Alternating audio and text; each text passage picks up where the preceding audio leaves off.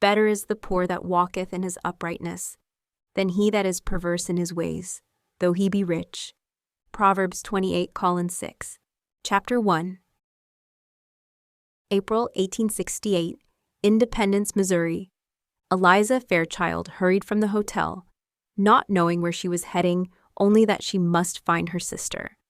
Their uncle and guardian was a strict man who most definitely would not stand for them being late for dinner. It was a constant source of utter amazement to Eliza that he was related to her father. Not only had her papa been loving and kind, he had also been gregarious and rather unreserved, particularly rare qualities for people of their social standing. Uncle Philip, for his part, was cold and entirely humorless. His wife was, if it was at all possible, worse. While she wasn't exactly unkind, she certainly let both Eliza and Hannah know in her actions and demeanor, if not words, that having responsibility for her dead brother-in-law's children was not what she wanted. Eliza's mind lurched between various possibilities for Hannah's disappearance, none of them good. Perhaps she should follow her aunt's insistent advice and spend less time with her head buried in books and more time in the real world. Maybe then she would know where Hannah had gone.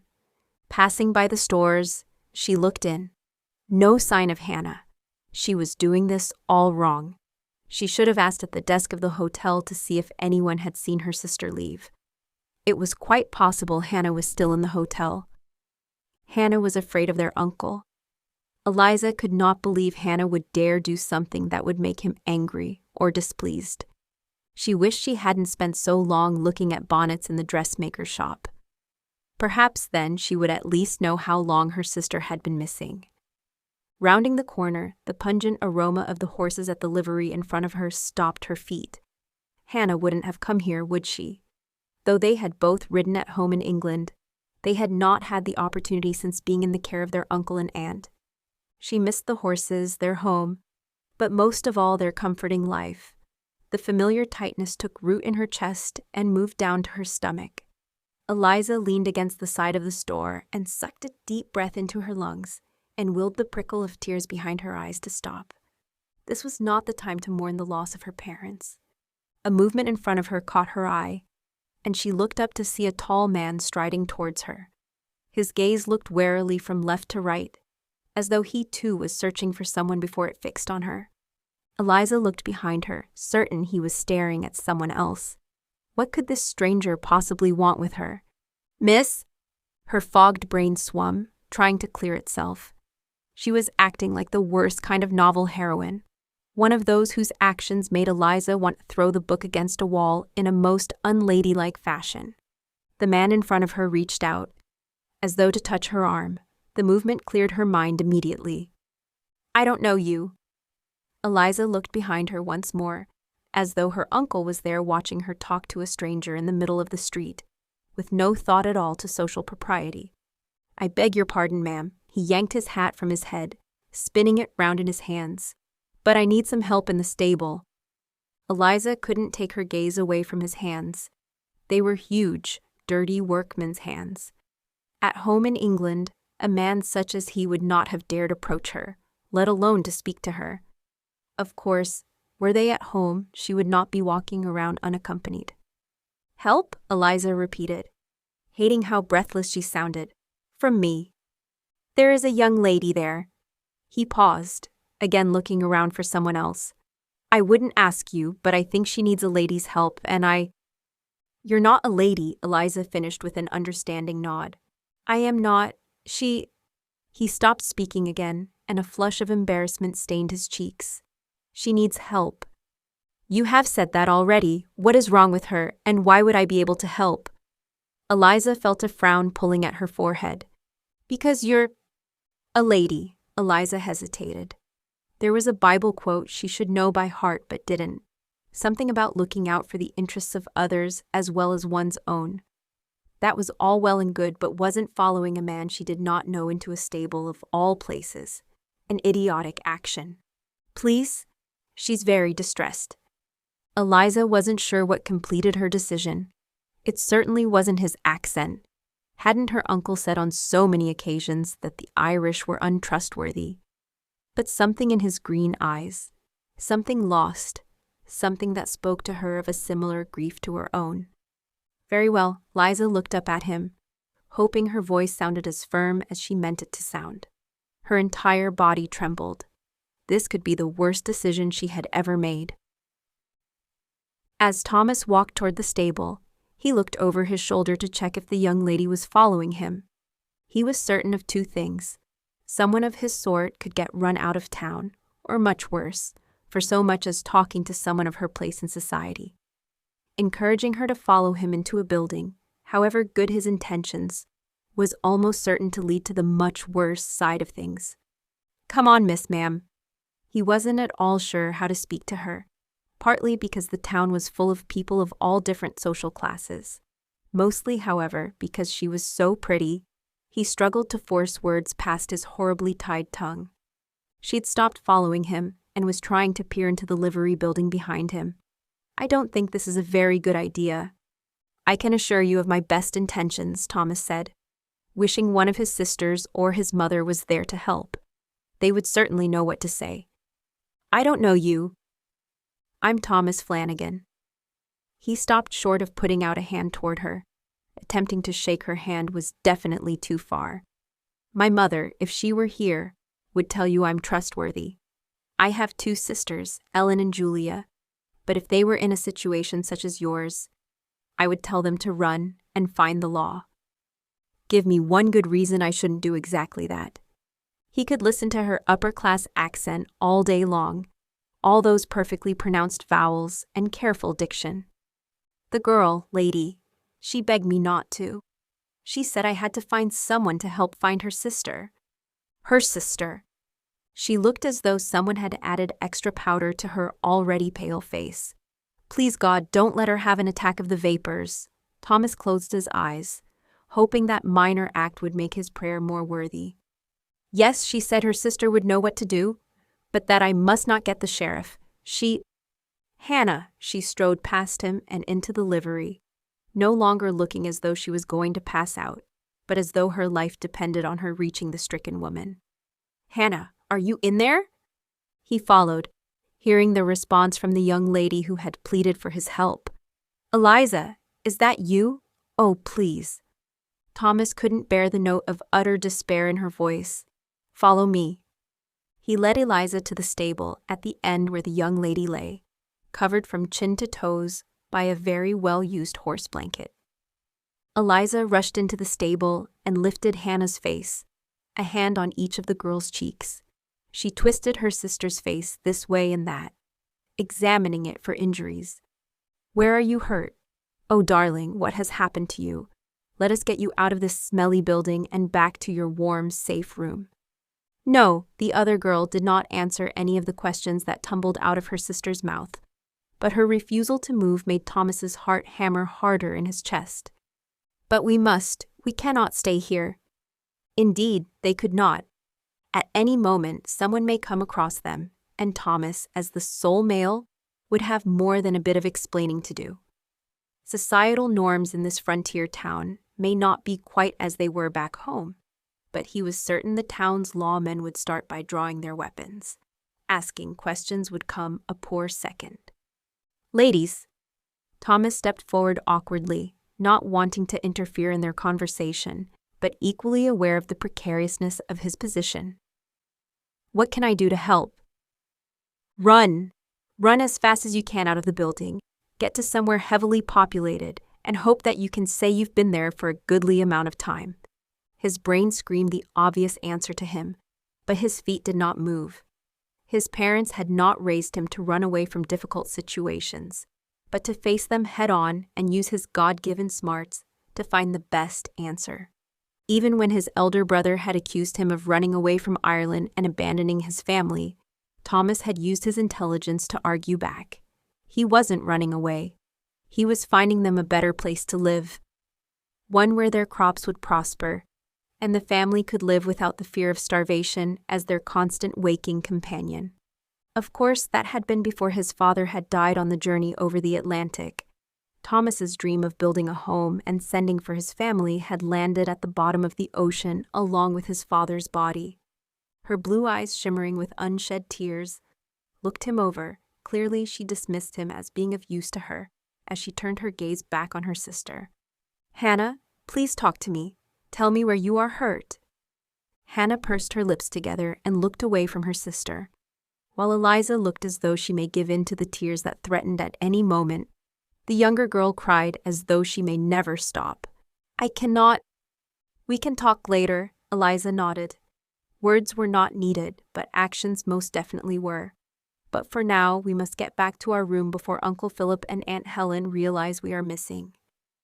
"I can never go back there," Hannah shook her head. Although tears still ran down her face, her voice sounded as adamant as her sister's. "Perhaps your sister will talk to you without me being here," Thomas asked hopefully. "I have chores I can get on with." Truthfully, it was nearly time for dinner, and having worked since dawn, all he actually wanted to do was have a bite to eat at the diner and crawl into bed. "Please do not leave us," Eliza turned. Her sister's hand clutched in hers. "I may need some help to move my sister.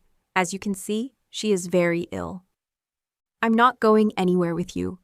Hannah tugged her hand free and turned her face away. "Neither will I speak of what happened this day. Never." The material on the brim of his hat would likely wear away. He had twirled it in his hands so much. He rammed it back onto his head, needing to do something, even as his instincts were to clear out as fast as he could and forget he had ever met these two young ladies. But he could not. Not simply because he'd been taught that a man who follows Christ should never turn his back on a person in need, but mostly because his mother had not raised him to be a coward. Running right now might save his hide, but it was also spineless. Thomas tried to imagine what his mother would do now if one of his sisters were hiding in a barn, refusing to come out. She would try gently cajoling, as Eliza had, he was sure. Next, she would probably try bribery with something delicious smelling she had taken out of the oven. However, he didn't believe that Hannah's refusal to come out was because she was simply being stubborn or childish, or that she just needed a bit of attention. Those were the only reasons he could think of for his sisters choosing to spend time in what amounted to nothing more than an animal's bedroom. This was a lady. There had to be an excellent reason for her to select a place he knew both of his sisters would reject. His siblings were accustomed to nature's sights and smells. These young ladies were not. "Hannah," Thomas moved next to Eliza and kneeled beside the stricken young woman. "Tell us what you need us to do." He ensured he was far enough away that he wasn't crowding her. Thomas hoped he was close enough that even in the gloomy building she could see that he was earnest in his desire to help.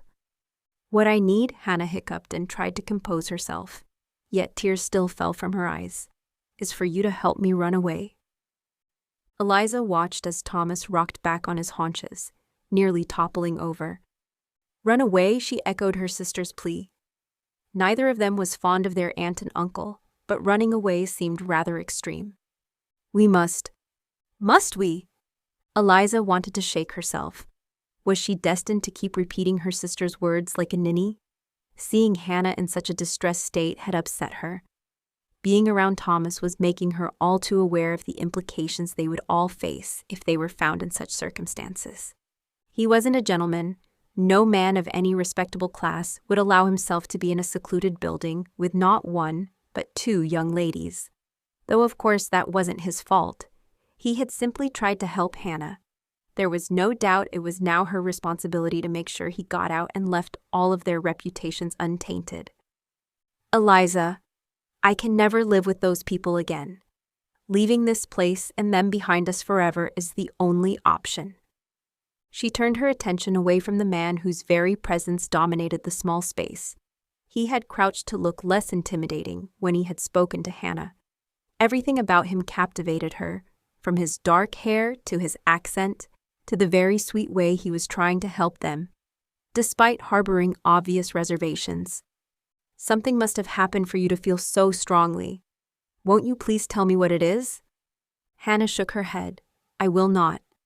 It wasn't like her sister to be stubborn or dramatic.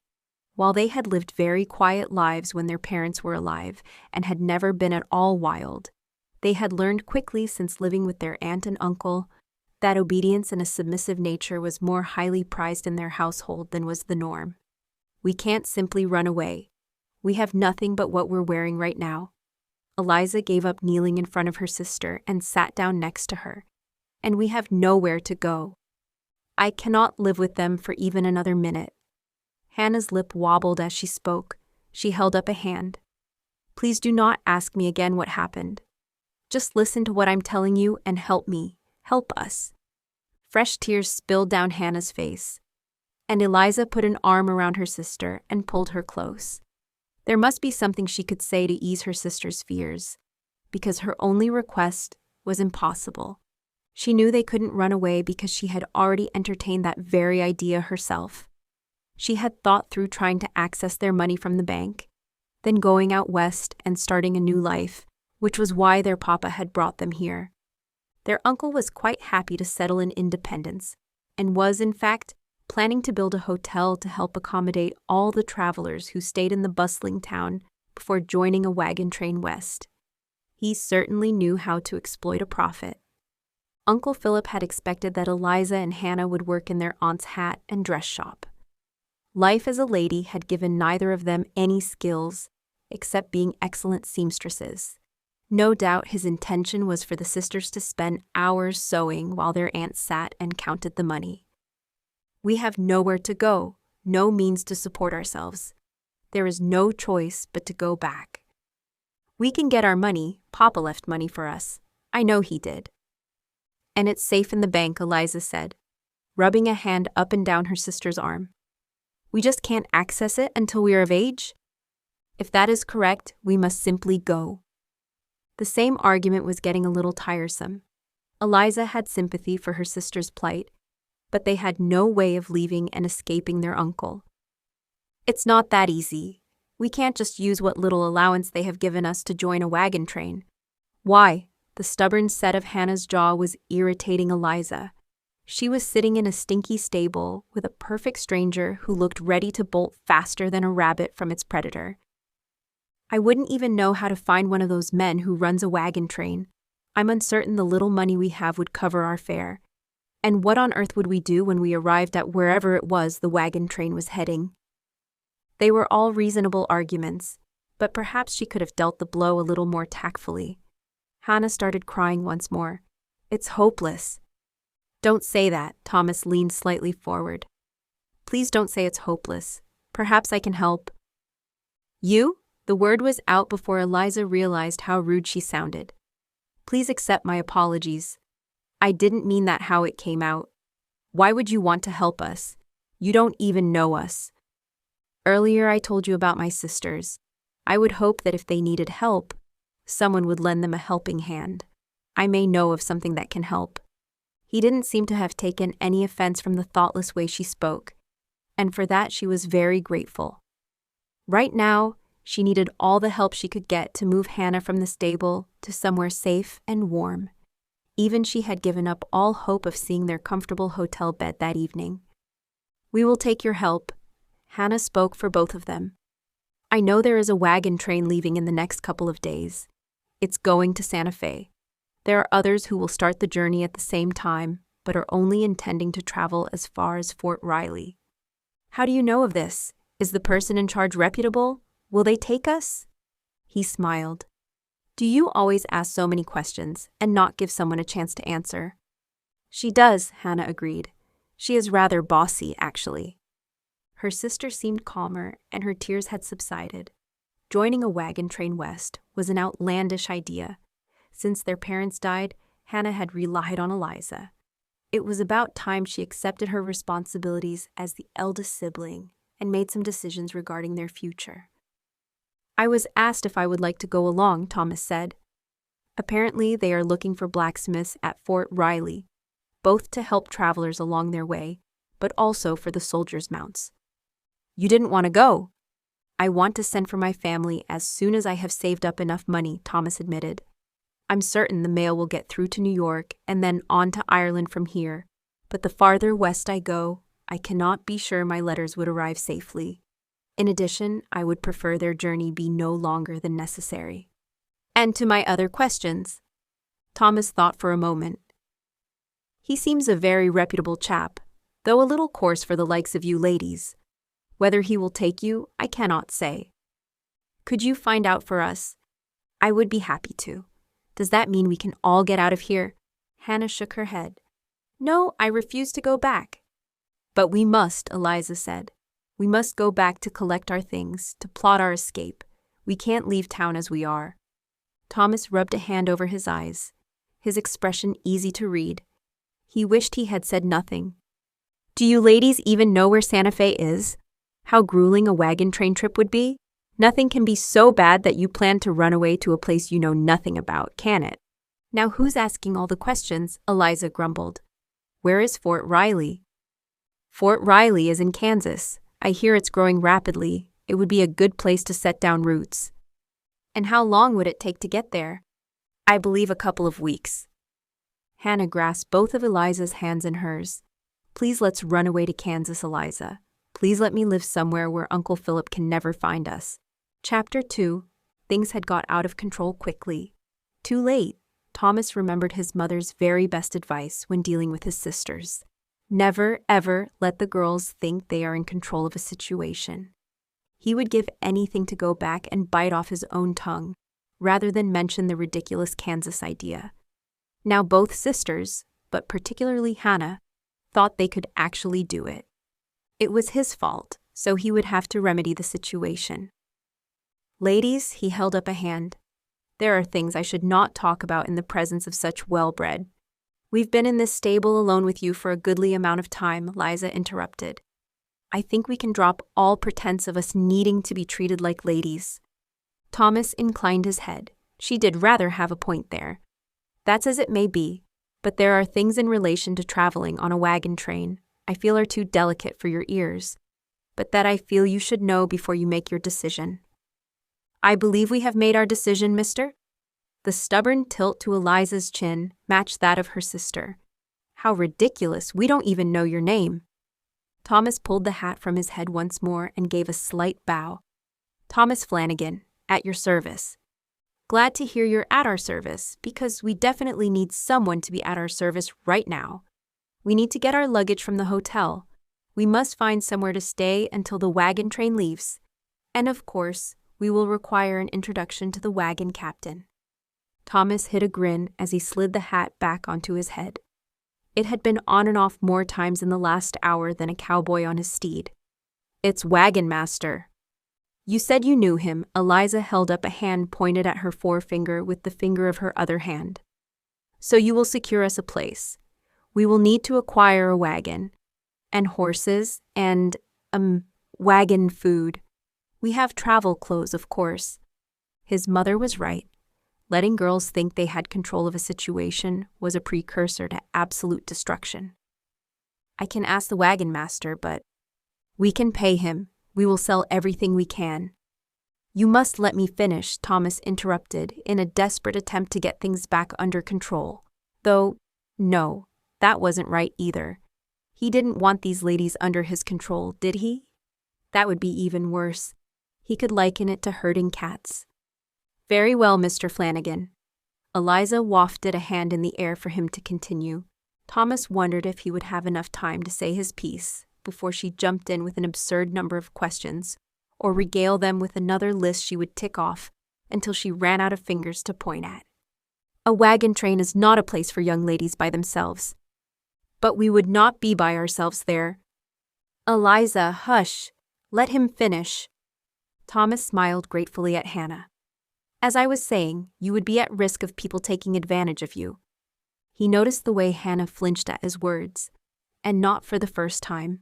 He wondered exactly why she was so very keen to escape her uncle. Go on, Eliza waved a hand, as though he was speaking way too slowly, though it was probably because she couldn't wait for him to finish talking so she could have her turn.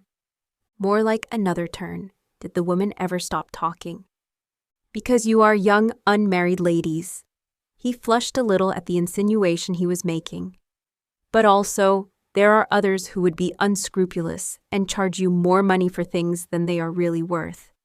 If you will pardon my impertinence, you appear well-to-do, and there are people who would be all too willing to part you from your money." "We don't really have a penny of our own," Eliza assured him. "We would have to sell things our parents left us to raise funds. I'm happy to tell everyone we have nothing." "That really wouldn't do either," Thomas shook his head, then wished he hadn't.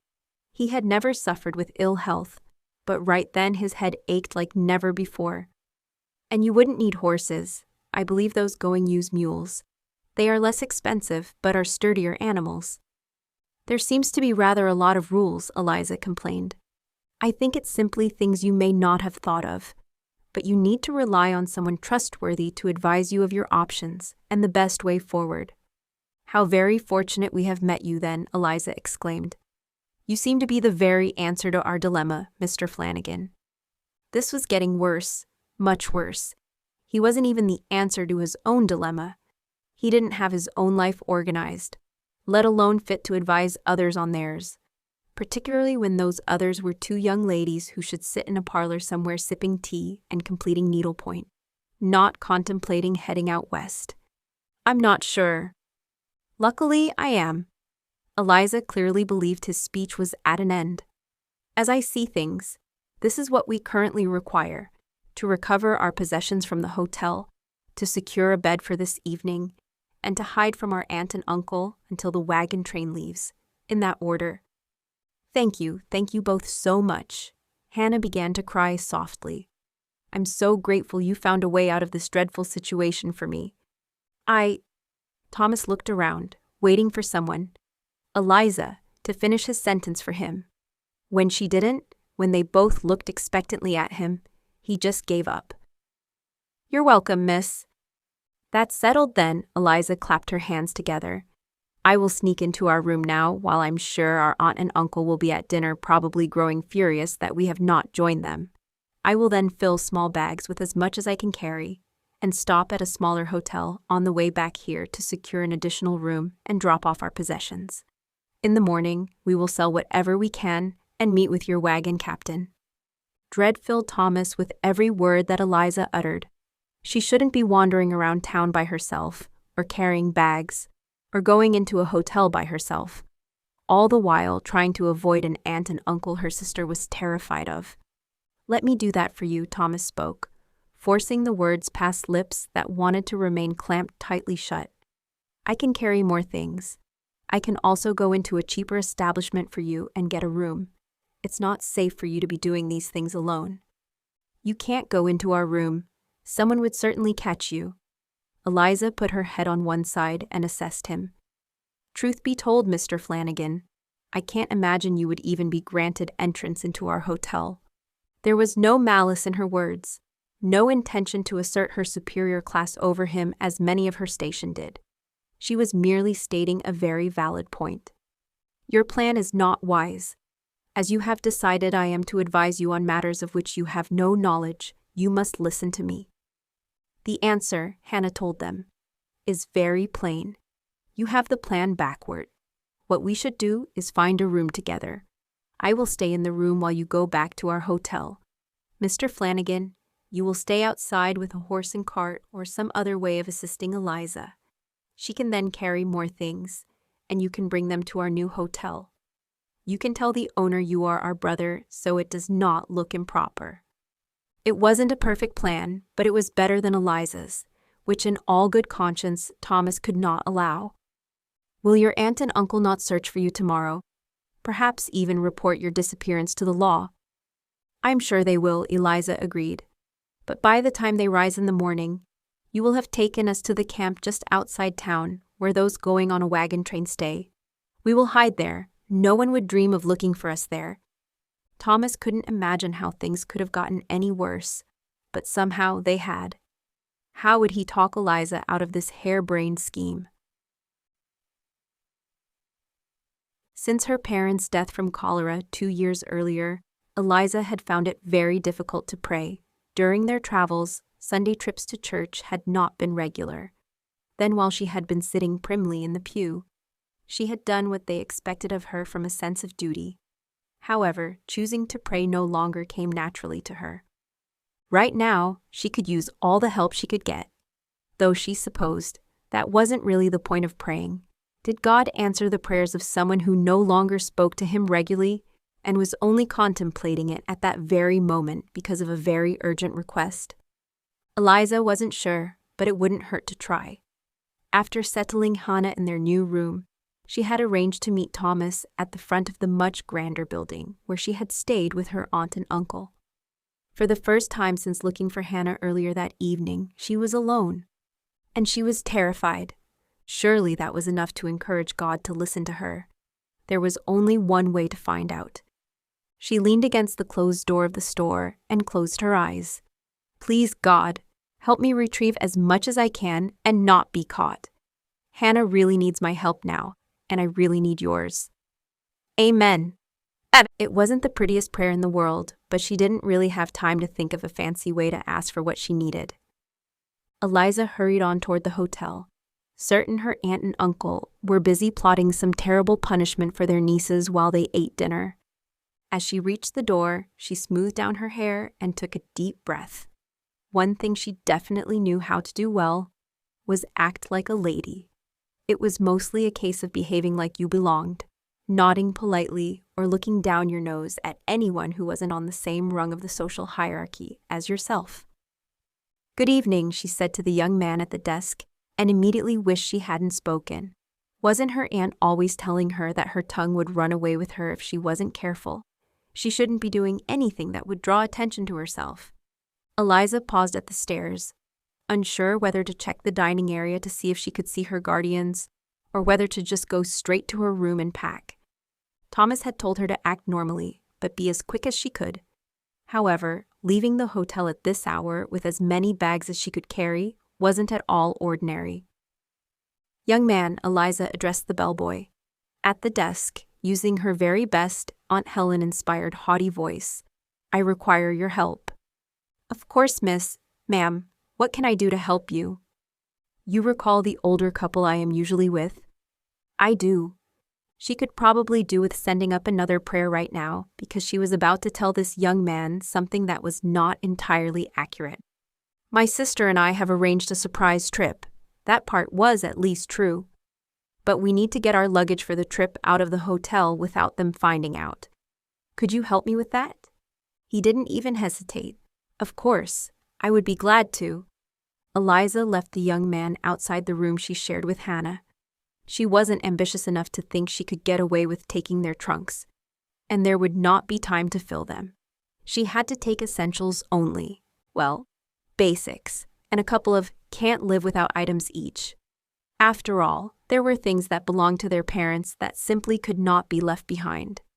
For herself, she packed the family Bible and her favorite novel. For Hannah, she took an embroidered cushion their mother had made and one of their father's handkerchiefs. Biting her lip, she closed the drawer on other keepsakes.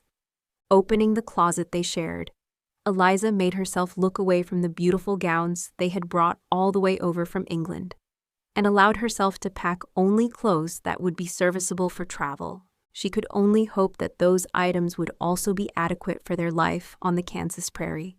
Yet another thing Thomas had tried to warn her about, and she had ignored him. Eliza dragged the bags to the door and nodded at the bellboy, who waited politely to help her. Thank you so much. If you could take those down and give them to Mr. Flannagan. He will wait out front with a horse and cart. I will bring down the remaining items. She opened her small drawstring bag and gave the young man what she hoped was an adequate tip. The only items she would take with her were the items of jewelry and mementos from her parents that she thought she might sell. Her papa's watch, a brooch owned by her mother. Somehow, she would raise the money needed to travel on that wagon train. Her heart hammered painfully against her ribs, and she felt lightheaded. Eliza sat on her bed and put her hands over her face. Tears leaked from her eyes, even though she had them squeezed tightly shut. She had been horribly blasé back in the stable and dismissed all of Thomas's worries, because the only important thing to her was to get Hannah somewhere safe. Thomas must think her so silly as she'd prattled on about her plans and things she knew nothing about. He may well have told her where Fort Riley was, but she didn't know where that was in relation to where she was right now. She had no notion what it would be like traveling on a wagon train, and even less idea of what they would eat or how they would cook it. Learning such things was not something young ladies did. And those were just the first things that sprung to her mind. She refused to allow herself to think about what would happen when they reached their destination. As the big sister, she had a responsibility to keep Hannah safe. And she had already failed in that duty. She had been in the store looking at new hair ribbons while their uncle had apparently terrified her sister earlier that afternoon. The knowledge that she had left her sister in danger, however inadvertently, weighed heavily on Eliza. No matter what she had to learn, no matter what she had to do, she would not let Hannah down again. She would be someone her sister could rely upon and be proud of. Now all she had to do was work out exactly how she would achieve such lofty goals. "You involved someone else in your harebrained schemes," Thomas hissed the moment Eliza walked up to the small wagon he'd borrowed. "I told him it was a secret trip I planned." She shot him a sidelong look. It wasn't a complete fabrication. And neither was it the truth. He couldn't help sniping at her. Thomas liked the quiet life. He still could not believe how completely he had allowed himself to be dragged into Eliza's scheme. "I'm too weary to discuss my many mistakes." Her voice rang out as he jumped from the buckboard onto the packed dirt that ran through the center of town. He hurried around to the other side of the wagon to help her up. One look at her tear-streaked face had him feeling like the worst kind of scoundrel. How was it one moment he wished fervently he'd never set eyes on her, yet the next he would do absolutely anything to make certain she never felt a moment's sadness ever again. It was the tears, of course. There was nothing else it could be. He was the same with his sisters. They cried, he gave in, and let them have whatever it was they had been crying for, more or less. Thomas hesitated to comfort her. His arms rose automatically from his sides towards her, but he stopped their motion before they reached the dark wool shawl covering her arms. "I should help you up," he said awkwardly. "Of course," she replied, blinking the moisture away from her eyes. "I could have just carried these few bags myself. We didn't need a wagon." Now he sounded like he was boasting. "I thought it would look better, make my story about a secret trip look more plausible." He didn't want to mention that she had come up with that little nugget after she had asked him to bring a wagon. He could humor her and allow her that one tiny victory. After all, it had been a very difficult evening for her. "Of course." "Will you come along to Fort Riley with us?" she asked as he clicked his tongue and encouraged the horse to walk. "With you and your sister?" Thomas used as much caution as he could in his answer. Eliza sure talked a lot. Keeping up with the different things she had asked of him was becoming more and more difficult. "I realize how that must sound." She laughed a little nervously. "I didn't mean with us. I meant on the same wagon train." "On the same trip?" "Yes, but in a different wagon. You would have your own wagon." She'd actually thought about this. Had he somehow given her the idea that he would happily give up his life in Missouri, with his steady job, to travel to the unknown in Kansas? He knew that Fort Riley was becoming a very important stop on the Santa Fe Trail, and there would likely be plenty of work for him. Chances were good there would be countless travelers who needed new shoes for their horses, and those that belonged to the soldiers. However, that wasn't something that he knew for certain. Surely there would already be a blacksmith there. His aim wasn't to go running off into the prairie because an English girl expected him to. No, he needed to stay exactly where he was, work a steady job, and send for his family when he had saved for their fare. "I hadn't really given much thought to going myself, miss." "You don't think it would be a better life than here?" "I don't know the answer to that. I have a home here and a job. Traveling west without a plan would be an enormous risk." "Wasn't that exactly what you did when you left Ireland? Didn't you then travel into the unknown?" Thomas turned the horse around at the end of the street and began back down toward their destination. "Should you put that shawl over your head, just in case someone comes out of the hotel and sees you?" "I don't think they will look for us until morning. I think they will be too angry tonight. But I will do as you suggest because I do not want us to get caught." She pulled the shawl up around her face. "Will that do?" Certainly, Thomas nodded. There wasn't a chance someone would think the woman sitting next to him on a clapped-out old wagon was Eliza Fairchild. She could be any woman arriving in the town with her husband, bags in the back, and looking for somewhere to stay. The shawl covered the fancy bonnet she had worn earlier. As they traveled opposite the hotel Eliza had stayed at, Thomas held his breath, afraid someone would run out and accuse him of all manner of crimes. There doesn't seem to be anything amiss, Eliza said cautiously, her voice quieter than it had been at any other time that evening. No, I think we have managed to safely accomplish the first stage of your plan. And tomorrow we will secure our place on the wagon train.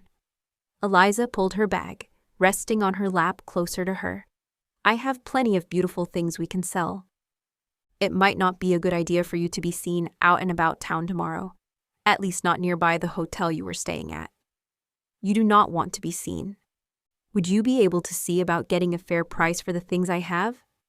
Thomas shook his head. That would not be a good idea. People know who I am. They know I have lived here for a couple of months and arrived from Ireland with very little. If I suddenly had nice jewelry, it may look as though I have stolen the items, especially when it becomes known that you and Hannah are missing. You're right, Eliza rested a hand on his arm. I'm very sorry. I don't think I'm thinking clearly right now. You've had a lot to put up with this evening. A lot has changed for you. As my mother would say, 'tis a good night's sleep you need, and all will look right in the morning.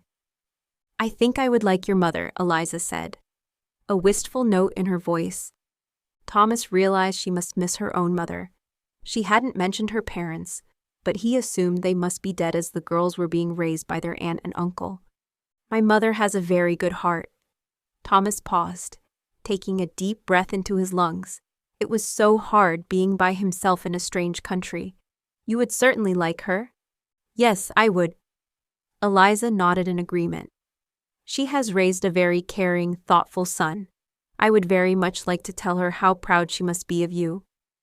Thank you for your kind words, but I have only done what any other kind, decent man would have done. I disagree, Eliza said. You have gone above and beyond. You have put yourself in a hard position. If someone were to catch us alone together. Yes, he agreed, cutting in before she finished her sentence. If he were caught with her, or if they had been seen together at any point over the course of the evening, it would certainly force him to marry her. At worst, it may look as though he had been the one to cause Hannah to be found in such a dreadful state. Chapter 3. Eliza peeked out cautiously from the side of their new hotel building, looking for Thomas. They had agreed the previous evening that they needed to be careful. Neither of them was comfortable concocting a story of mistruths, though fudging things a little to keep Hannah safe was acceptable. She nipped her bottom lip between her teeth. Despite careful questioning, her sister had refused to tell her what had sent her fleeing the safety of their hotel room into a town that was unfamiliar. She was also well aware that had she not been frittering away her time looking at hair ribbons, she would have been with her sister, and whatever terrible deed had been done would not have happened. The guilt was threatening to suffocate her, making her more desperate to find a solution for them. It was causing her to make demands on Mr. Flannagan that were probably not at all fair. Good morning, Mr. Flannagan. He jumped down from the wagon and helped her up. Her heart skittered, an extra beat accompanied by slight breathlessness. No doubt it was nervousness because, despite how much he had helped her the night before, she did not know him and was about to go on a trip to goodness only knows where. Her safety was completely in his hands. Miss Fairchild, he looked her over, assessing how she looked, and finally nodded. You took my advice. To look as plain as possible, Eliza felt her nose wrinkle in distaste. You have helped us. The very least I can do is help myself. Every morning she would dress Hannah's hair, and her sister would then do hers. She certainly would not be seen out in public with her hair in a single braid. That was how she wore her hair to sleep. Yet that day she had followed Thomas's advice to make herself look as unremarkable as possible. The plain dress she had chosen that morning was made from autumnal browns. Personally, she would never have chosen such a drab dress, but her aunt had picked it out as being perfect for traveling. The fabric was hard-wearing, rough and ugly. The color was dark and wouldn't show dirt, Reminiscent of a muddy puddle, the fit was comfortable for traveling. In Eliza's opinion, it was perfect for a maiden aunt who was fond of pastries. Still, if she got to the camping area just outside of town where they could apparently meet with the wagon train master and not be recognized, then wearing such a hideous garment wouldn't be such a hardship. He nodded. I appreciate your sacrifice. It looked rather like Thomas's lips were twitching as he spoke. Eliza couldn't think of a single thing that was amusing, so perhaps he simply had an itch he couldn't reach given both of his hands were on the reins. Tell me more about where we're going. I have been told that Mr. Pearson, the wagon train master, is out at the camp this morning gathering names for the trip. And we should also find out when it leaves and what the cost will be. That is definitely the plan. He wasn't very talkative this morning.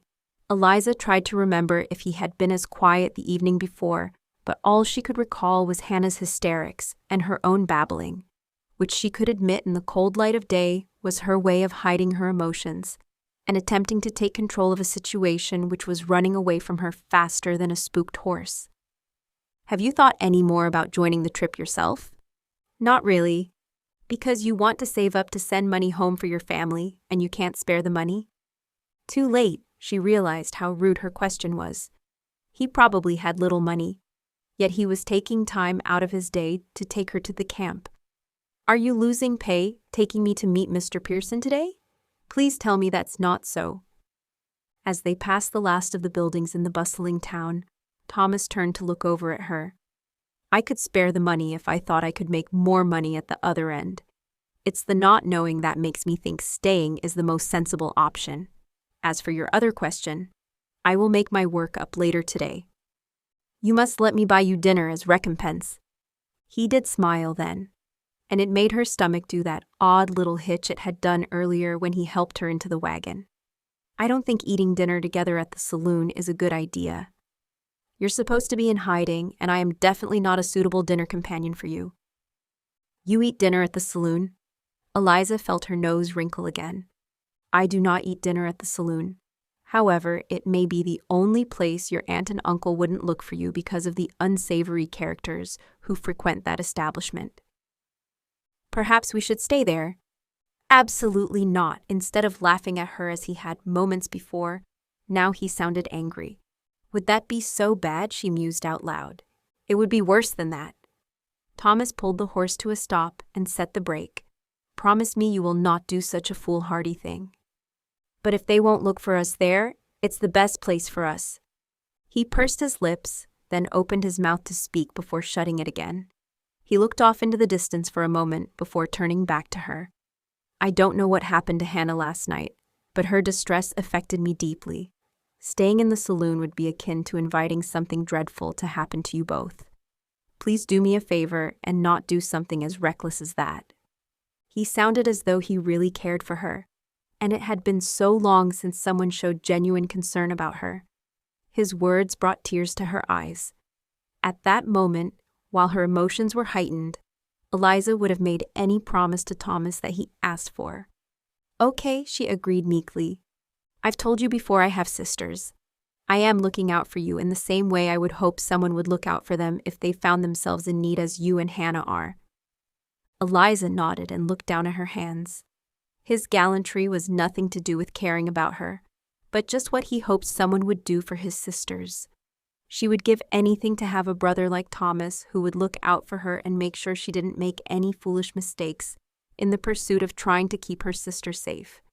It really was hard work having that responsibility all by herself. They arrived at the campsite, having traveled the last mile or so in complete silence. Thomas wondered if perhaps it was the longest Eliza had ever been quiet. Despite his frustration with her, he couldn't help but admire how she was stepping up to look after her sister and doing whatever she could to keep them both safe. He had seen her face when he complimented her for following her advice. She had looked at the dress she wore as though it was the ugliest dress she had ever seen. It certainly wasn't the prettiest he had ever seen, but he had seen much worse. And somehow, the plain brown color made her dark hair seem glossier and her blue eyes clearer. We're here, he stated unnecessarily. his voice a little rough as he attempted to make his brain remember why they were together that morning. It certainly wasn't to enjoy a wagon ride together as though they were sweethearts. A man like him had no business enjoying any feature of a lady such as Eliza Fairchild. Her eyes registered what could have been hurt. She quickly replaced any lingering emotion with what he understood was a standard Eliza. "It looks very busy here. I wonder if these people are going to Santa Fe or to different places. I do hope there will be room on this wagon train for us. There's so many people." "Indeed," he remarked as he helped her down from the wagon. She didn't seem to notice that he spoke one word for every 100 that came flowing out of her mouth. "Let's find Mr. Pearson." Her enthusiasm for the task at hand left him almost breathless. "Please don't wander off by yourself." Thomas hurried after her. She shot him a glance over her shoulder. "I'm not by myself. I'm with you, silly." He could only watch, still a few paces behind her, as Eliza approached a group of men. "Please excuse me. I am looking for a Mr. Pearson. Are any of you able to point out where I can find him?" Every single pair of eyes looked over Eliza's head toward Thomas, no doubt wondering why he was allowing her to do his talking for him. Little did they know, there probably wasn't a man on earth who could prevent Eliza from doing both hers and someone else's talking if she took a notion to it. "Pardon me," Thomas reached Eliza's side. "My friend and I are looking for the wagon master." "Friend?" one man scoffed from behind his hand. Another man said something Thomas didn't quite hear, but judging by the guffaws of his associates, it was probably best he hadn't. "The wagon master," Thomas repeated. Drawing himself up to his full height, he allowed his arms to dangle at his side, which he was aware made him look a little broader, which couldn't hurt. Hopefully the other men would take his gentle posturing as a silent rebuke, and just let them have the information that they required. "Please?" They pointed toward a wagon where an older man was in conversation with a young couple. As Thomas and Eliza moved over to wait their turn to talk with Mr. Pearson, he managed to not put a proprietary hand at the small of her back or on the crook of her elbow. He hated to think that anyone would say anything even vaguely derogatory to a lady, but especially this lady. Her fingers brushed lightly against his, and he looked down at her, a frown creasing his forehead. "Eliza? I'm absolutely terrified." "You're going to be just fine." He squeezed her fingers in return. "Excuse me." The young woman talking to Mr. Pearson addressed them then. "Are you two joining the next wagon train? It will be so much fun to have another couple of our age along for the ride." "Oh, we're not a couple," Eliza said. "This is my friend. He has simply accompanied me here today." "I'm a close family friend," Thomas explained. "I couldn't possibly have allowed Miss Fairchild to come here alone." "Of course not," the other woman murmured, a speculative look in her eye. "I'm Kate Miller. It's nice to meet you both. This here is my husband, Henry. We're heading all the way to Santa Fe." Eliza stepped forward. "I'm so happy to meet you. I don't think I intend to go all the way to Santa Fe. My younger sister and I will probably only go as far as Kansas." Mr. Pearson stopped talking to Henry Miller and turned to look both Thomas and Eliza up and down. He nodded at Eliza and then addressed Thomas. "You not going with her?" "We're friends, sir, and I don't intend traveling with Miss Fairchild and her sister. I'm staying here." "Then I can't take the ladies. It is against my strict rules," the wagon master informed them. "I don't take single women on my wagon trains. An absolute recipe for disaster is single women." "But, sir," Eliza moved toward him, "we would be absolutely no trouble." "Can you drive a team of mules?" Eliza shook her head. "Cook over a campfire." Her shoulders slumped. Thomas doubted she could cook at all, let alone over a campfire. "How's about hunt for your dinner along the way?" "I can do none of those things." Eliza's voice was so defeated, Thomas wanted to pull the other man to one side and beg him to take Eliza and Hannah, just so he didn't have to see the despair on her face. "Then I'm sorry, miss, but you can't travel with us." With those last words, Mr. Pearson turned his back, their conversation over. "Whatever can I do now, Thomas? Where will we go? What will we do?"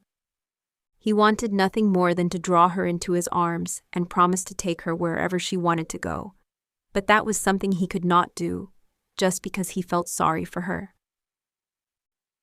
They traveled back to town in silence. Eliza couldn't think of a single thing to say.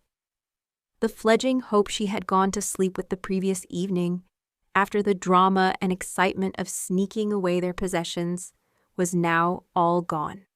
Her stomach twisted with each beat of the horse's hooves. How would she tell Hannah that she had failed in her quest to secure their safety and leave Independence? Whoa! Thomas pulled on the reins, and the horse stopped outside the new hotel. A little boy ran up to the side of the wagon. Mr. Thomas. William, what is it? The boy was maybe 8 or 9 years old and jumped from one foot to another in the way that little boys did. Eliza envied him his energy. Right then she felt as though she could sleep for a week. She was so deflated. The sheriff has been here asking about 2 ladies. He said they have been kidnapped. His brow wrinkled. What is kidnapped? Did your mama talk to the sheriff? She sure did. We know nothing about no kidnapped girls. We just had a couple of sisters who were traveling with their brother that checked in. Eliza tried to keep up with the conversation, but the little boy talked so fast in his thick Irish accent she had trouble catching every word, which only made her think about Thomas's slow drawl, which she loved to listen to. Why was it she did not find it difficult to understand anything he said to her? That's great, William. You did a superb job. Thomas jumped down from the wagon and ruffled the boy's red hair. Reaching into his pocket, he passed William a coin. I'll go talk to your mama. Thank you very much. William, Eliza called to the boy, who stopped jumping long enough to tip an imaginary cap to her. Kidnapped is when someone is taken away somewhere they don't want to go. That doesn't sound like much fun. I'm glad there's no kidnapped girls around here. He said his newly learned words slowly and carefully to make sure he pronounced it right this time. Thomas came around to her side of the wagon and helped her down. Even though she had known him for less than 24 hours, she could feel the tension radiating from him. His lightly stubbled jaw was firmly set, his forehead creased, and he held himself stiffly with none of the easygoing gait she had been used to admiring. Let's go talk to Bridget. He held out an arm for her to walk in front of him. I met her when I first arrived in Independence and stayed in her hotel. She's a wonderful woman and very trustworthy. Eliza's stomach prickled uncomfortably as she thought of facing her sister. To make matters worse, it seemed that their fears were realized as the law was out searching for them. She felt as though she were teetering on the edge of an emotional cliff, and one little push would have her dissolving into tears that she wouldn't be able to stop. Eliza Fairchild, Thomas said. This is Bridget O'Donnell, the proprietress of this lovely establishment. None of that flannel, Thomas. Bridget walked out from behind the counter toward Eliza. I'm sorry I wasn't here to meet you last night, but I only work during the daytime. Evenings I spend home with William and my other children. Thank you so much for letting my sister and I stay here. I mean to pay you as soon as I can sell some of Papa's things. Eliza extended her hand in greeting. It's a pleasure to meet you. Bridget batted her hand away and pulled her into a hug. Any friend of Thomas's is a friend of mine. Eliza now had 1 foot over that emotional cliff. Her eyes hurt with the effort of holding back tears, of trying to be brave and responsible when all she wanted to do was curl up into a ball and let someone else deal with all of this hard stuff. William told us the sheriff called? Bridget released Eliza and turned to the desk behind her. She picked up a bell and shook it. The tinkling sound brought a maid running. Mrs. O'Donnell? Could you bring a pot of tea and 3 cups into the lounge for my guests, please? Of course, Mrs. O'Donnell. Right away. As Bridget led the way to the lounge, Eliza caught hold of Thomas's sleeve. Mr. O'Donnell. Died from cholera their first year here. Bridget runs the place herself now. Eliza nodded. She wasn't sure what had made her ask, only that Bridget seemed so sure of herself, so together that she was in awe of the other woman. Her red hair, so similar to her son's, was coiled neatly around the crown of her head. The gown she wore was both elegant but serviceable at the same time. Bridget tucked them into a quiet corner of the nicely decorated lounge. This hotel, of course, wasn't at all like the one they had stayed in with her aunt and uncle. That hotel had been luxurious and shouted money, breeding, and class at the top of its voice. The O'Donnell establishment was comfortable and homey. "So," Bridget began as soon as they were all settled, "the sheriff came asking questions, as William told you. I'm sure he has already let you know I was very careful about what I told him." "We're very grateful," Eliza murmured. "My sister and I are so very thankful you covered for us." "I did not lie." Bridget smoothed a wrinkle from her dress.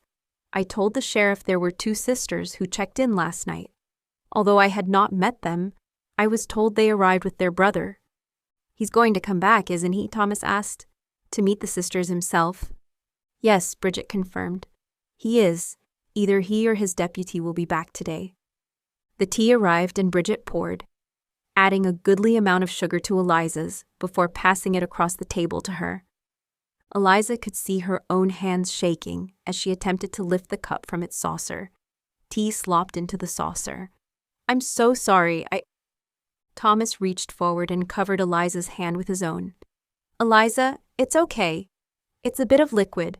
No one is going to be angry with you for spilling a bit of tea." The warmth of his hand over hers was a comfort. She wished she could draw some of his strength into herself to bolster her flagging spirits. Bridget passed a napkin to Thomas, and he used it to clean the saucer. "There, good as new. We need to leave before the sheriff comes back," Eliza said. "It's not fair to put any of you in the position where you have to be untruthful to keep me and Hannah safe. I won't do that to you." "I wish I had an answer for you." Bridget took a sip of her tea, eyes on Thomas. "I guess there is one." He took his hat from his head and set it on the floor next to his feet. "If we got married, we could stay at the camp before leaving on the wagon train." Chapter 4. "I think we should take a moment to pray," Bridget announced. "That's a mighty big announcement you've just made, Thomas." Thomas closed his eyes and hoped that both of the women had done the same thing. His cheeks flamed, and he could scarcely believe he'd spoken those impulsive words. Whatever had come over him, even as he asked himself the question, he knew the answer. It wasn't only the devastation on her face while they were at the campsite. The panicked way she dealt with spilling a few drops of tea told him that something awful had happened to those girls while they lived with their aunt and uncle. If he could do something to prevent either of them having to live another second with such terrible people, then he would do it. Even if it meant marrying someone he didn't know. In fact, 24 hours ago, he didn't even know she existed. Yet now, even with his eyes closed, he could see the face of the woman he'd proposed to. If he were completely honest, he'd seen it the entire night before as he struggled to get to sleep. "Dear Lord," Bridget said sharply, in a voice that told him she was well aware he was daydreaming and not readying himself for prayer. "Please let your will be revealed to these 2 young people, preferably before they make a rash decision they will live the rest of their lives regretting. Amen." "Bridget, that was very—" Thomas struggled to finish his sentence. He knew his friend to be straight-talking, but her words were brutally honest. "Very, thought-provoking. Of course, I am offering a marriage to keep Miss Fairchild and her sister safe." "What would your mother say?" "I would hope my mother would be proud of me for doing the honorable thing and wanting to prevent Eliza and her sister from returning to a less than satisfactory existence." His voice sounded firmer than he felt. His insides were quaking. "Your mother would wish you to marry for nothing less than love," Bridget pressed. Now wasn't the time to point out that Bridget did not know his mother, though of course she was right. His mother would want a love match for her middle son. Wasn't that what every mother wanted for each of her children? No doubt Eliza's parents had wanted that for their daughters, given the fond way Eliza spoke of them. "I'm still sitting here." Eliza's hands were folded primly in her lap as she looked at each of them. "When you've quite finished discussing what Thomas's mother would want, what about what I want? I have a choice here too." "I apologize," Thomas said immediately. "It certainly wasn't the most well-thought-out proposal, but I stand by my words, however impulsive they were. I believe this is the best option for you." "I have options?" Eliza mumbled as she shook her head. "I would gladly accept your proposal, Thomas, if it meant I could keep my sister safe. However, I understood you had no intention of leaving Independence." He shrugged. "You're right. I didn't intend to leave.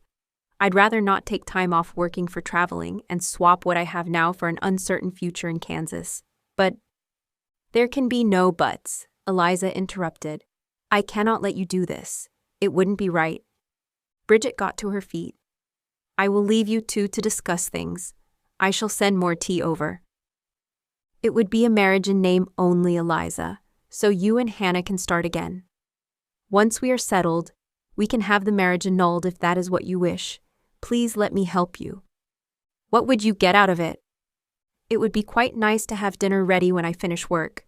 Someone to make our home look pretty. Someone to talk to in the evening. It can get mighty lonely living by yourself." "Do you live by yourself now?" Eliza put a hand up to her head and brushed a wisp of hair from her forehead. "There are so many things about you I don't know. Like everything. This is a terrible idea, Thomas." "What do you want to know?" he asked. "I don't have a house. I live in a boarding house. It's less fancy than this place. I think optimistic folk call it functional, but it's cheap." "But you'd like to live in a house," Eliza leaned forward slightly. "With me." It was entirely possible he would only hear half of all the things she said to him, given how many words she spoke hourly, but having someone waiting for him at home sounded rather pleasant. Now he thought about it. His home back in Ireland had been filled with noise, with laughter, with love. Ideally, that was what he wanted for himself. But he couldn't think of that right now. He owed it to Eliza to focus on the here and now. "Yes, you're enjoyable company, and we're both new in a strange land." He cleared his throat. He needed to be completely honest with her, and this next part was still so difficult to talk about. "But you need to understand that I'm not capable of loving you." "Not capable?" Eliza laughed nervously. "That's an incredibly strange phrase. You're obviously very capable of love. I see that in the way you speak about your family." "Ah, you said me. You're not capable of loving me." A haunted look filled her eyes, and he hated to cause more distress. "There's nothing wrong with you. There's no reason any normal man wouldn't love you." "You're not a normal man." She was talking rings around him again. He wished the light wasn't coming in through the window and hitting her hair in such a way that it seemed like a golden halo was balancing right above the crown of her head. How had he never noticed before now that her dark hair was threaded through with strands of bright copper? He concentrated on a spot over her right shoulder. The slight discoloration on the wall wasn't very interesting, but it didn't make the words dry up on his tongue in the same way looking at her did. "Of course I'm a normal man. I simply meant any man would be lucky to have you." He aimed what he hoped was a reassuring smile in her direction, before again adjusting his gaze. "It's only fair that I make you aware, in case you decide to accept my somewhat hurried and impulsive proposal, that it would not be a marriage in any way other than name. Bridget's husband wasn't the only person who lost their life in the cholera outbreak." "Oh, Thomas," Eliza reached out and picked up the hand nearest her own, holding it in between both of her hands. "You don't need to tell me anymore. I can see how painful it is for you. Heavens, you've just said as many words in one speech as I have heard from you in the entire time we've known each other. And yet I feel like I must tell you it all, so we would start with honesty between us. That's very important to me." It was increasingly difficult to concentrate on what he was saying as her small, smooth hands encased his work-roughened one. "I lost my father and also my new wife, Anne." Eliza's hands dropped from his and covered her mouth, too late to stop the audible gasp from escaping her lips. Her eyes closed. "How did you bear such a tragedy?" "In the same way you endured the death of your parents, I'm sure, with an abundance of prayers and a belief that whilst we may not understand the reason for losing our loved ones, God surely does. You are a better Christian than I." Her voice was sharp, which he already knew was not Eliza's usual tone. "You do not believe?" Thomas wasn't sure he could honor his offer of marriage if she did not. "I believe," she said slowly. "Perhaps it is fair to say that I am not as convicted as you. I find it very difficult to accept that a loving Heavenly Father would wish for young girls to lose their parents." or for a newly married young man to lose both his bride and his father. It seems unspeakably cruel. I agree. Thomas leaned forward and captured her hands with his own. Now was not the time for weighty discussions of faith, though they would surely come. His next words demanded he look right at her, instead of at the wall. The question is, Eliza, will you marry me? Would she marry him? Eliza topped up her teacup, well aware her hands were shaking, but no longer caring. What did it matter that Thomas knew she was nervous? If she was contemplating sharing her life with him, it was pointless beginning it by attempting to hide her emotions from him. A marriage such as the one he was suggesting meant she was giving up her chance to become a mother, something that she had often thought she might be quite good at. She was yet to find her own talent. Eliza, there you are. The worried voice of her sister came from behind her. You've been gone forever. Immediately, she felt terrible. The last time Eliza left for longer than she had promised her sister, something awful had happened to Hannah. She had been whiling away her time, without a care in the world. Meanwhile, their uncle was using the time alone with Hannah to terrorize her. If for no other reason than that, she had to take the marriage offer and get both herself and Hannah away from Missouri and to safety in Kansas. No one would know where they had gone, and they would both be safe from their uncle. I'm so sorry, darling girl. Eliza indicated the chair that Bridget had vacated. Here, sit and we'll get another cup, and all have tea together. Her sister looked suspiciously between Eliza and Thomas.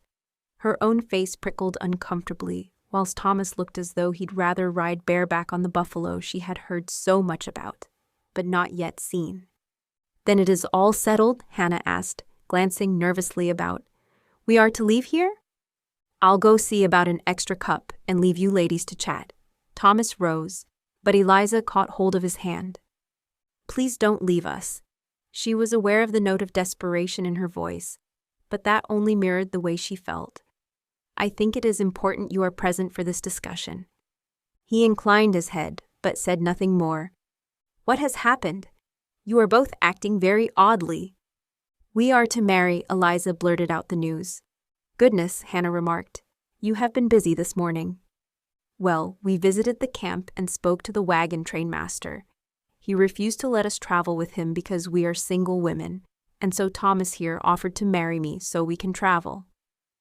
We're not at all rich, Hannah said, looking at Thomas. Mother and father may have had pots of money, but if they had, we don't know where it might be. Rest assured, Miss Fairchild, I am not marrying your sister for any money she may or may not have. His words were calm and measured, and he showed no signs of anger at her sister's words, which was a very good thing. She couldn't bear it if she married a stranger to keep her sister safe from one tyrant, only to land them both with another. Of course, it was impossible to judge someone simply on how they looked, but Thomas was kind, calm, and measured in everything he had done in the little time she had known him. Yet their Uncle Philip had been shifty, sly, and simpering their whole life. Their mother had suggested that he wasn't to be trusted because his eyes were too close together, but their father had dismissed his wife's words as an old wives' tale. It seemed their mother had been correct. Then why are you marrying her? Because I know you cannot love her. Was it so impossible to believe that someone could have fallen instantly in love with her? She wasn't a raging beauty, but neither was she horribly plain. As Thomas said, we cannot travel on the wagon train as single women. But if I marry Thomas, then we may all travel together. Thomas wants a wife to take care of him so he can send for his family. Simply put, if he has a home, he doesn't have to pay for lodgings. If he has a wife that can cook his meals, he doesn't have to pay for them. He can send for his family quicker if we marry. It's really that simple? Hannah still looked disbelieving. And why would you marry him? Because he is a kind man who has offered to help us escape from our uncle. It sounded so cold and heartless that Eliza couldn't resist adding, and it doesn't hurt that he's jolly handsome. Thomas hid a cough behind his hand. Hannah smiled, and Eliza folded her hands in her lap pointlessly primly, given how lacking in propriety her last words had been. Then what is to happen next? Thomas signaled the girl who had brought the tea over to them earlier and asked if they may have another pot and an extra cup. Next, I think we need to arrange a wedding. Thomas returned mid-afternoon. He had achieved everything that was on his own list. The items his bride-to-be had added, and the things Bridget had told him he must remember. His head hurt worse than the time he hadn't been giving his full attention to the horse he was shoeing, and she'd butted him in the face with her nose. His mother and that ornery horse had taught him everything he needed to know about the perils of ignoring a female. The biggest surprise had been the owner of the livery. Although he was disappointed Thomas was choosing to leave town, he had not only given him a good deal on a team of mules, but he had also written him a letter to take with him to Fort Riley, praising his work and recommending him. Considering Thomas had turned up to work that morning, saying he needed to take a couple of hours for an urgent personal matter, then returned saying he was leaving as he was getting married and moving to Kansas, a letter of recommendation was a lot more than he felt he deserved. Thomas pulled the covered wagon he'd bought in front of Bridget's guest house, figuring it would be best for the girls to travel in the back, where they wouldn't be seen as they left town. He realized he would have to adjust his way of thinking immediately. By the time they left town, one of those girls would be his wife. His gut twisted as he remembered the woman he had married, the one who still held his heart. Anne was a kind and understanding woman. She would surely understand why he was marrying Eliza. He entered the building, and Bridget beckoned him towards the private room behind the reception desk. "You got my message?" "Of course," Bridget answered, her tone no nonsense, as usual. "We've made a great effort with your bride, so please ensure you make the correct noises of appreciation when you see her. You do understand it's not a proper marriage? You're getting married by the pastor in a church. It's about as real as a marriage gets." Bridget wagged a finger at him, and he remembered the bad-tempered horse. "I want to hear you tell the young lady you've chosen to be your wife that she is the prettiest thing you've ever seen." Thomas gulped. He almost turned on his heel and ran for the hills. Except there weren't any hills hereabouts, and he'd spent a good deal of his savings at the barber's and the bathhouse. "Now let's get Eliza and Hannah's belongings in the wagon, and the rest of us will jump in the back for the trip to the church." "The rest of us. You need 2 witnesses, so I have to come along." "And I absolutely had to have a bridesmaid," Eliza chimed in as she came out of Bridget's office. "I asked Mary to perform that duty for me." Thomas nodded. He vaguely recalled that Bridget had told him to say some words right about now, but he couldn't force any out. He was suddenly more nervous than a teenager standing in front of his first crush. "And I asked William to be your best man." He nodded again and shot a panicked look at Bridget. She nudged him, none too gently, and whispered, "Say it! Say it now!" "You look prettier than the bluebells under the tree next to the church." Thomas stumbled over every single word. "Not that you're blue, or a flower." "Oh Lord," Bridget sounded as though she were in pain. "That's not exactly the sort of praise I prayed for." "I think it's the nicest compliment I've ever received." Eliza linked arms with Thomas. "You've had your hair cut, and you've shaved, and you're wearing a suit. I don't think Jolly Handsome quite covers it." "I bought us a covered wagon," Thomas told her. "I figured you and Hannah can hide in the back when I take you to the camp. After the, wedding." "Enough," Bridget broke in. "As entertaining as this romantic small talk is, we have a church to get to." "I'll go fetch the girls." Eliza let go of his arm and went back to the office. He regretted the loss of contact. He'd forgotten how nice it was to be close to another person. Perplexed, Thomas looked over at his friend. "What did I do?" "You told her she looked like a flower," Bridget gazed at him, which was rather sweet. "But then you blathered on about her not being blue. Of course she's not blue. And you followed it up by telling her you've bought her a covered wagon to hide in. That's not exactly what a girl dreams about before she gets married." "I don't think this marriage is what either of us dreamed of, but it makes sense." "You can't punish that girl because she's not Anne." "Bridget, you know me well enough to know I will do nothing unkind to Eliza." "Unkind is not the same. You know what I'm saying. He did. Bridget was telling him it wasn't fair to marry Eliza and not love her, just because she wasn't his dead wife. But it wasn't that simple. And it wasn't as if he could say she didn't understand. Because if anyone understood what it was like as a spouse, and feeling as though the entire world had ended, that was Bridget. This should be a happy day. He pulled a deep breath into his lungs. Now was definitely not the time for maudlin thoughts. And I mean to make sure it is. I won't let anything spoil this day for Eliza. Then let's get going before the sheriff turns back up and spoils the day for everyone, Eliza stated as she walked back through, flanked by Mary and Hannah. With every turn of the wheels, the wagon bore them closer to the church located just at the end of the main street. Hannah stiffened next to her as they passed the hotel where they had stayed with their aunt and uncle. Eliza clasped her hand and squeezed it tight as they passed the hotel and then the jail. She wasn't about to change her mind, but the possibility that the sheriff and his men may be out looking for them right now stiffened her resolve. The moment they stopped, William jumped down from his place next to Thomas and came around to the rear of the wagon to help them out. His enthusiasm was so infectious, Eliza couldn't help but allow the young boy's mood to influence her own. She banished thoughts of nasty uncles and sheriffs and focused instead of the upcoming ceremony. This wasn't at all what she had expected growing up. She had thought she would marry in the stone church in the center of the tiny village she had grown up in. She'd also imagined that the building would be full of her family and friends, not people she had known for less than 24 hours, which included the man she was about to marry. "Here we are then," she said unnecessarily, filling her words with as much bravado as she could muster. "It's not too late to change your mind. You don't have to do this." Hannah gripped her sister's arm, her expression worried. "We don't have any other options," Eliza smiled. "And as unexpected husbands go, Thomas will do very nicely."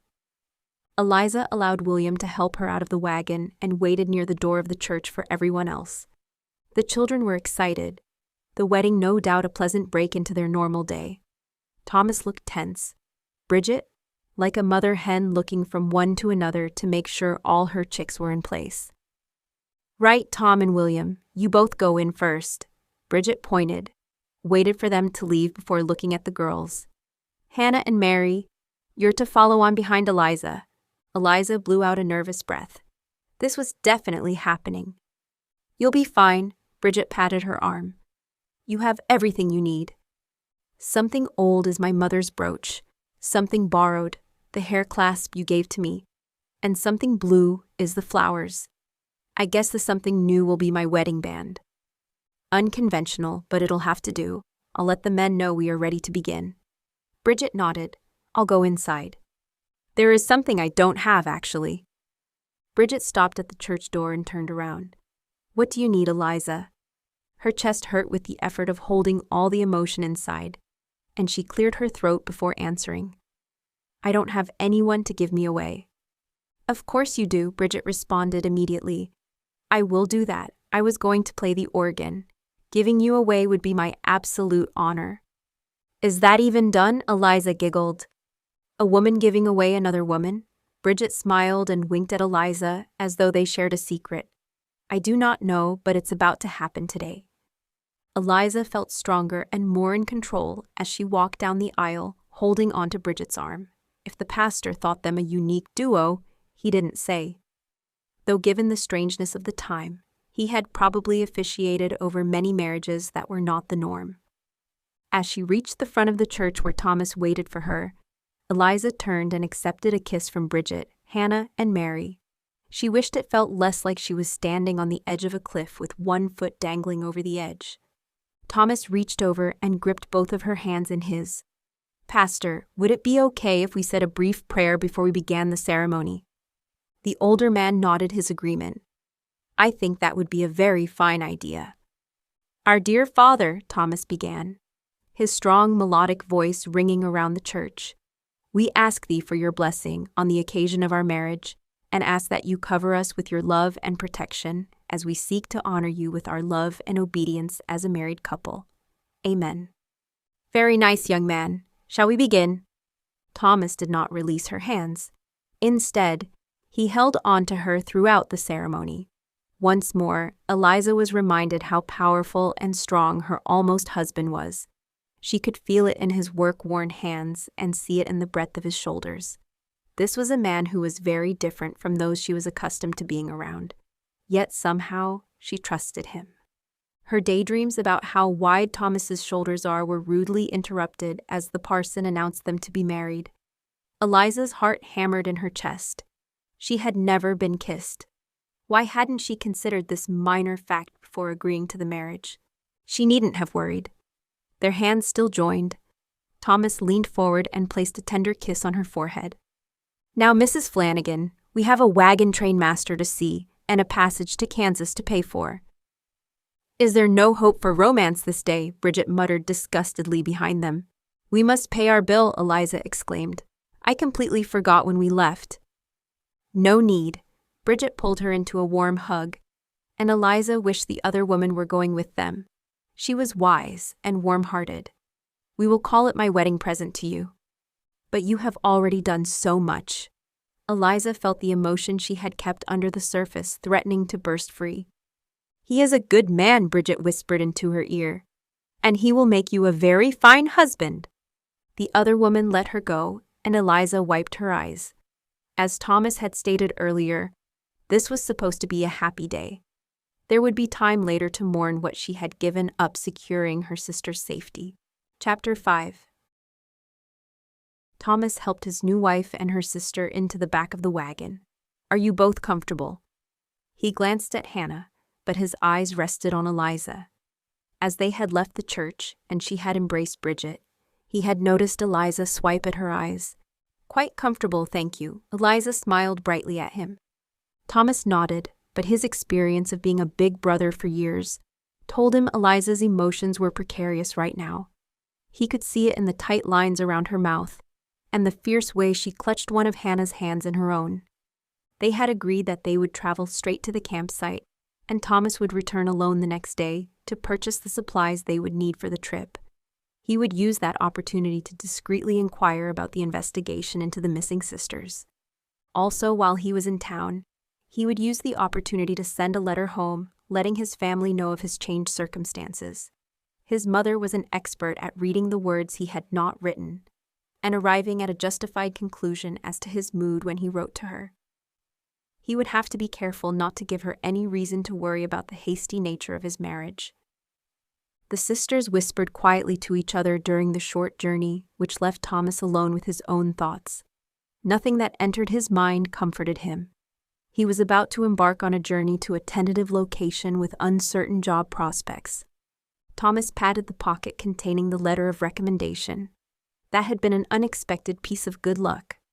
There would be plenty of time over the next few weeks to pray that he would find work in Fort Riley.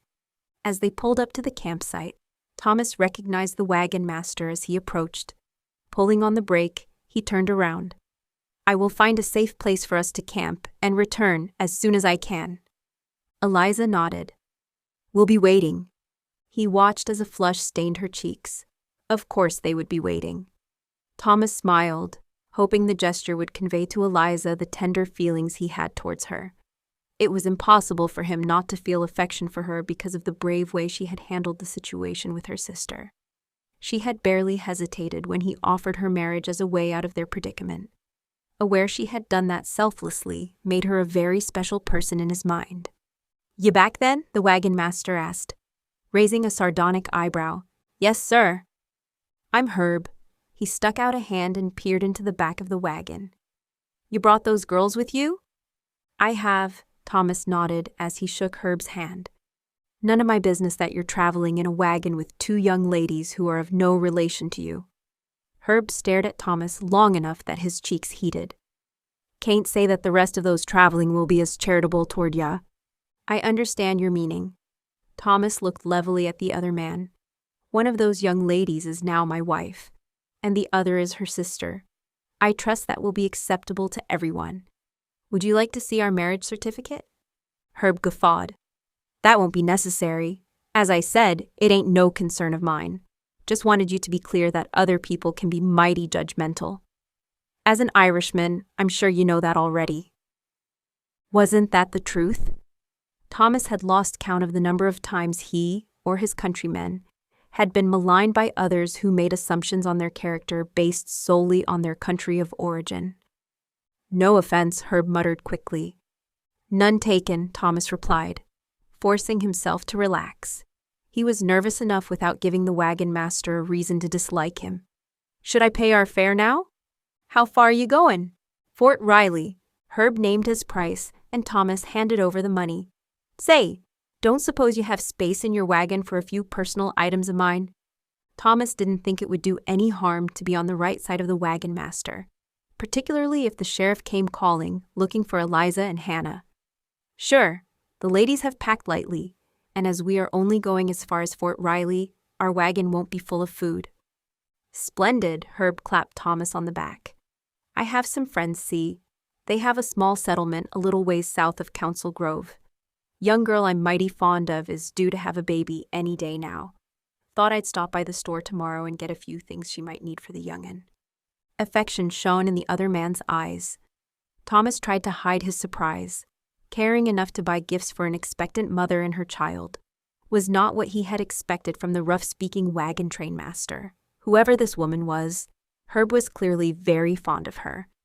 I'm going back into town tomorrow, Thomas said, eager to ingratiate himself further with Herb. I have to pick up the rest of our supplies. Maybe we could go together. Herb's brow furrowed. You bringing the women with you? Definitely not, Thomas said quickly. Herb let out another peal of raucous laughter. Never heard a man so keen on leaving his wife behind the day after their marriage. That hadn't been Thomas's intention at all, but it wasn't worth correcting Herb's assumption. A man has to have time to himself. Never a truer word spoken. Herb nodded sagely. That's why I never married.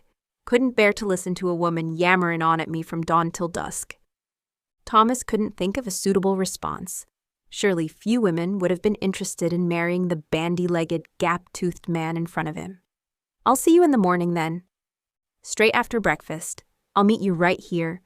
We'll take my horse and cart. Herb waved a hand in the air. Park your wagon up wherever there's space. Thank you, Mr. Pearson. The old man turned and waggled his eyebrows at Thomas. Enjoy your wedding night. Thomas struggled for an answer and eventually settled for an uncomfortable smile. Eliza got up onto her knees as Thomas climbed back up onto the wooden bench behind his team of mules. Is everything all right? Yes. Her new husband smiled reassuringly at her. Everything is fine, Eliza. I will find somewhere for us to camp, and then you and Hannah can stop hiding. The sweet way he stammered over saying her name warmed Eliza's heart. Bridget was right. He was a good man. She also believed that he cared deeply about what happened to her and Hannah. Surely there were marriages that had been based on much less. Eliza sat down before the wagon started lumbering slowly forward. How are you feeling? It is I who should ask you. Hannah squeezed her sister's hand. I still cannot believe you married Mr. Flannagan so I could get away from Uncle Philip. He's a delightful man. He could be the nicest man on all of God's green earth, Hannah said wryly. But you wouldn't have married him were it not for me. Eliza gripped Hannah's hands. None of this is your doing. I made my own decision based on what I felt was right. Hannah lowered her eyes. I will be forever grateful. I know that, Eliza said lightly, trying to dispel the tension. The last thing she wanted was for Thomas to stop the wagon and find both of them in floods of tears. That had happened quite often enough in their brief acquaintance. I also know you will help me do whatever I can to repay Thomas for his great kindness. I would be glad to. Hannah's eyes filled with tears. Keeping busy may keep my mind from straying to what we have left behind. I'm certain staying busy will not be difficult on our journey. Eliza embraced her sister. Now let us do our utmost to look forward with joy. The wagon bumped to a stop, and Thomas came around to the rear to help them down. Eliza looked around. It seemed busier than yesterday. She supposed they had been on the edge of the camp then. Now they were amongst what seemed like several hundred other travelers. It should be easy for you and Hannah to lose yourselves in this throng. Thomas cast out an arm, his words echoing her own thoughts. "What do you think, Hannah?" she asked gently. Her sister gulped, then bravely responded, "Uncle Philip wouldn't dream of looking for us in a place like this."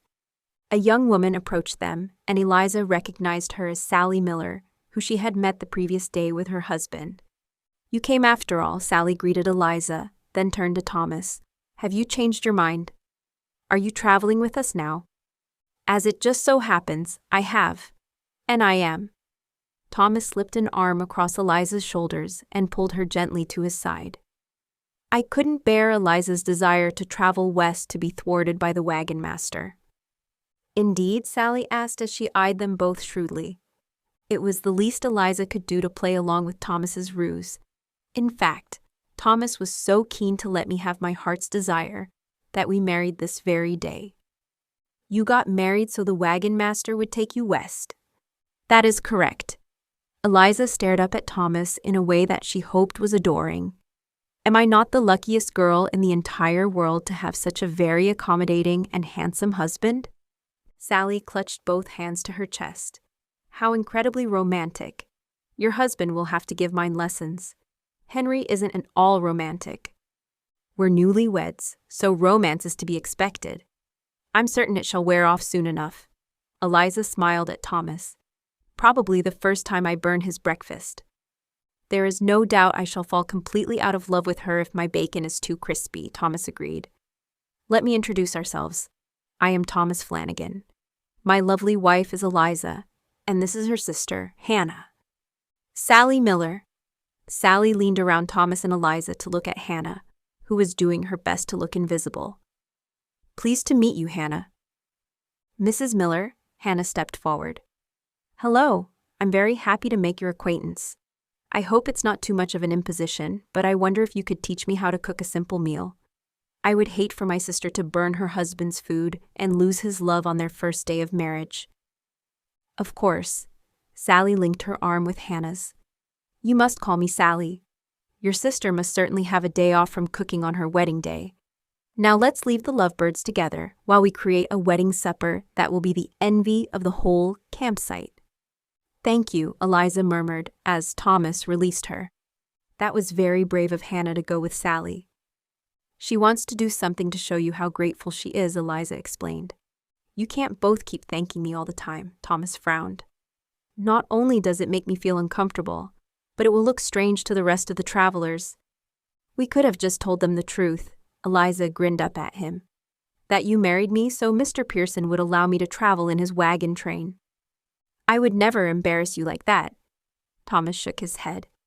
"You're a very special man," Eliza told him. "You're making me uncomfortable again." Thomas flushed and bumped Eliza with his hip. "I'm afraid I must do that again," Eliza told him. "I may not have met your mother, but I know from what you have told me she would be incredibly proud of what you have done for me and Hannah. I need to release the oxen from their yoke and find somewhere for them to graze." Thomas turned abruptly and walked to the front of the wagon to tend to the beasts. Eliza smiled to herself.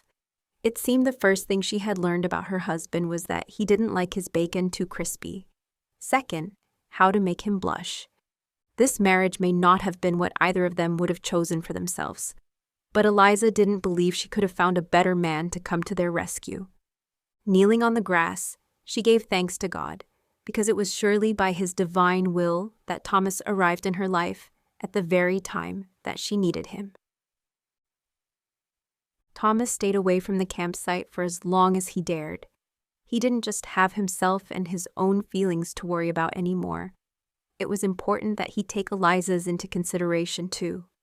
If he found an excuse not to have supper with his new wife, it would surely set tongues wagging. The truth was, when he had spoken to Sally and pulled Eliza into his side, he had forgotten momentarily that their marriage was not real.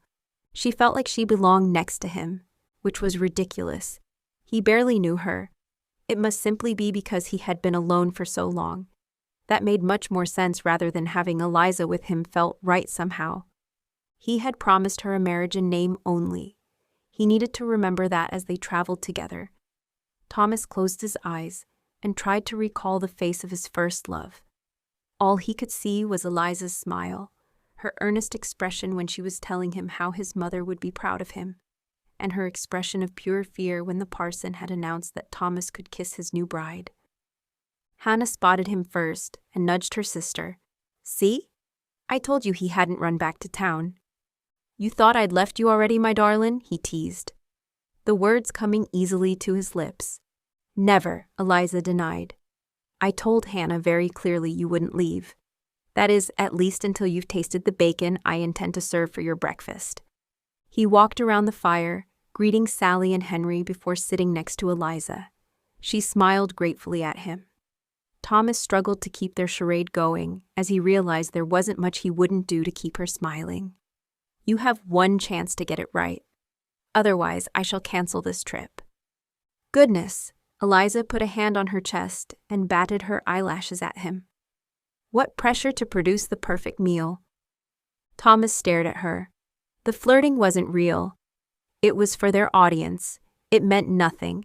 They were each playing a role.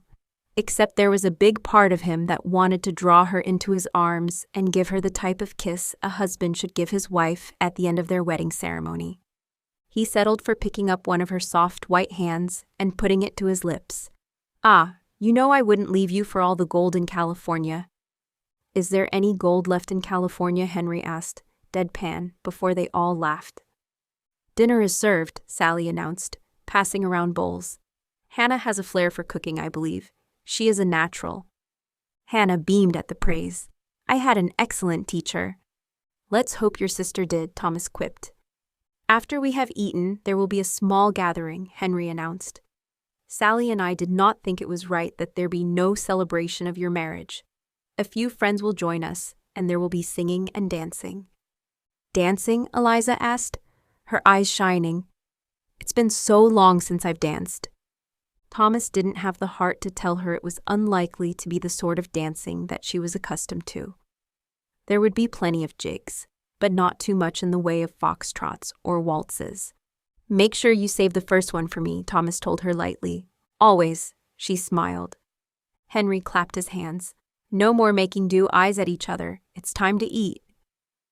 After they had eaten, other travelers drifted over to their campfire and began introducing themselves. Soon a group of 20 or so people had congratulated him, shook his hand, and slapped him on the back. It was hard not to feel like a total fraud. One man pulled out a fiddle, and Herb appeared with a saucepan that he began banging enthusiastically with a spoon. "No one will dance until you two do." Sally nudged Thomas. He stood and bowed in front of Eliza. "Mrs. Flannagan, may I have this dance?" "Mr. Flannagan." Eliza smiled back at him. "I would be delighted." Thomas led her to the circle that the group of pioneers had formed. He twirled Eliza around. "This will not be the sort of dancing you did at home in England in fancy ballrooms." "Oh, I know. Will you teach me?" And so he did. Thomas wished it was the elegant, refined activity that called for him to hold Eliza close to him. However, the tunes the fiddler played were fast-moving and full of heart. Soon other couples joined them, and he lost sight of Eliza as they each danced with other people. After a few songs, they stopped for a rest. Thomas saw Eliza with Hannah and moved over to join them. Eliza's face was flushed, and her pins had fallen out of her hair. It fell in waves around her face and rippled down her back. She put her hands to her face as he approached. "I must look a sight." "You look beautiful," he told her honestly. Eliza gathered her tresses and started to rebraid it. He reached out and took her hands in his. "Leave it." "I shouldn't." He took hold of her shoulders and turned her to face the other dancers. "There isn't a woman here whose hair isn't loose. No one cares. Everyone is too busy having fun to care about propriety." "Thomas is right," Hannah said. "There's no Aunt Helen and Uncle Philip to spoil our fun anymore. Will you dance with your brother-in-law?" Thomas held out a hand to Hannah. She smiled shyly. "Thank you for the offer, but I'm happy watching." "Isn't this a grand wedding celebration?" Sally asked as she joined them and passed out cups of water. "I can't remember the last time I enjoyed myself so much. We will think back on this evening with fondness when we are halfway across the prairie and exhausted from weeks of travel." "It was very kind of you to arrange it," Eliza told her new friend. "You think it took much of an excuse?" Sally gestured to the crowd. Everyone knows how hard this journey will be. This is one last night of pleasure before the hard work begins. A young man approached them and looked at Hannah. Dance with me? She shook her head. Wide and frightened eyes looked at Eliza. Thomas longed to land his fist into the face of the person who had caused Hannah such anguish. The stranger reached down and pulled Hannah up. Come on, you'll enjoy it, I promise. Hannah shook her head wildly. A noise like an injured animal came from her parted lips. Thomas stepped over and put a hand on the man's shoulder. The lady doesn't want to dance. He spread his arms wide and shrugged. I meant no harm. Thomas nodded and forced himself to relax. He flexed his fingers and rolled his shoulders. This was not the person who had caused Hannah harm. He was not the person who deserved Thomas's ire. Sally put an arm around Hannah's shaking shoulders. Shall we get ourselves off to bed? Thomas looked at Eliza, who looked as bewildered as he felt. Not for one moment since their hasty marriage had he considered what would happen when it was time for them to retire for the night. He'd had some vague notion that perhaps the men all slept in one part of the camp and the women in another. Realistically, though, he knew that wouldn't be how it was done. Never had he contemplated Hannah would sleep anywhere other than with her sister. Hannah, Eliza moved to her sister's side and kissed her cheek. It's all arranged, Hannah said. I am to sleep with Sally this evening in her wagon. Henry will sleep in the tent as usual. We prepared a bed for you in our wagon. Are you sure? Eliza, Sally cut in. It's your wedding night. Your sister will be quite safe with me. Hannah, I had a scare. Hannah smiled tremulously. I'm all right now. Enjoy your evening. As the two women moved away, Thomas was sure Eliza could hear his heart hammering above the sound of merriment. It felt as though it was slamming against his ribs. Eliza stared after her sister. Thomas reached out and turned her to face him. Anyone would think you do not wish to spend time alone with your husband. She looked down, eyelashes fanning her cheeks. I wasn't expecting. Neither was I, but my promise holds, Eliza. You have nothing to fear from me. Eliza nodded and eventually looked up at him. I don't fear you. Good, he said lightly. Now let's dance. Anything to make him forget that when they retired for the night, it would be with her lying next to him in the cramped confines of the wagon. Chapter 6. Eliza rose early the next morning so she could beg Sally to help her make bacon just the way Thomas liked it. It had become a camp joke that he would leave her if she didn't cook his breakfast to his exacting standard. Knowing that didn't stop her from wanting to give him exactly what he wanted. He had stepped in the previous evening to protect Hannah. Then he had danced with her until they were both exhausted, knowing she was nervous about spending time alone with him. When they had retired to the wagon, they had prayed together.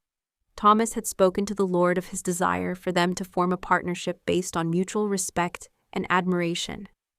Then while they were still kneeling after his prayer, he had leaned forward and kissed her forehead and bade her a good night. He had taken great care not to encroach upon her space. She was grateful he was a man of his word, but that wasn't something she had really doubted. Thomas hadn't done a single thing that made her believe he was anything other than a decent, honorable man. Good morning, Sally said as Eliza approached the campfire. Did you sleep well? Eliza blushed, even though Sally hadn't said or hinted at anything personal. Yes, thank you. Hannah caught hold of one of Eliza's hands and squeezed. Her eyes asked questions she would not ask while they were in mixed company. Eliza smiled back and hoped that was enough to soothe any worries her sister may have. I guess today's cooking lesson is how to cook bacon, the way your husband likes. Yes, please, Eliza answered. I want Thomas to be happy with the food I cook. Henry has learned to like my food whichever way I fix it. Sally poked the embers of the fire, then lay a few skinny, dry twigs on top. First lesson of the morning, don't pile wood on the fire, otherwise you will choke it. We appreciate you helping us, Eliza said. I'm sure you must have guessed that neither of us have cooked or lit a fire in our lives. I don't suppose you danced a jig before last night either. No, Eliza shook her head. We wouldn't have been permitted. You soon learned how to do that, didn't you? It was fun, Eliza admitted.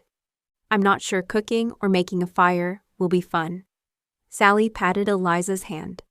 But you will quickly learn how to do both. I hope so, Eliza bit her lip. The last thing we want to be on this trip is a burden, either on you or on Thomas. Sally frowned, and Eliza realized how strange her words must sound. I'm sure there are things you will teach me as we journey together. We will help each other. No one will be a burden. Eliza lowered her voice. I'm grateful Thomas has allowed me to bring my sister along. Many men wouldn't. Sally snorted. Only men not worth your time. Your husband adores you. I am sure he would have let you bring 10 sisters with you, if that is how many you had. Okay, don't choke the fire. What's next? If Sally thought the sudden change of subject was surprising, she didn't say. Eliza hoped her words about Thomas allowing her to bring Hannah west with her sounded plausible. She hadn't known what else to say to explain her clumsy words.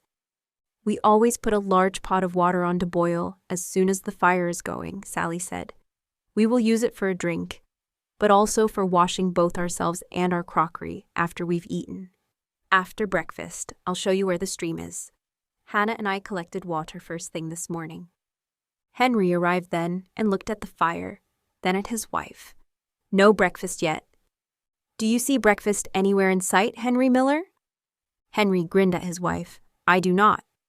Then there isn't any yet. What can I do? You can sit there and stay out of my way while I show Eliza and Hannah how to make biscuits. Sally winked saucily at her husband. She's incredibly bossy, Henry said amiably. He looked around. Where is Thomas? Still sleeping, Eliza admitted. A blush climbing into her cheeks. Henry nodded. Getting married is an exhausting business. He doesn't need to rush this morning. I took care of his oxen and my own. I figured he may need a rest after all the dancing last night. That was very kind of you, Eliza smiled. If she had known how agreeable people could be, she may have had the courage to leave her aunt and uncle before now. If only she had dared do something before Hannah was traumatized. Thomas hurried over to them, boots in hand. His hair stood on end and his jaw heavy with dark stubble. I overslept. He hopped as he pulled on one boot. Sit down, Henry patted the ground next to him. The women are cooking. I've taken care of the animals. Sally insists that we men sit out of the way and don't interfere. In that case, I shall do as I am told. Thomas sat next to Henry, across the fire from Eliza. Even rumpled from a night's sleep, her husband was a very attractive man. Eliza looked away as she felt her cheeks heating. How ridiculous that simply looking at the man could have her blushing like a silly young girl. She reminded herself that this was a temporary arrangement. He had told her very clearly that he could not love her, would never have feelings for her as a husband should for his wife. He was a kind, thoughtful, and generous man that was incredibly easy on the eye. None of those things should make her forget they had forged their union for their convenience only. Except her reaction to him was precisely how a newlywed should respond to their spouse. Eliza looked over at her sister, who was listening intently to Sally's instructions. She would do well to remember that she would not be here married to Thomas now if it wasn't for Hannah.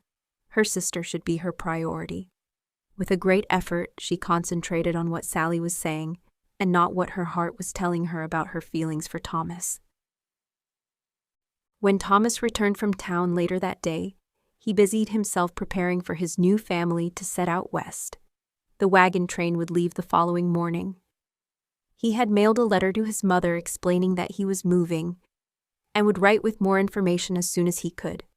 He had not mentioned his marriage. Because of the unusual circumstances, it felt a little like a guilty secret. He didn't believe the true nature of his marriage was something that could be explained in a letter home. He checked the wagon once more in the fading evening light. Although he had recently worked as a blacksmith, his skills were in carpentry.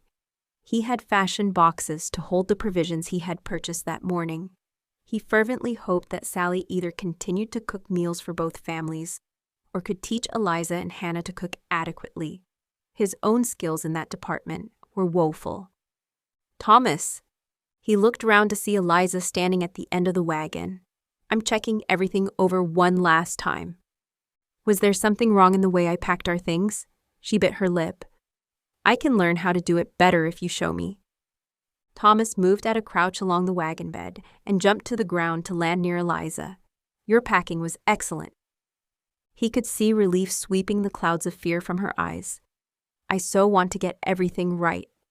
She snapped her mouth closed as though she was about to say something else, but changed her mind. What is it? Eliza hesitated before she spoke. I was going to say I want to do as much as I can to assist you, so Hannah and I are not a burden. We are a partnership now, he assured her. We will work together. I don't want to hear any more talk of anyone being a burden. I came to tell you supper is ready. Who cooked? Sally did. Eliza smiled shyly. Hannah and I helped. Sally has asked us to share a campfire on the trail. She said lots of families do that as it shares the work. Every day she has promised to teach me about keeping house so when we settle in Fort Riley, I won't accidentally give us all food poisoning. It'll be grand. Thomas caught hold of her hand. Let's go eat supper. After they had eaten, Hannah and Sally said they would take care of the washing up and encouraged Thomas and Eliza to go for a walk so they could have some privacy. That evening, the ladies were to sleep in Sally and Henry's tent, and the men in their respective wagons. Just one moment, Thomas said, suddenly nervous. There's something I need to fetch from the wagon. While Herb had made his purchases, Thomas had looked for something special for Eliza. Although he had encouraged her to pack light, how few possessions she had brought out of the hotel shocked him. She deserved something nice in return for the sacrifices that she had made. They walked together down to the stream and followed its path as it wove its way away from the camp. In the distance, Thomas could hear the clatter of pans as people cleaned up after their evening meal and the low hum of chatter. Occasionally, the loud shouts of excited children floated on the soft breeze. I bought you a present, he said awkwardly, pulling the gift from his pocket. It's not wrapped fancy or anything. Eliza took the package, wrapped in brown paper, from him and smiled. With maddening slowness, she peeled back the layers and exposed the hair ribbons he had chosen for her. These are beautiful, Thomas. Thank you. She reached up on her tiptoes and her lips grazed the side of his jaw. I wanted you to have something new. You didn't have that when we married. I should have thought. We didn't know each other well enough then to choose a suitable gift, did we? I noticed this morning you tied your hair back with string. Thomas wished he had worn his hat so he would have something to do with his hands. He felt so awkward with them, hanging by his sides. I thought those ribbons would look pretty. You chose well. Thomas laughed self-consciously. Truthfully, I didn't choose them. I told the lady in the store the color of your hair and eyes. She suggested which ribbons she thought would suit you. You bought hair ribbons. That was very thoughtful. I shall have to add that to your list of qualities. Ah. Thomas turned away from Eliza and stared across to the other side of the creek. Why do you do that? What? Eliza touched his arm, and he looked back at her. Whenever I pay you a compliment, you either play it down or look very uncomfortable. Supper was delicious, Thomas said with an awkward segue. Sally made it. He snorted out a laugh. You're not so good at accepting praise either, are you? I guess not, Eliza grinned wryly. We make a grand pair. Eliza caught hold of one of his hands. Yes, we do. I respect what you told me, Thomas, about your wife. I understand you cannot love me, but I do hope that we can be great friends. That's what I want too. I want to support you as much as I can so you can send for your family. Then I can help you care for them, just as you've cared for me and Hannah. I couldn't have chosen a more perfect wife if I'd tried, he told her honestly. I believe God put us in each other's paths. He knew before we did, we needed each other. Do you regret your decision to move out west? I don't know, he said honestly. We're not there yet. Ask me in a few weeks' time when we're in Fort Riley, and I know whether the talk of plentiful jobs is true. Eliza bit her lip. I hope there is work for you. I will feel so responsible if there isn't. Thomas reached out and cupped her cheek. Don't do that. What? He smoothed his thumb over her lip. You have a habit of biting your lip. I think usually when you're worried about something. Or or you feel accountable for something. You shouldn't. If you can't secure work, that will be my fault. No, Thomas shook his head. It will not. If there isn't a job for me, it will simply be because there isn't work in that place. If that is the case, we will keep traveling until we find something. But the farther we go, the more it will cost. That is true, but we will make these decisions together when the time comes. Don't borrow trouble, Eliza. I couldn't bear it if you came to resent me because things do not work out the way you've planned. Thomas tugged Eliza closer and folded his arms around her. I promise I will never let that happen. You have not forced me to travel west. I made that decision for myself. If it turns out to be an awful choice, then we will work out an alternative plan together. Eliza's head rested on his chest. Her tall, slender body shook slightly in his arms. He would not love her. He couldn't love her. But he couldn't help but care about her and want to do his very best to make her happy. Are you okay? Eliza wasn't sure how to answer his question. Her body trembled in Thomas's embrace. It wasn't cold or fright. She was just so aware of him, from the strength of his arms to the rasp of his jaw against her hair. The previous evening, she had felt the same. Her stomach dipped when she was close to him. She couldn't tell him it was his proximity that caused her body to shudder. That wouldn't do. He might read more into that than was her intent. I'm a little chilly. Shall we go back to the camp? He held her at arm's length and looked into her face.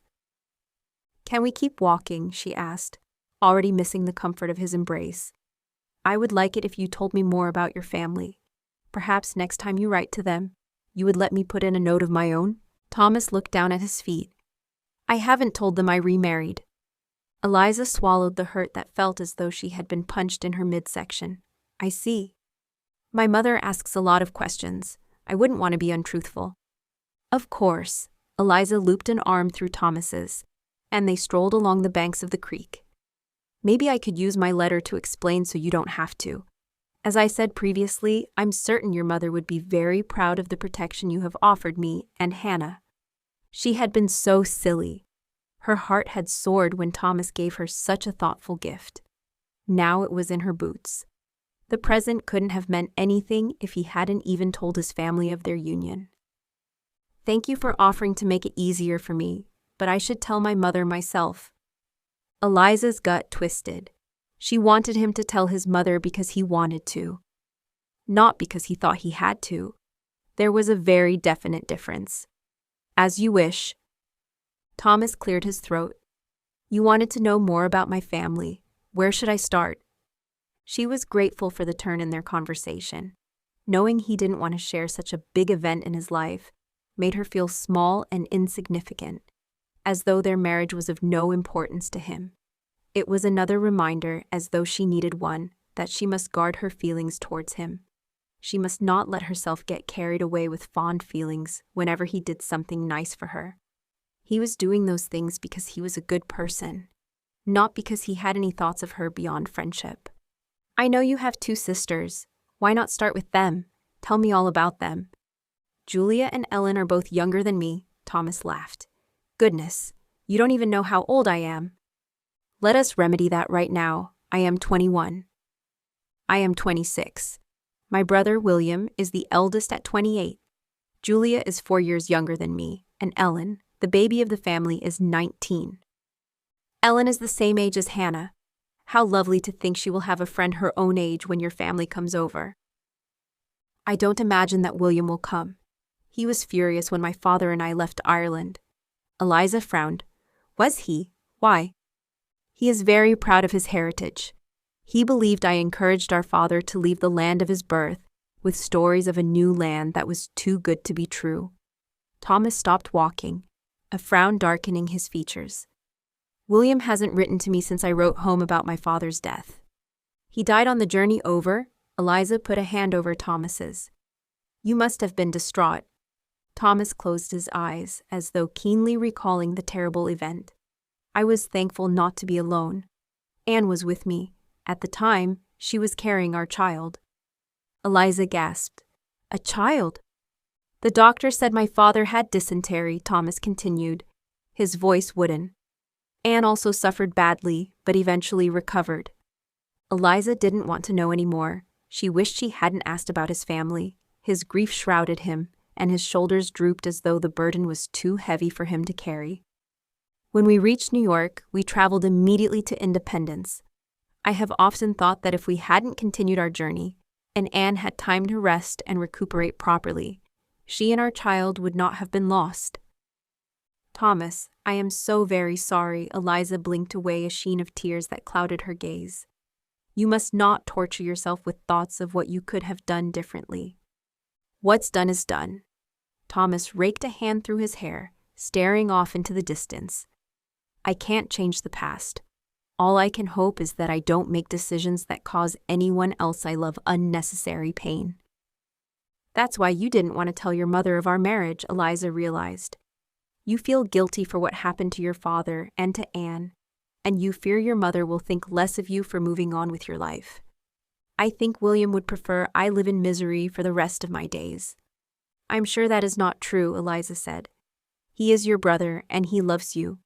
He may be angry with you right now. Grief often affects ordinary common sense. Surely he will come round. Perhaps, Thomas said wearily. You can understand now why I am so keen to send for my family as soon as I can. I have much to atone for. Eliza had not been as actively involved in the church as her parents wished, but she knew enough to be certain Thomas was shouldering responsibility for something that was not under his control. Do you suppose that you and your choices are greater than those of our Lord? Thomas's head jerked up, and he stared at her. What do you mean? You traveled to America. You did not choose for your father to suffer with dysentery or for your wife to fall ill. Those things were in God's plan. I must confess, I cannot understand why he allowed things to happen that caused you to suffer so grievously, but I know that his will is greater than our own. The pain in Thomas's eyes was so stark. Eliza felt it deep within herself. She wanted to look away, but reminded herself of the promise in her wedding vows that she would comfort her husband. She ignored the fact that she had also pledged to love him. You're right, he muttered, with anguish lacing his words. I know you're right, but I can't bring myself to believe what you say. Eliza did the only thing she could think of and wrapped her arms tightly around his waist. If she could absorb some of his pain into herself, she would. Thomas rested his chin on the top of her head and held on to her just as fiercely. Chapter 7. The following morning, the camp was alive with excitement as the travelers ate breakfast and completed last-minute preparations for the arduous journey ahead. I might just check the wagon over again. Thomas got to his feet. Eliza waved a fork at him from across the campfire. You will not. It was checked last night and again first thing this morning. Sit down and get your breakfast. Henry jabbed Thomas in the ribs as he retook his seat. She told you. Thomas grinned. She did, didn't she? I believe my darling wife has been giving yours lessons in the age-old female art of bossiness. Not sure Eliza needed many lessons, Thomas muttered. I heard that, Thomas Flannagan. Eliza poked at the food she was cooking. Any more of that and your bacon will be extra crispy. Thomas laid a finger across his lips. Yes, ma'am. He looked over at Hannah, who was, as usual, quiet as a church mouse. She occasionally joined in the conversation. Mostly she kept a watch on what was happening around her. If someone approached their camp, she shifted closer to whoever she was sitting next to. He hated that anyone had harmed such a sweet girl, but particularly a man whose specific task was to care for the sisters. The food was served, and Thomas concentrated on his meal. Herb had told him they would stop around noon, and the plan was that they would rest long enough to eat. However, their plans depended on the weather. Talk had flowed through the camp about the threat of rain. Not only would precipitation make the journey miserable, it would make lighting a campfire difficult. Their little group had decided it was best to eat hearty meals whenever they could. This bacon is perfect, Thomas praised his wife. Eliza beamed with pleasure. He resolved right then that he would aim to compliment her at least once a day. Not only would she enjoy it, but the genuine pleasure she received from his words lit up her pretty face. He couldn't help but wonder how long it had been since someone had last praised Eliza. Her life with her uncle and aunt had been awful. Of that there could be no doubt.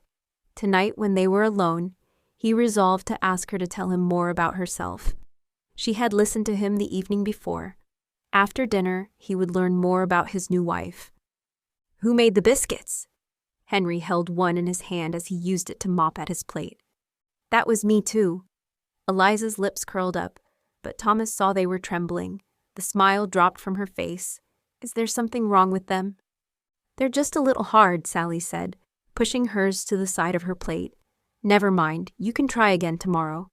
Some things take more practice than others." Eliza nodded, but it was obvious she was disappointed. He put his plate forward. "More bacon and biscuits for me, please."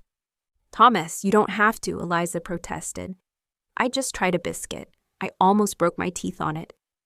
"You're exaggerating. Now fill my plate, or do I have to serve myself?"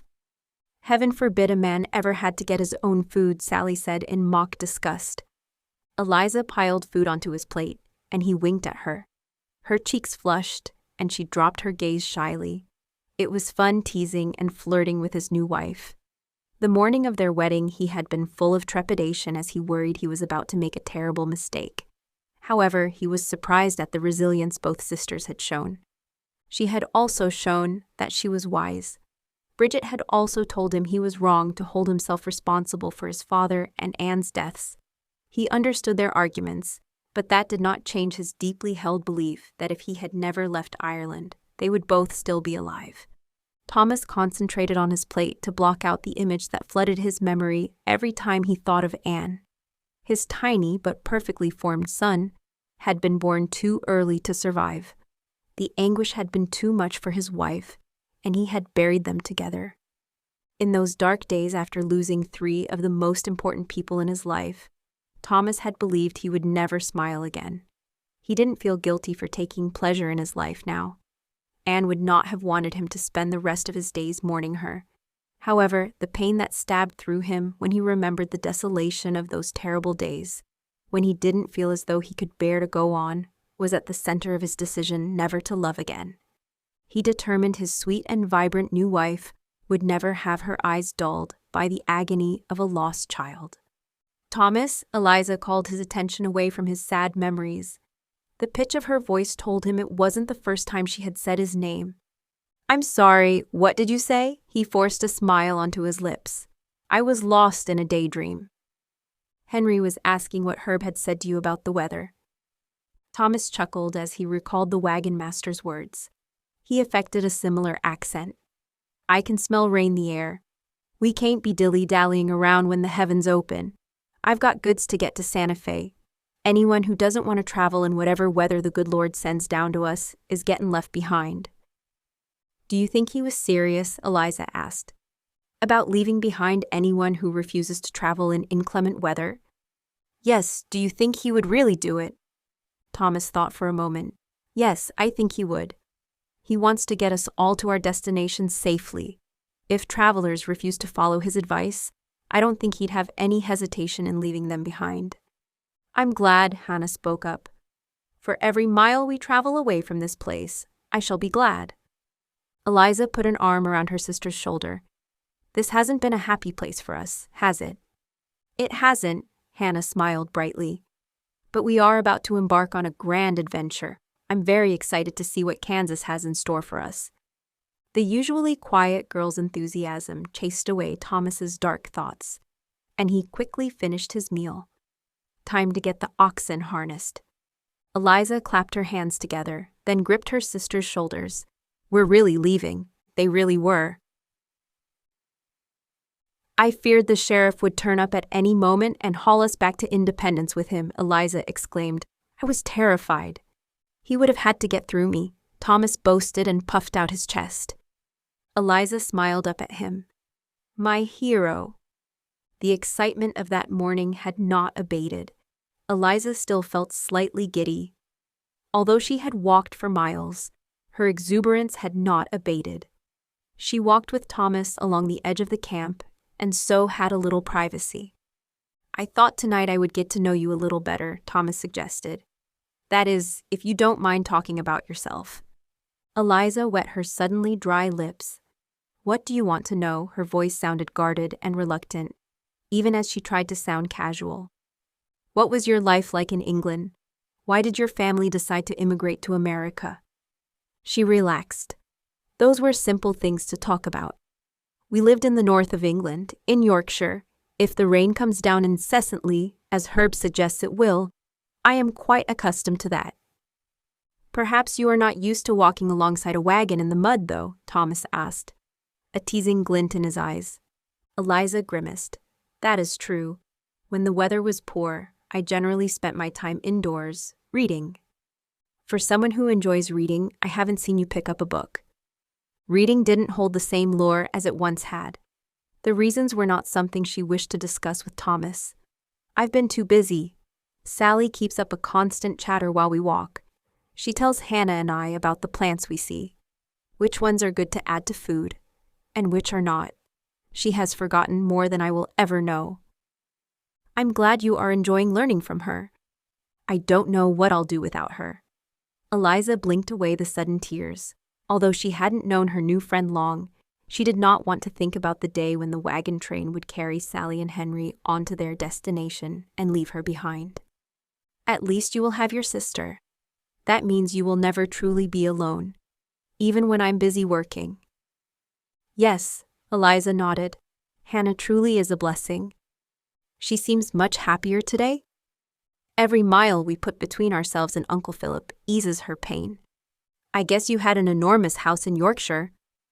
Eliza was grateful he seemed to sense her reluctance to talk about her uncle. Although she missed her life in England terribly, it no longer upset her to talk about it. Huge, she agreed, with a slightly chagrined smile. I'm afraid we were rather spoiled. I imagine your parents raised you for something very different from a life on the open prairie. Thomas swept an arm out. There was nothing to be seen in any direction other than grass, and the deep wheel ruts carved into the earth from the hundreds of other wagons that had traveled the same trail. We both were. Eliza thought back to her younger years. Although at the time I thought I was content with my life, I can see now it was jolly boring. You would say that, he teased, now that you are both on an adventure. Back then we thought we were going on the trip of our lives when Papa announced we were to come to America, Eliza reminisced. Never could we have imagined we would then become pioneer women. Why did your father decide to move? Papa and Uncle Philip were younger brothers. Of course, there would always have been a home for them in the family home, but it would never be theirs. My father dreamed of opening a school. I got my love of books from him. And your uncle? Eliza pulled a face. All he cares about is making his fortune. He didn't want to do a single thing for other people. Thomas stopped walking. You said he controlled your money? Your inheritance from your parents? Our father appointed him as our guardian as his will. Surely now you are 21. You should have access to your money, she sighed. It's held in a trust for Hannah and me, in equal shares. She wasn't old enough. Thomas frowned. I don't understand. Even if I had my money, Hannah had to wait for hers. We talked about going somewhere when she came into her money. But as you said when you first met us, we would have been a target for every con man in the West. Did you have a plan? Eliza laughed ruefully. We had a different one on an almost daily basis. Sometimes we thought we would go back to England. On other occasions, back to New York. Or maybe New England. You need to understand that we were raised as young ladies who would marry men of a similar social standing. Neither of us have any discernible skills. I don't know how much money is in the trust fund. It could be pots, or it could be very little. He reached down and clasped her hand in his, and they set off to walking again. You didn't know what to do with the money. Neither did you have a way of making a living. That's correct. Eliza's palm tingled where her flesh touched Thomas's. Aunt Helen had a shop. One of the few things my sister and I can actually do is sew. Our aunt employed us to make dresses and hats. For which they paid you a wage, of course, he asked sardonically. Eliza barked out a short, mirthless laugh. You are right to mock. We worked to pay for our board and lodgings. Our uncle gave us an allowance, but it was negligible. I'm sorry for whatever happened to Hannah, but I'm glad you have got away from that life." His thumb rubbed a circle around the base of her thumb. Eliza was completely at ease in Thomas' company, yet it caught her in a mix of exhilaration and anxiety. His touch awakened feelings inside her she was sure were perfectly normal for a newlywed. Except they were not like ordinary, recently married couples. They had agreed to be friends and nothing more. "We should probably get back." His face registered surprise. "Of course. You must be tired after all the walking you did today." "I am, rather." Eliza smiled brightly to cover her embarrassment. She wasn't tired so much as she wanted to get back to camp and away from Thomas's affectionate little touches. They were making her want much more than friendship from her strictly off-limits husband. It disappointed Thomas when, evening after evening, Eliza found some excuse to not take a walk with him after dinner. She was cordial enough, but that irked him. He didn't want pleasant. He wanted, what did he want? Sharing memories, talking about their pasts, planning their future. Those things were all a good place for them to start. And he believed that was what they had been doing. Suddenly, seemingly out of nowhere, she had made excuses not to be alone with him. That was easier than he had hoped. Sally, Eliza, and Hannah slept in a tent every evening. He and Henry either slept in their wagons or took their turns watching over the wagons during the night. During the day, the three women walked alongside the wagons. The first week of their journey slipped into the second. It was as they neared Fort Riley that the rain Herb predicted started falling. Spirits in the camp plummeted as the previously hard ground became soft and boggy. From his seat in the wagon, he got his first look at the place he hoped would be his new home. "Eliza, I see the fort." She moved from where she had been sitting next to Hannah and kneeled up behind him. It was the closest she had been to him in days. Thomas resisted the urge to lean his head against hers. He settled for patting one of her hands. It wasn't nearly enough. "Is it what you expected?" "Does that mean it's not what you expected?" he asked, hearing the disappointment in her words. "I don't know what I thought it would be like. If you get work here, where would we live?" "I guess inside the fort," Thomas shrugged. "I need to check it out as soon as we're settled." They arranged wagons in their usual formation, in a large circle.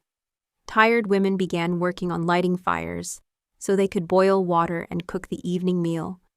Thomas recalled the impromptu gathering Sally and Henry had arranged their first night in camp. Just as Sally suggested, the fun evening now seemed like it had happened in a different lifetime.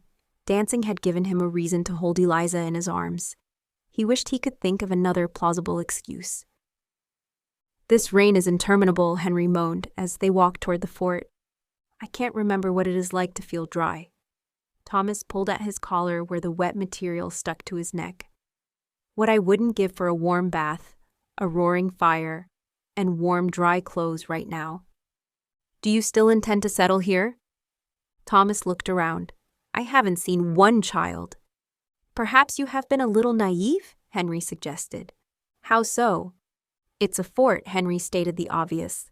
"That means soldiers, and mostly the type of women a decent man wouldn't introduce to his mother." "I see what you mean." Thomas pushed his wet hair off his forehead. He couldn't explain to Henry that the lack of families wasn't important to him. It wasn't as though he intended to have one. Eliza would always have Hannah for company. "If you don't mind my saying," Henry began, "your sister-in-law is a lovely young lady, but rather skittish. She looks terrified every time someone she doesn't know gets within a wagon's length of her. I don't think I've ever seen her not glued to either Sally or Eliza's side." Thomas had to agree. This isn't a suitable place for either young woman, but especially not Hannah. "What will you do?" He shook his head. "I don't know. We didn't really form an alternate plan." "You did seem to leave in a hurry," Henry gave a nervous laugh. "What were you running from? The law?" Thomas chuckled, but it sounded forced. Of course not. Even though he had married Eliza and she had agreed to the union, they could have accused him of kidnapping both girls. Thomas was certain they would have thrown him into jail and asked questions later if they remembered what they had done with him. "Told you the rain was comin'." Herb walked up to join them. You fellas escaped the women folk and looking for a drink? I was hoping to settle here, Thomas reminded him. It doesn't suit ya. I don't think it's appropriate for my wife or her sister. Herb stared at him for a long moment, then gave his trademark guffaw. Nah, probably not. I guess we'll have to renegotiate the price I paid for our travel. Yeah, Herb waved a dismissive hand. We'll do that when you've decided what you want to do. What option do I have? Thomas looked around. I can't settle here. I'll have to travel on to Santa Fe. Not necessarily, Herb grinned so widely Thomas could count each gap where a tooth should have been. Just so happens I know of this little place with other fancy folk like your wife and her sister. It's a new settlement. Thomas shook his head. I need work, paying work. If it's not an established colony, there won't be much of that, will there? I guess not. Herb considered this for a moment. Mighty fine people, though. You could search for weeks and not find a prettier spot. I don't think it would work. In that case, it'd be best if you made sure your wife is sleeping when we travel through that area, Herb advised. Otherwise, you might find she decides for you. My wife doesn't make my decisions for me, Thomas said defensively. Herb let out a peal of laughter. If you say so. I've seen the way you look at her, like the sun rises and sets because she tells it to. Thomas looked at Henry. I don't look at Eliza like that, do I? Henry held his hands out, palms up. Don't involve me in your talk about women. I stay on the right side of my wife because I am not a fool. See? Thomas looked at Herb. He is not on your side. Henry. You want the truth, Thomas? Henry smiled. Truth is, Herb is right. A body only needs a minute in your company to see how you follow your wife around like a calf after its mama. Did he really do that? Thomas recalled how he had tried with increasing frustration to catch Eliza on their own so they could carry on getting to know each other. They were wrong, though. He didn't do that because he was madly in love with her, as they were insinuating. Simply put, he enjoyed her company, nothing more. Chapter 8. Eliza struggled on the edge of the swollen stream as she leaned forward to fill the cooking pot. If she left it outside their tent overnight, it would be full by morning. The rain was coming down so heavily. Her foot slid in the mud, and she slipped down the bank, falling to her knees. Strong arms fastened around her and lifted her up and out of the sticky dirt. Are you all right? Of course I'm all right, Eliza rubbed ineffectually at the filth covering her skirt. I slipped into soft mud. His hands rested lightly on her shoulders, but she could feel the heat of his fingers seeping into her cold, wet skin. We can't stay here, he snapped. Eliza frowned. Is it that bad? There are no families and few women of good repute. I thought you didn't want a family, so why would it matter if there are few others? The frustration at the ceaseless rain and the awful conditions in their camp made her voice waspish. Families help to make a place civilized, he explained. I might not want a family of my own, but I would like for you to be around other families. She stared steadfastly at him, wanting to say what was on her mind, but hardly daring to. He had shown no signs of ill temper in the short time she had known him. Thomas dropped his hands from her shoulders and took a step backward. Talk to me, Eliza. His tone was soft and soothing, and it encouraged her to believe that speaking truthfully would not result in the sort of repercussions Uncle Philip usually resorted to. Can we talk under that tree? It may provide some sort of shelter. He grabbed the pot she had dropped and grabbed her hand. Together they ran for the tall cottonwood. Tell me what is on your mind. I can see that something is. You don't have to be afraid of me. I'm not. She denied the truth, but he shook his head. You have a very expressive face, Eliza. She bit her lip, trying to measure her words before she spoke them. You have told me you do not want to have a conventional marriage. I respect and understand that, and the reasons for your choice. I have agreed to that. But you want a family of your own? Eliza lifted her chin. Yes. One day I would like that very much. He did that thing again. The one where he stroked his thumb in small circles over the base of hers. Somehow, it made rational thought leave her brain. All that remained was an overwhelming urge for him to kiss her. When we are settled, We could see about giving a home to an orphan. There are lots of children needing good families, especially back in New York. Of course, when we are settled, you may decide that you don't want to continue our arrangement and have our marriage annulled. Did she want that? When the time came, would she be happy to sever the connection between herself and Thomas so she would have the opportunity of having children of her own? Or was it possible she could shower children who had lost parents with the love they so desperately needed? Could she do that with Thomas? Eliza didn't see a way she could share a family with Thomas without completely falling in love with him. The feelings she had passed off initially as admiration and gratitude had intensified. Although she had no previous experiences to measure her feelings against, she was certain she was well on the way to loving her husband. He was staring at her with an intenseness that made her stomach flutter. Eventually, Eliza's emotion-fogged brain cleared enough that she realized he was waiting for an answer. I would like to live somewhere with other families. However, our arrangement has never been about what I want. It has been about keeping my sister safe and being a good wife, so you can work and send for your family. Those things remain my priorities. Thomas blinked. You would stay here if I could get plentiful work? She stared unflinchingly back at him, without a moment's hesitation.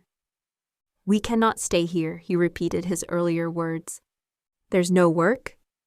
From what Herb tells me, there's plenty of work. That rather settles it, doesn't it? Actually, no, Thomas said. This isn't a suitable place for either of you, but particularly not Hannah. How so? I missed the obvious when I suggested we settle here. Thomas smiled wryly. It's a fort and therefore full of soldiers. I wouldn't want you around so many single men, but Hannah would hate it.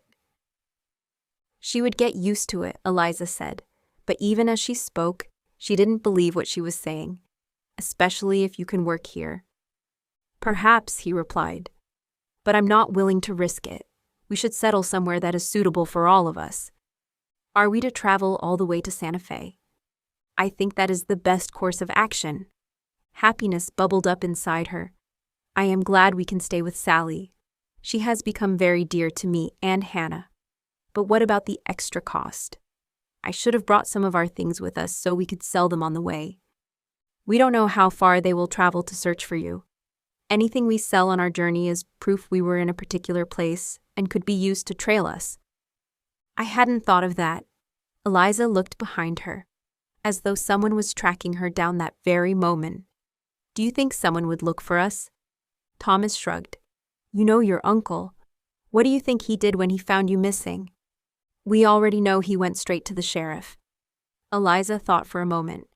It didn't take long for her to know exactly how angry their deflection would have made their uncle. He would be furious with us. Think carefully, Thomas urged. Would he be happy because he would have unlimited access to your trust fund? Or would he be so outraged you dared to leave that he would send someone after you? He'll send someone after us, she replied, without hesitation. He would take our leaving as a personal affront to him and his authority. Then we should be glad you took nothing that could trace us. Eventually they will work out we left on the wagon train, though, won't they? My employer at the livery knew where I was going. If the sheriff is thorough in his inquiries and finds out we married before leaving town, then they will know our destination was Fort Riley. Yet another reason for us not to stay here. We will be stuck here for an extended period. Thomas looked at the sky. Herb says we need to wait until the weather lets up before we continue our journey. He says the wagons will get stuck in the ruts from previous travel. It was easy to put the pieces of what Thomas had said together. So if someone has followed us on horseback, they are gaining on us while we cannot travel. Thomas grimaced. Yes, I am afraid so. While we are discussing difficult subjects, we should talk about Hannah. What about her? Eliza's tone was defensive. What happened to Hannah? Thomas tightened his grip on Eliza's hand as she attempted to tug it away from him. I'm not the enemy, Eliza. Help me know how to best protect her. She refused to look at him, her eyes downcast. Just carry on what you're doing. We are both grateful for everything that you have done for us. Don't do that, he murmured. Don't shut me out. What more do you want me to say? Her gaze jerked up to meet his, and the pain in her eyes stole his breath. The truth. Tell me the truth. I don't know what happened to her. You were there. She refused to tell me. I can't believe you haven't had a conversation with her since then. I've tried, Eliza said miserably. She is steadfast in her silence. She won't discuss whatever led her to run away. All you know for sure is that it had something to do with your Uncle Philip. Eliza sighed. He was a very cruel man. It took very little for us to anger him. Occasionally that meant he would make us stay in our room and miss meals. They were both very scathing in their criticism of us. We could spend hours sewing a gown. If Aunt Helen decided it was not good enough, she would rip out the stitches and demand we start again. They were cruel. Unspeakably cruel, she amended. Their treatment of us wore us down until very little remained of the girls we once were. Did they hit you? Eliza looked away from him, but he still saw the tear as it slid down her face. Aunt Helen would sometimes withhold meals if she felt we had done something wrong. Uncle Philip, on some occasions, beat us with his belt. Thankfully, that did not happen often. Oh, Eliza, I'm so very sorry that happened to you. Even as he said the words, they felt so woefully inadequate to him. It devastated him to think such evil existed in the world, but particularly around his wife and her sweet sister. We have escaped that life. I prefer not to think about it, but choose to focus on our future. I believe Hannah feels the same. Thomas nodded his understanding. You know, Hannah has mended every tear and sewn on buttons to replace lost ones on my clothes. Of course, Eliza said simply. She might not say very much, but it is her way of showing you her gratitude. And you spend hours talking to Sally so you can learn everything you need to know about running a home. Yes, Eliza tilted her chin. We are grateful. If staying here was an option, we would both do it. Nothing can be worse than what we left behind. What would you do if you could? If circumstances were such that you could make a choice for yourself? Not what is best for Hannah or for me, but for you, Eliza Fairchild Flannagan. It's best I don't think about what I can't have. Please, he pushed, tell me. I would like to be a teacher. It was my father's dream to open a school. If I could teach, I feel as though I would honor his vision. I don't have a teaching certificate, but if I could choose something, that is what I would choose. To his horror, her eyes filled with tears, and she dropped her head to hide her misery from him. He reached out and gently lifted her chin and used the pad of his thumb to wipe away the moisture on her cheeks. Please don't cry. I'm sorry I made you talk about things that cause you pain. Thomas didn't care what it took. He wanted to give Eliza the thing she desired above all else. After everything she had done for other people, she deserved her heart's desire. Eliza drew in a deep breath and managed a shaky smile. Sometimes the responsibility and the fear are hard to handle. I thought we left the dread behind us in independence. We share the responsibility now, he reminded her. That's part of the benefits of marriage. We should go back. Sally will think I've fallen into the water and been washed downstream. Perhaps it would be best if you didn't leave the camp by yourself anymore. Her wild and frightened blue gaze fixed on his. Do you really think we're in danger? After what you've told me, it would be foolish not to take sensible precautions. I think it's time to take Sally and Henry into our confidence. I would feel happier knowing we had warned them, and they were aware of the need for vigilance. She took a step closer to him, and Thomas pulled her into his arms. I'm so very sorry this is happening to you. Eliza stared up at him. The trust he could see in her eyes was mixed with something else.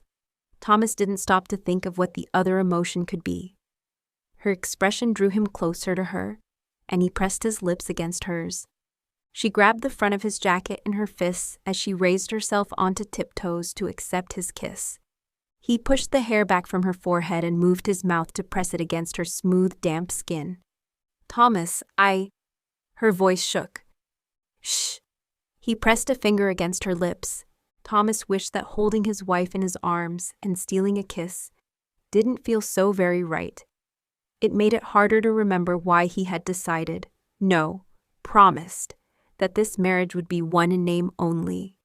If only his past had happened to someone else, and he felt free to love the beautiful, selfless, special woman he had married.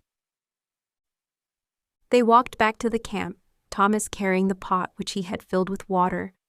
Eliza felt as though she was walking above the muddy ground. She could still feel the heady sensation of Thomas's lips pressed against hers. She might not know much about relationships, but she knew friends didn't go around kissing each other, not unless they had more intense feelings. "Where have you two been?" Sally scolded as they returned to camp. "I was about to send out a search party." Eliza looked up at Thomas. Her lips curved up into a smile, containing all the joy she felt from the top of her head down to her toes. He'd kissed her. "We have something we would like to talk to you about." Thomas looked around at the other families that were gathered around their campfires. "It's kind of sensitive." "Goodness me," Sally put a hand on her chest. "Are you to have a child?" "Isn't that kind of soon?" Henry wondered. Sally elbowed her husband. "Hush. They wouldn't be the first couple to do things in slightly the wrong order." "It's not that," Eliza said, wishing she could make herself treat the subject with the gravity it deserved. Even the seriousness of Henry's question hadn't wiped the happiness from her face. Hannah's gaze lay heavily on her, and she turned to face her sister. "I'm sorry if my being away for so long worried you." Hannah shook her head and dropped her gaze back to the pot hanging over the fire. "You should spend time alone with your husband." There was something Hannah was not telling her. She would make sure she spoke to her sister later when they were alone. It wasn't like her to be secretive. Well, Eliza amended her thoughts. It hadn't been like her sister to hide things from her before they ran away. Thomas explained the reasons for their hasty marriage and decision to leave Independence as quickly and quietly as they could. Eliza looked at Hannah. Her face was flushed pink. Whether from the heat of the fire or from shame, Eliza wasn't sure. Why had she allowed Thomas to speak with Sally and Henry before she explained why they were sharing their secret to her sister? It wasn't hers or Thomas's business to tell. She wasn't sure the fact he had done it for their own good would make Hannah feel any better about it. Henry frowned in confusion. "You're not in love with her?" "We're friends," Thomas confirmed. Eliza's heart constricted painfully. "You're an exceptional actor." Henry studied Thomas intently. "I could have sworn you are head over heels in love with your wife." Eliza pulled her hand free from Thomas's and hoped Henry didn't start examining what he believed her feelings to be. Hadn't Thomas just told her that her emotions were usually clear on her face for anyone to see? Right then, the flush of love that she felt for Thomas must be obvious to her friends. "More importantly," Sally said, glaring at her husband, "is that you believe there might be people looking for Eliza and Hannah. The best way to keep the ladies safe is for us to assume that the sheriff knows everything and that Philip has either followed the wagon train himself or paid someone to do it." Philip would not do his own dirty work. Eliza imagined her uncle on a horse riding through mud with the rain lashing down on him and eating over a campfire. No, he would not have come after them himself. He would have hired a Pinkerton detective. "So what is the plan?" Sally asked. No nonsense, as usual. "I've suggested to Eliza that she stay close to camp. Unfortunately, I don't think a lone rider arriving would be particularly unusual given our location. If we were on the open prairie and a stranger on horseback turned up, it would stand out. We need to be vigilant." "Perhaps we should alter our appearance," Hannah suggested. "Maybe dress as boys or something?" "That's a good idea," Eliza said. "Except there are lots of people in camp who have already seen us and know what we look like and our names. If we changed the way we look now, we would be more conspicuous, I think." "So what should we do?" Sally repeated. Eliza was grateful that their new friends didn't seem at all perturbed that they hadn't been completely honest with them. All Sally was interested in was what she could do to ensure their safety. "Eliza and Hannah shouldn't go anywhere by themselves. If we spot a stranger or we are told someone is asking questions, I may have to take the girls and hide." "Where?" Henry shook his head and glared at Thomas. "You haven't thought this through properly. Your plan is basically to run off into the prairie with two young ladies?" Thomas rubbed a hand over his face and looked as defeated as Eliza felt. I haven't really had time to think it through. When Herb said we were not moving on as planned, I began fearing that if someone was looking for us, they would have an opportunity to catch up. These people are your guardians, Henry addressed Eliza and smiled sympathetically at Hannah. Yes. And how old are you? I'm 21. And you, Hannah? Henry asked quietly. 19. She swiped at the tears that were falling down her cheeks. Legally, they are still your guardians? That's right, Eliza said, until Hannah is 21. Henry pulled on his beard, his face creased in deep thought. A Pinkerton could not remove a ward from her guardians. He could report to the law in the fort that Thomas has allegedly kidnapped 2 young ladies from their uncle. We were not kidnapped, Hannah said hotly, heat suffusing her face. We left because of my uncle's cruelty. I know that, dear. Henry reached over and patted Hannah's arm. I'm simply thinking out loud what story your uncle has given the Pinkertons. You said the detective couldn't remove Hannah from her guardians? Eliza questioned. Excitement building as she realized what Henry was implying. Are you suggesting we change her guardians? Exactly, Henry nodded. I shall go to the fort now and see if there is a judge, or when they might expect the next one to visit. Henry got to his feet and put a hand on Thomas's arm. You will not. You will stay here and look after all 3 ladies. I will inquire at the fort. While I am there, I will discreetly ask around and ensure no one has been poking around asking questions. Eliza moved away from Thomas and sat next to Hannah. It's going to be all right. It certainly is, Henry nodded, his face grim. I will make sure of it. If it surprised anyone by how personally Henry took their news, no one said. Sally simply carried on preparing their midday meal. Thomas stalked up and down by the side of the campfire. We've been very fortunate to find such wonderful friends, Hannah said. A watery smile accompanied her words. I'm so sorry I've caused such trouble. You must not say that. Eliza fixed her sister with her best authoritative glare. You are not to blame for a single thing that has happened. Your sister is correct, Sally said. None of this is your fault. Now, let's eat our meal while it's hot. Thomas returned to the campfire. Henry had fashioned a shelter on the front of their tent, which gave them some respite from the pouring rain. Eliza closed her eyes as Thomas said a blessing over their food and prayed for the continued safety of herself and Hannah. He asked that Henry's mission would be successful. Finally, he prayed fervently that the rain would stop and they could continue their journey to Santa Fe. Chapter 9. As each day passed by, Thomas felt sillier for scaring everyone by suggesting they would be followed from Independence. No Pinkerton detective or other stranger had turned up asking questions. That was fortunate because they did not expect a judge until the summer. The Army's own court-martial system resolved most disciplinary issues, so a civilian judge wasn't needed regularly. Henry had got some advice from an Army lawyer. It matched their own instincts. Keep the girls hidden as much as possible while they camped on the outskirts of Fort Riley and settle in a large town where they could easily blend in. Over 3 weeks had passed since they left Independence, and although Thomas was keen to get moving once more, he wasn't quite as desperate as he had been. The only person who hadn't relaxed at all was Hannah.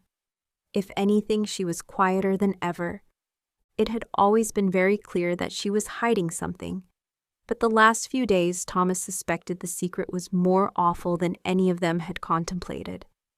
Her skin was sallow, she ate very little, and she was listless with a despondent disposition. He hated to draw comparisons, but she reminded him of Anne in her last days. Although she hadn't succumbed to dysentery, she had never fully recovered. She certainly didn't have the strength to survive childbirth. He turned his thoughts over in his head with a growing dread. Hannah had been having trouble keeping food down. They had all put it down to her fear of being followed. What if that wasn't what it was? What if the reason for her low mood and sickness was because of a far more insidious reason? Eliza! Thomas pushed himself to his feet and looked around their campfire. Where is Hannah? Lying down in the tent, Eliza frowned at him. What's wrong? You look very peculiar. Is she unwell again? Eliza nodded. Poor darling, I think the days of rain have quite sapped her strength. Thomas looked pointedly at the blue sky. The weather has been glorious the last couple of days. What is it? I need to speak to you, but I don't want to do it here. Sally looked up from the patch she was sewing onto Henry's trousers. I'm not going anywhere. You two go talk. I will keep an eye on Hannah. Henry is just over there. I promise we'll keep her safe. Thomas followed Sally's gesture. He could see Henry talking with a group of men. Thank you, Sally. You're a good friend. Eliza followed Thomas as he walked swiftly away from the camp. The idea had taken hold of him, and he couldn't wait to get the words out of his head. Hopefully, Eliza would tell him his notion was impossible, ridiculous even, and he could go back to being excited that they would soon resume their journey. Thomas, you're scaring me. What is it? They had barely walked out of earshot of their fellow travelers. He turned to face Eliza. This might be crazy. You may well be furious at me for making such a suggestion. She tugged on his sleeve, frustration clear in her face. Tell me. Is it possible that Hannah is with child? Eliza opened her mouth to speak, then closed it. Her cheeks flooded with color. Why would you suggest such a thing? Thomas watched as her brain worked over the same small signs he had reviewed only minutes earlier. By themselves, they meant absolutely nothing. However, added together, they suggested the conclusion he had just voiced. As quickly as her face had colored, it paled. She stumbled and bent at the middle as if someone had struck her. A terrible sound came from her parted lips. It reminded Thomas of an animal in pain. She gasped as though she couldn't catch her breath.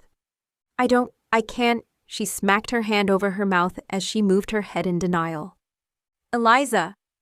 Thomas pulled her into his arms as her body shook with violent sobs. He rubbed a hand over her back and whispered soft words of endearment. Silly little promises that everything was going to be okay. How could he think to say such things? Eventually she quieted, but did not move from his embrace. What shall we do? Her voice was muffled as she had not raised her head from his chest. We will have to ask Hannah if our fears are possible. Eliza shook her head again. I can't. I cannot ask her such a thing. If it is possible, we need to know. She's not strong enough to travel for months on a wagon train if she's expecting a child. She is already so frail. What do you think? He asked gently. Do you believe that? He couldn't finish his sentence. It was too awful to put into words. Do I think my uncle violated my sister? Eliza spat, fury darkening her blue eyes. I would like to believe that even that cruel man is not capable of such an act. Yet that explanation fits everything we know and also explains why Hannah would not speak of what happened to her. It explains why she was so very desperate to get away from independence. Thomas's heart broke for the quiet, sweet girl he loved as a sister. Would you like me to speak to her? I can't let you do that. Eliza lifted her head from his chest and blinked away the last tears that wobbled on her eyelashes. It is very kind of you to offer. As much as I would love to pass the burden on to you, I cannot. It wouldn't be fair to Hannah. I'm afraid that such a question must come from me.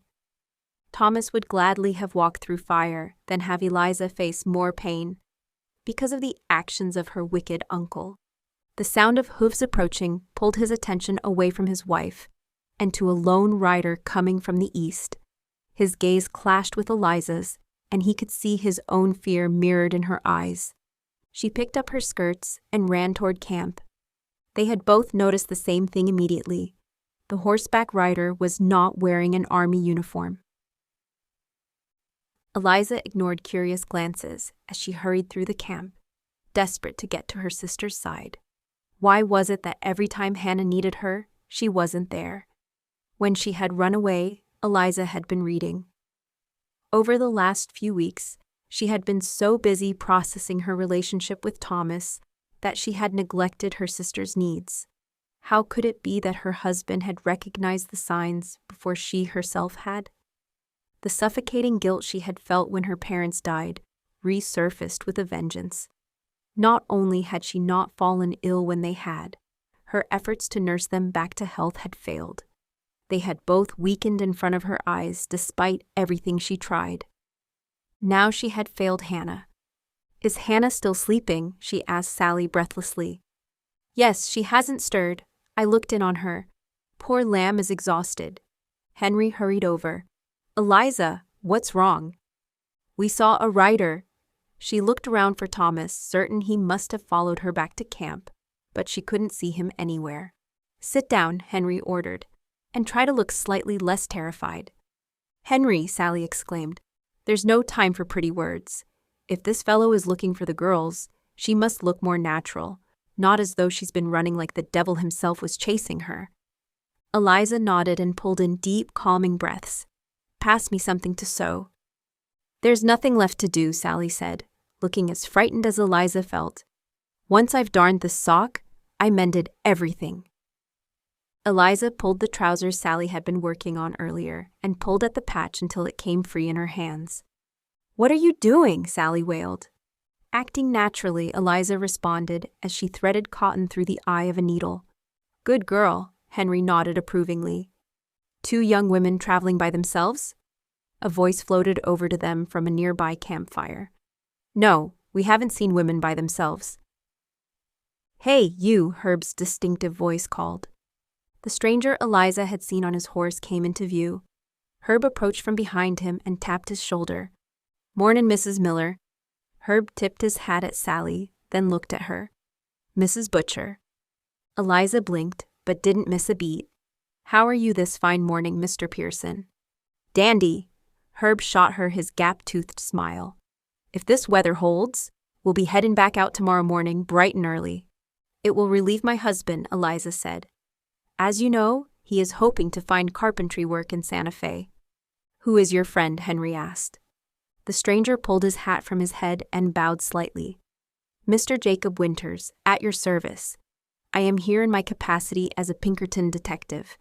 I have been contracted to find two missing young ladies." "Missing?" Henry's voice was sharp. "The details are confidential, but the ladies in question vanished mysteriously from an Independence hotel some 3 weeks ago. My investigation has led me to believe one young lady may have married a chap named Flannagan." "That sounds like an Irish name, doesn't it, Sally?" "Indeed, it does." Sally put down her mending. "Did I just hear someone tell you they don't know of ladies traveling by themselves?" "That is correct, ma'am. Sadly, the few people I have spoken to have not seen the Fairchild sisters. Their uncle will be most distressed." Eliza doubted that very much. He would most likely be more than happy to share their inheritance with his equally greedy wife. "I don't take women by themselves on my wagon trains," Herb said. "Too much trouble." "I recall you saying that to a young couple when we were booking our fare," Sally said. "Do you remember Henry?" Henry put his head on one side, as though trying to remember the discussion his wife referred to. "Ah, yes, I do. Come to think of it, I think the fellow was a tall, good-looking Irishman. Didn't catch his name, though." "That would be him," the detective said excitedly. "Do you know what became of them?" "Like I told ya," Herb interjected. "I refused to take 'em. He wanted me to take two sisters, single women. I wish I could find them." Jacob Winters looked dejected. "It's very sad. The youngest sister is apparently quite mad." "Mad?" "Insane," Jacob clarified. "Prone to wild accusations that she fully believes are reality." "How tragic." Eliza stabbed her needle into the trousers, hoping to hide the slight tremor in her hands. "I'm sorry we couldn't help you," Henry said. "Perhaps I'll ask a few other families," Jacob said. "Thank you for your help." Henry got to his feet. "That Flannagan fellow you're looking for? I seem to remember he was a blacksmith. Maybe he's looked for work with the soldiers. I'll walk with you, introduce you to some of them." "That's very kind." As Henry steered Mr. Winters away from the camp, Herb looked at Eliza. "Did I hear you say your husband is a carpenter, Mrs. Butcher? It's a sin to lie." He cackled. Eliza smiled demurely. "I most certainly did not tell an untruth. My husband was a carpenter in Ireland." "Do you think the detective will give up?" Sally wondered. "Suppose it depends on how much he's being paid." Herb shrugged. "We're moving out tomorrow. Can't see him following us all the way to Santa Fe." "How did it go?" Thomas asked as he joined Herb. He glanced around warily. Where has he gone? Henry has taken him to speak to some soldiers. Thomas pulled out his money bag and dug out some coins. Herb shook his head. Put that away. I ain't taking your money for lying to that fella. I'm very grateful for your help. Yeah. Herb shuffled his feet. You seem like good folk. Say, did you think any more about that little settlement I spoke to you about? Thomas nodded. I've changed my mind. It seems like it might be a good place for us. Told ya, Herb tapped his nose. Old Herb knows these things. How long will it take to get there from here? Couple of days. Like I done told ya, there's a fine fellow there from back east. Boston, I think he's from. He's a doctor. His ma lives there too. My old friend Harry and his daughter George, and 2 farmers. That's it? Thomas laughed a little nervously. When you said a small settlement, I was hoping for slightly over 6 people. It's an expanding area, Herb said defensively. There's talk the railroad might pass nearby. I'll discuss it with my wife and her sister and let you know. Thomas slapped Herb on the back. Thank you again. We're very appreciative for your help. See ya in the morning, Herb winked at Eliza and Sally. Relief flooded through Eliza. They had averted the crisis, for now. Her stomach twisted as the conversation she'd had with Thomas regained its urgency. She must now ask her sister if their uncle's unspeakable cruelty had led to her becoming pregnant. What is this settlement you and Herb were discussing? Eliza asked him. Go see if Hannah is awake. If she is, we should talk to her together. Eliza returned moments later. She's awake. She overheard much of what happened with Mr. Winters. It's made her very reluctant to talk. I think she is trying to pretend none of this is happening. Thomas matched his wife's low tone so their conversation would not travel over to the tent where Hannah waited for them. I understand discussing what has happened will make it some more real. However, we must make an alternative plan. We can't stay here, and I don't believe traveling to Santa Fe would be good for Hannah. Let's not be hasty. Eliza's eyes were full of fear. Perhaps we have misjudged the situation. Thomas could see resignation in her expression. She might not want to accept the truth as they believed it to be, but in her heart she knew their assumptions were correct. With a heavy heart, he took Eliza's hand and led her toward the tent. You heard most of the conversation with Mr. Winters? He asked Hannah. She nodded. Her gaze rested on her hands, which were folded primly in her lap.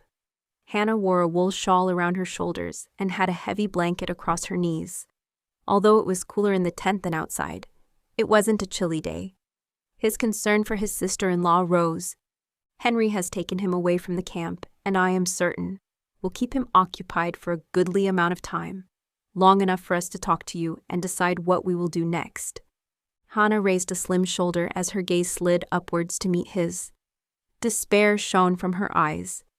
It was so profound. He felt as though an icy hand had reached through his chest and squeezed his heart. Thomas blinked away his own pain. This wasn't about him. It was about making Hannah's future as comfortable as he possibly could. I must ask you something very personal. I apologize in advance if I am incorrect. However, I feel it matters in determining where we should settle. Eliza moved closer to Hannah, put an arm around her shoulders, and pulled her against her side.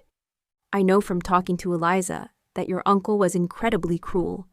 He was verbally abusive, and on occasions would physically chastise you. Hannah shuddered. Thomas steeled his resolve and carried on. I'm so very sorry to ask you this next question. Hannah, is it possible you are carrying a child because of your uncle's abominable behavior? Hannah turned her head to rest on Eliza's shoulder. Thomas saw the slight nod of confirmation before her shoulders shook as deep, noisy sobs tore through her. Tears fell down Eliza's cheeks as she attempted to comfort her sister. Thomas has a plan he would like to discuss with us. Hannah shifted, and her anguish subsided slightly. Eliza nodded to him to continue. Herb has told me about a settlement roughly 2 days' travel from here. It's very small. Thomas cleared his throat. There are just 6 people who live there. I think it would be the perfect place for us to live. Hannah lifted her head from Eliza's shoulder. Her tear-stained face tore at his heart, and he forced himself not to look away from her naked pain. There would be no work there for you. I can't let you give up your dream of sending for your family because of me. I wouldn't be giving it up, Thomas said, even as the faces of his mother, sisters, and brother flooded through his mind. Simply delaying their arrival. Herb tells me it's possible the railroad will pass nearby. If that's true, there will be steady work. I will soon have them with me. Neither of us wants to risk your health by traveling all the way to Santa Fe, Eliza said. We care about you too much. Please say that you agree. What would I do? Hannah's face crumpled. About the baby? What will people think? There may be a solution, Eliza said slowly. I have put no thought into how this might work. I have only just considered it. Perhaps Thomas and I could raise the child as ours. Obviously, the people at the settlement would know the truth, but this would allow you to move on with your life without a stain on your character. Thomas blinked, but all he could see was Anne's face when she had told him he was to be a father. His expectations for a family of his own had died when he had buried his wife and tiny son.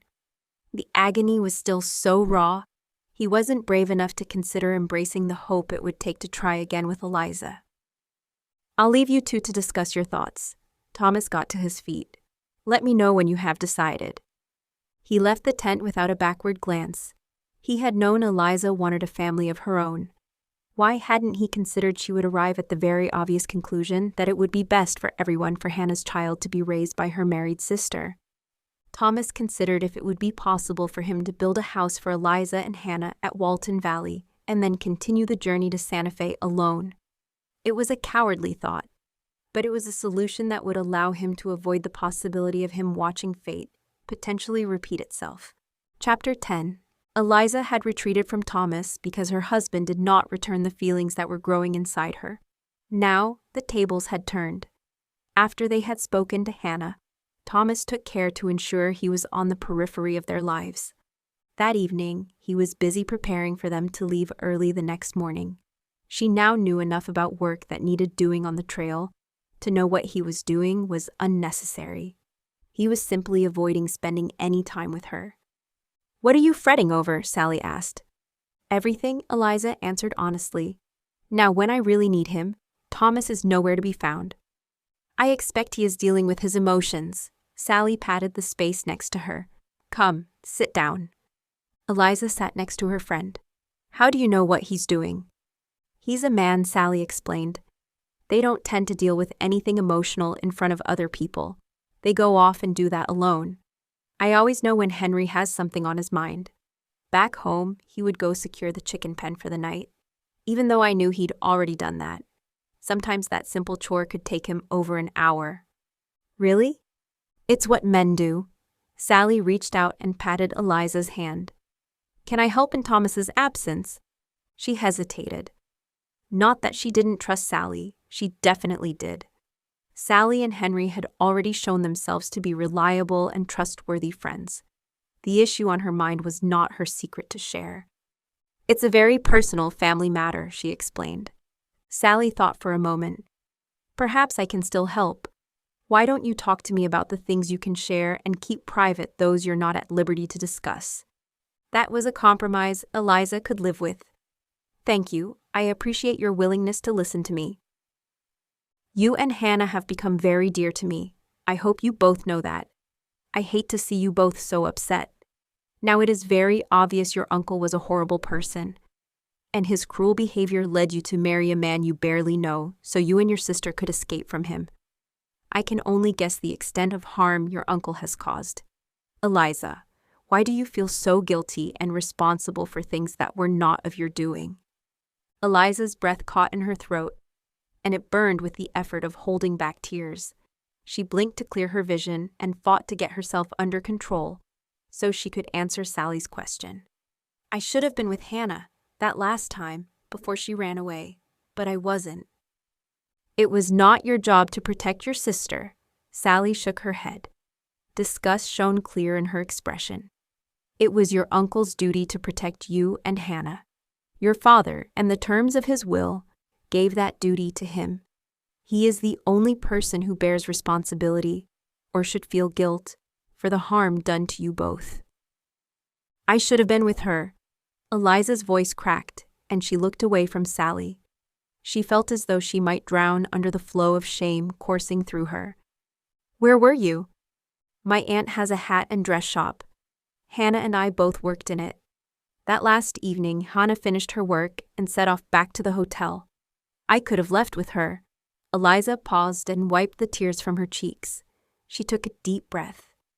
But I stayed in the shop and read a little of a novel I was interested in. It's perfectly natural you wanted to do something you enjoyed, particularly as you were delaying returning to a place that made you deeply unhappy. You must see that you did nothing wrong. I can't see that. Eliza's voice rose as she spoke, and her distress heightened. While I was enjoying myself, Hannah, I can never forgive myself. That is why I will always do what is best for her. I owe her that. What about you? What about what you want? Would you give up the chance of finding happiness with Thomas for something that your sister needs? Eliza didn't hesitate. Yes, in a heartbeat. Sally studied her closely before asking her next question. Might that be why Thomas has gone off to think? I don't. Eliza blinked. Of course, how hadn't she seen it earlier? Thomas's wife died in childbirth. He didn't want a family. She hadn't discussed a thing with him before telling her sister that she and Thomas would raise her unborn child. She had promised Hannah the one thing Thomas had told her he didn't want. Is there some way to compromise? Sally asked. So Hannah gets what she needs, and you and Thomas can also be happy. Eliza shook her head sadly. I don't think there is. You have really helped to open my eyes, though, Sally. For that, I thank you. I wish I could do more. Her head swam. There wasn't a thing she wouldn't do for Hannah, but meeting Thomas had changed her in ways she had not expected. He had made her yearn for things she had only considered in her dreams. She wanted a husband who loved her back, children of her own, and a home where she was safe. Eliza closed her eyes and said a heartfelt prayer. There wasn't anything more she could do. Thomas had made his choices, and she had made hers. The only way things could change in either of their hearts is that if it were God's will. So that is what she prayed for. She put away her ideals, Thomas's wishes, and Hannah's needs, and prayed simply for God's will to be done. Thomas held his breath as the wagon train slowly bumped and weaved its way from Fort Riley.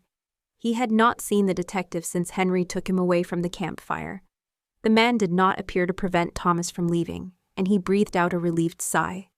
Hopefully he would give up searching for them and go back to Independence and report back to Philip Fairchild that his nieces were impossible to find. 2 days later, just before midday, they stopped in a place that was only distinguishable from the rest of the prairie because of 4 roughly hewn buildings and 1 large barn. He closed his eyes, squeezed them tightly shut, then opened them again as Herb's voice sounded from the ground next to his wagon. Didn't I tell you this place was mighty pretty? It's very remote, Thomas said. How could he even think of leaving Eliza and Hannah out here in the middle of nowhere? Even if he built them a sturdy home before he left, would his conscience really let him? It's got a doctor and a traveling preacher comes by regularly, Herb said defensively. There's a doctor here? Thomas couldn't help the note of complete disbelief in his words. That gal I told you about that's having a baby. The doctor is her husband. He hadn't been able to afford a doctor to help Anne when she had gone into labor. Would things have turned out differently if she'd had medical help? Thomas pulled a hand through his hair. Maybe we could meet the people that live here, Eliza asked. Before you decide? Thomas looked behind him to where Hannah sat in the wagon. Over the past couple of days, she had only left the tent or the wagon for meals. From what he could see, she had spent most of her time either sleeping or crying. A black and white dog ran past Herb and sat at the back of Thomas's wagon. The animal cried pitifully and pawed at the step. Eliza hurried past and kneeled on the ground next to the enormous creature. That there is Lucky. Herb jerked his thumb to the spot in the dirt where Eliza sat petting the dog as though she had known him all of her life. Eliza liked dogs. Who would have guessed? Not him. He hadn't imagined a woman brought up the way she had been would like that sort of animal. Perhaps a cat or a tiny dog that would sit on her lap and enjoy being coddled. Thomas pulled on the brake and jumped down as a group of people he presumed were the inhabitants of Walton Valley approached Herb. "You back again?" an older man with a pronounced limp asked as he gave Herb a hearty slap on the back. "Looks like it, don't it?" Herb looked around. "Where's your store?" "We've been busy plantin' and growing crops and animals," the man replied, a proud note in his voice. "If you've brought the things you promised, we'll likely get set up late summer when the crops have been harvested. You're not putting my fine merchandise in your poky little shack, are ya?" "The boys have built shelves in the barn." The man gestured towards 3 young men who stood nearby. 2 of the men were clearly brothers with the same thick, wavy blonde hair. The other had dark hair and eyes. Although dressed in the same serviceable clothes as the others, he held himself differently. He was watching the exchange closely. "Let me introduce you," Herb said, grabbing hold of Thomas's sleeve and pulling him forward. "This here is Thomas Flannagan. He wants to settle here with his wife and her sister." The 2 blond men looked to the rear of the wagon with undisguised eagerness in their expressions. "Eliza," Thomas called. She walked over. "Excuse my manners. I do know better than to greet animals before humans. He's such a beautiful dog. I couldn't help myself." A heavily pregnant young woman laughed. Thomas watched as the dark-haired man put an arm around her shoulders. "I can't believe there's another female alive who thinks that mud of yours is anything other than plain ugly." "Eli!" she shrieked. "He can hear you." Eli smiled indulgently. "He is a dog." "With feelings," she retorted indignantly. Thomas had a sense that this was an exchange they'd had before. Lucky trotted over and sat next to his mistress, and nudged her hand with his nose. Absent-mindedly, she stroked his shaggy head. Eli put out his hand to Thomas.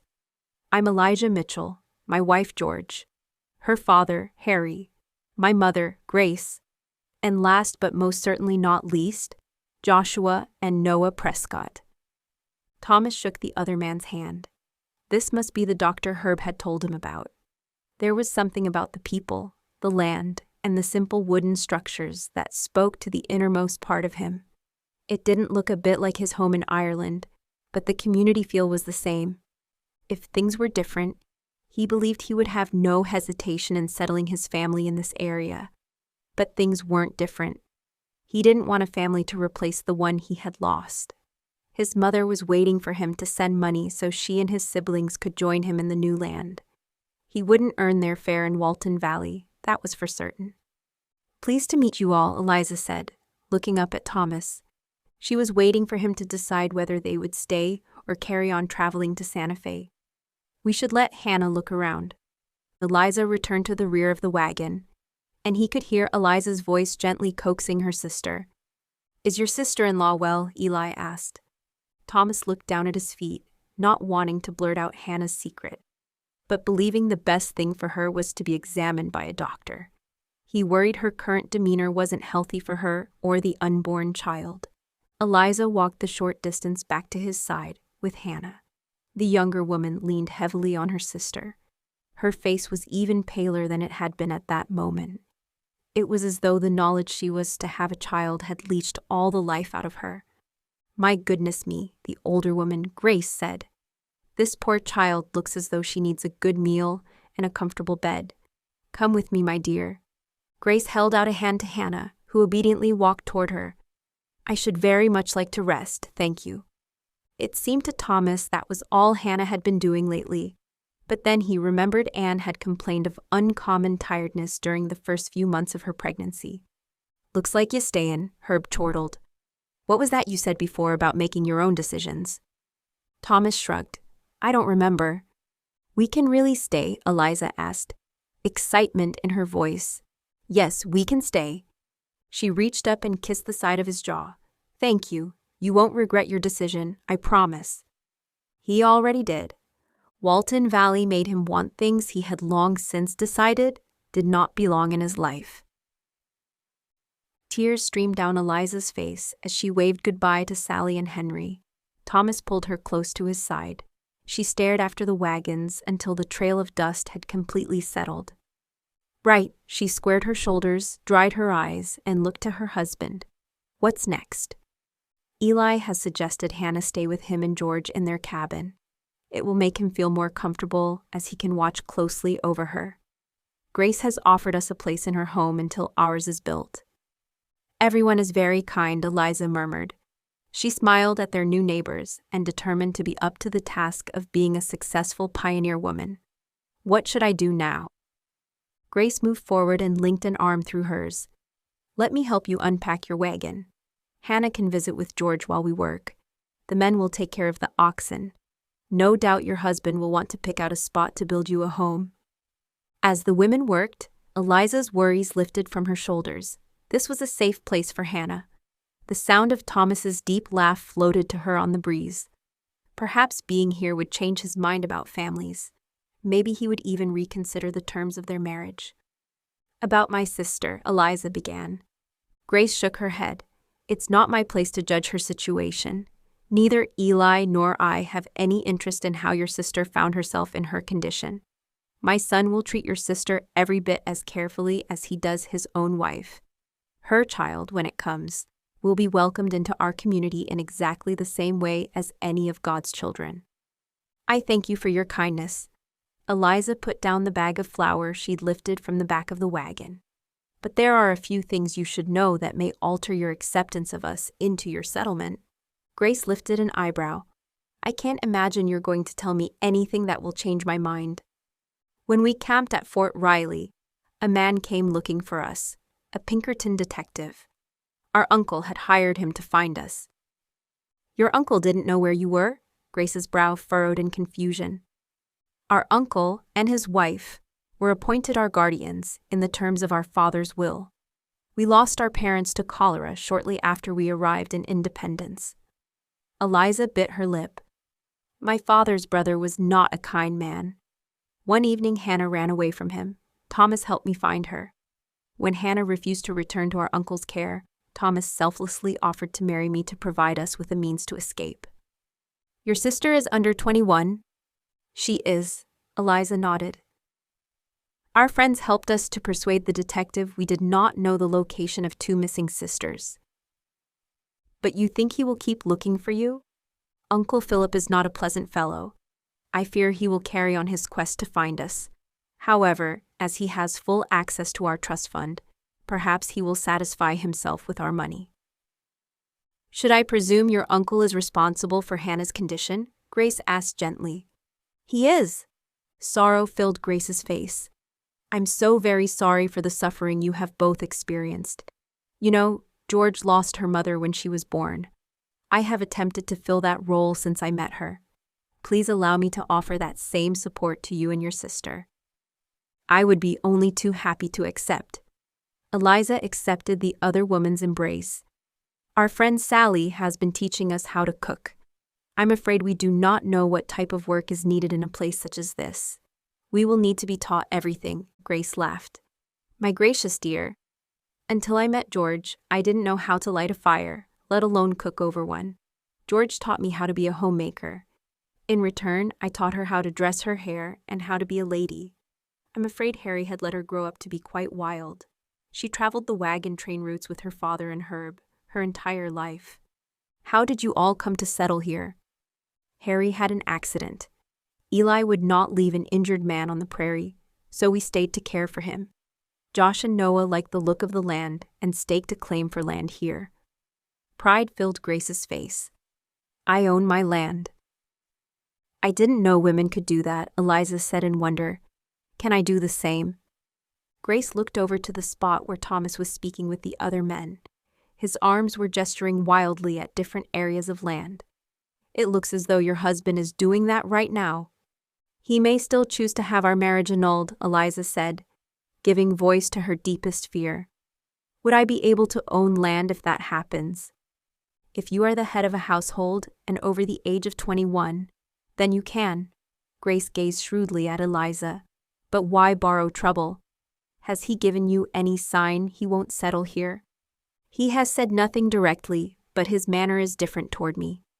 especially since he found out about Hannah's condition. In that case, Grace counseled, you are wise to think of how to protect your future and that of your sister. But I would also advise you not to write off Thomas. What he thinks he wants in his head may not be what his heart needs. I love him. Of course you do, dear. Grace picked up a sack of provisions. Let us get your food items safely stored inside before Lucky decides we've left dinner out for him. That animal never stops eating. He's a lovely dog. Eliza hadn't realized how much she had missed her home in England, with its abundance of horses, dogs, and cats, until she saw Lucky. Noah brought him home to guard our settlement. We hoped he would alert us to strangers. Grace laughed. There's more chance of finding gold in the creek. Eliza smiled as they carried their load into Grace's small cabin. I think I'm going to adore living here. It already feels like home to me. Wait until Thomas builds you a house of your own. She put the sack she'd carried onto a small wooden table. Mark my words. When you have a home built on land you own, the possibilities are endless. I'm very excited to see what the future brings here in Walton Valley. Now, Grace said, I'm afraid there's only one bedroom here. We put up houses quickly and with no thought as to guests. Thomas and I have been sleeping on the floor in tents. Being inside will be a luxury. I remember those days on the trail, Grace shuddered. I'm certain you can fix yourselves a comfortable place to sleep in front of the fire. Thank you. Eliza's appreciation wasn't just for Grace's hospitality. It was for the opportunity to spend time alone with Thomas. It was the first time they would share a sleeping space since the night of their marriage. Her stomach dipped as she thought of being close to him. Would he hold her close to him and perhaps kiss her again? Or would he hold himself stiffly apart from her as he'd done their wedding night? She couldn't wait for night to fall and hoped for a kiss that would show that Thomas's affection for her was growing as hers was for him. Chapter 11. Thomas had chosen the spot he wanted to build on. He had picked the land next to Josh and Noah's. The Prescott brothers had a parcel of land each and had carefully planned out every available acre. The barn was on Grace's land, and all the animals were housed there. They had chickens, pigs, and a cow. That left all of their land free for planting crops, apart from the small structure they slept in. Thomas had mistaken it for a shed. Laughing, Noah had explained that Grace and George cooked the meals, and all they needed their home for was a place to lay their heads at night. He'd listened as the brothers had chattered excitedly about their plans for the future and added ideas and thoughts of his own. That didn't mean he was intending to stay. He was simply offering advice. Except his mother would love this settlement and the people who lived here. For one foolhardy moment, he even imagined his sisters taking the Prescott brothers for husbands. He couldn't think that way. If he stayed in Walton Valley, it would take him years to save the fare to send for his family. It simply wasn't an option. Grace hurried over to Eli and spoke urgently to him. Thomas's breath caught in his throat, and he struggled to fill his air with lungs. His first thought was that something had happened to Eliza. His wife was so keen to do things to prove her worth to him, she had likely hurt herself. Visions of her falling into the stream or trying to carry something too heavy for him filled his mind. "What's wrong?" he called, when he eventually forced words past his clogged throat. "George is in labor," Grace called back. "Eliza has volunteered to help Eli." "Eliza?" Thomas couldn't help the disbelief in his single word. What did Eliza know about birthing? "Your wife has a much sturdier constitution than you give her credit for." Thomas's face twisted into a mask of contrition. "I meant no disrespect to my wife. She constantly amazes me with her fortitude. However, I can't imagine she has ever seen a birth, let alone helped with one. She has led a very sheltered life until recently. I'm not sure she is even aware of the exact, process. I'm sure if the experience proves too much for her, she will say." Grace touched his arm. "Lunch is ready. We eat at my house, or outside if the weather is fine.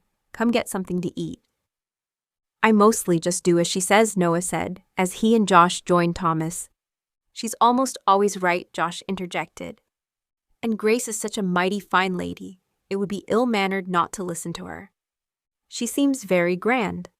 Thomas watched the older lady as she walked back to her house. Her back was perfectly straight, and she took small, measured steps. He could easily imagine her balancing a book on top of her head. She is that, Noah agreed. She's also loving, kind, and tough as nails. Formidable combination, Josh added. Say, where did Eli disappear to so quickly? George's time has come. Thomas looked over at the brothers, certain the fear he had no hope of hiding was clear on his face. I think it's a little early, Josh's brow puckered. Thomas's heart clattered against his ribs. Eli didn't look worried. Eli never looks concerned, Noah chuckled. Never seen a leg such a mess as Harry's when he broke it. Eli calmly worked on him and ensured he didn't need it taken off. That's true, Josh nodded, but his expression was troubled. Are you all right? Noah turned to Thomas. His usual good humor vanished from his face. Thomas contemplated telling them something they wouldn't question. Anne's face flitted through his mind. Those last moments as she held their child in her arms. He closed his eyes to banish the image. Drawing a hand across his face, Thomas wished it was as easy to wipe his memories clear of the pain from his past. Yes, his voice was shaky, even to his own ears. My wife, my first wife, died in childbirth. Thomas broke off. What an insensitive thing for him to say. Now they would think he believed the same thing would happen to their friend.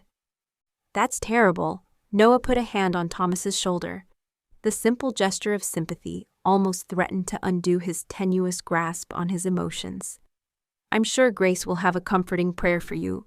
She has prayers for most every situation. He nodded, not trusting himself to talk. He wished God could take his agony away with a prayer. Goodness knew he had tried that enough himself. Grace stood at the door to her cabin. Shall we eat inside or out, boys? Outside, Noah responded enthusiastically.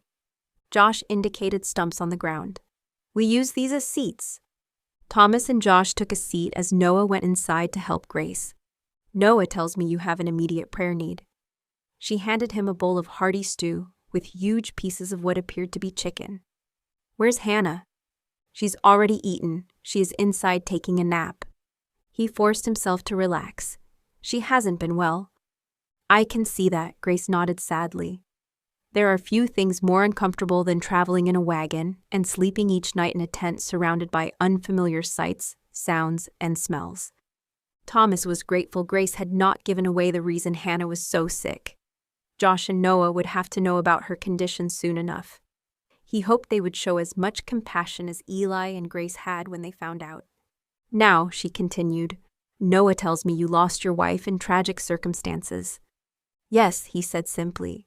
May I ask, what have your prayers asked our Lord for? Thomas didn't hesitate. To take away the pain. At first, I begged him to change his mind and give Anne back to me. That's a common desire. Grace put her bowl on the ground in front of her. I asked him for the same thing when my husband died, in a less than desirable event. I'm sorry to hear that. My husband ended his own life, Grace went on, her words spoken conversationally. I prayed other people would not know the truth. I then prayed that the people I thought of as my friends would not treat me differently because of his choices. Did they? She smiled gently. Of course they did. What he did was a terrible sin as far as most people in our community were concerned. Eventually I realized my prayers were very self-centered. Surely that is understandable. You had received a terrible shock and a significant loss. That's true, she agreed. However, my prayers were all about me. So I changed their tone and remembered that the Lord's plans are greater than anything I could ever imagine. Did that work? He asked doubtfully. It worked for me. Grace reached out her hands. Noah took one, and Thomas joined hands with Grace and Josh to complete the circle. Our dear Heavenly Father, we thank you for bringing Thomas, Eliza, and Hannah safely to our community. We pray your blessing on George as she labors. Please give Elijah the strength he needs to support his wife.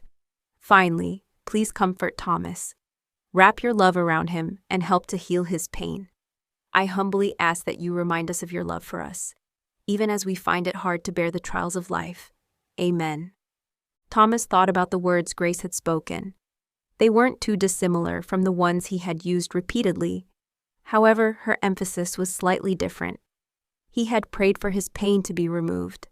She had asked that he receive comfort, and the pain mended, rather than taken away. He tried to imagine God was now laying a hand on his shoulder, as Noah had only minutes earlier.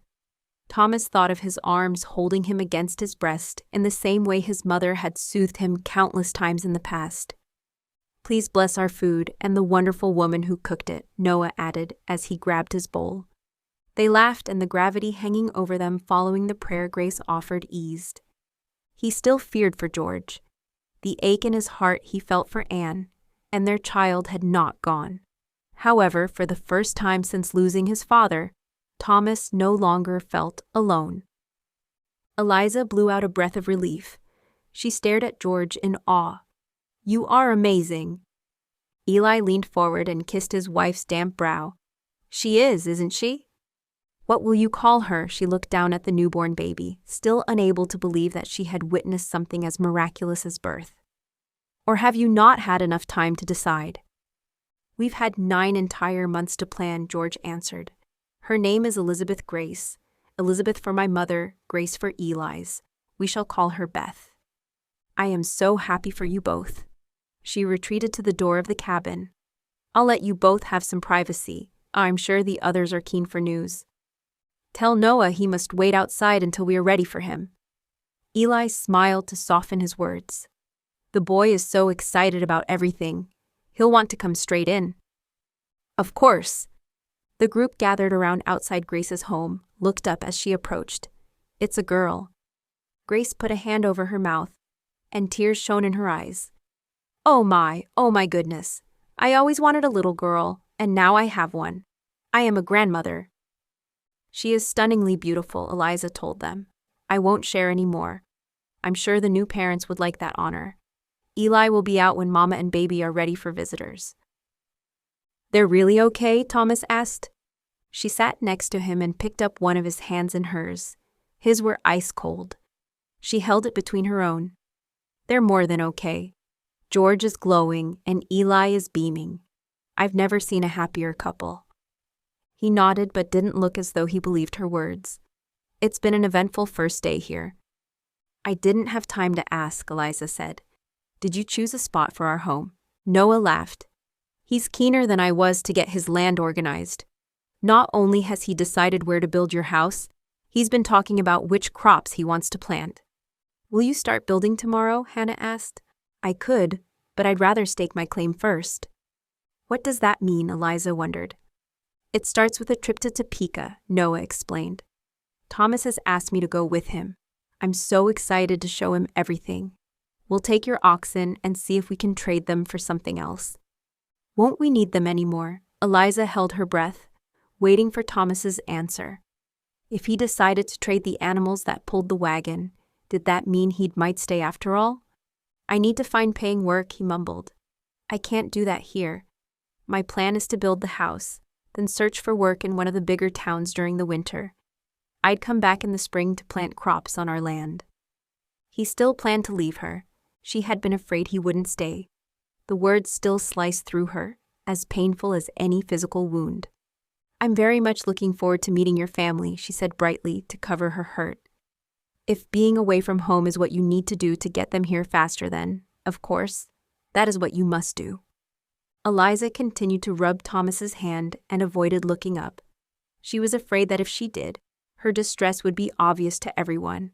Only she and Thomas knew her words were not the complete truth. He wouldn't stay in Walton Valley because he was determined their marriage would remain in name only. When she had her emotions under control, she looked up and her gaze met Hannah's. Her sister gave her a tremulous smile. It seemed incomprehensible that her younger sibling would have a child of her own after Christmas. Thomas would be away when Hannah's child was born.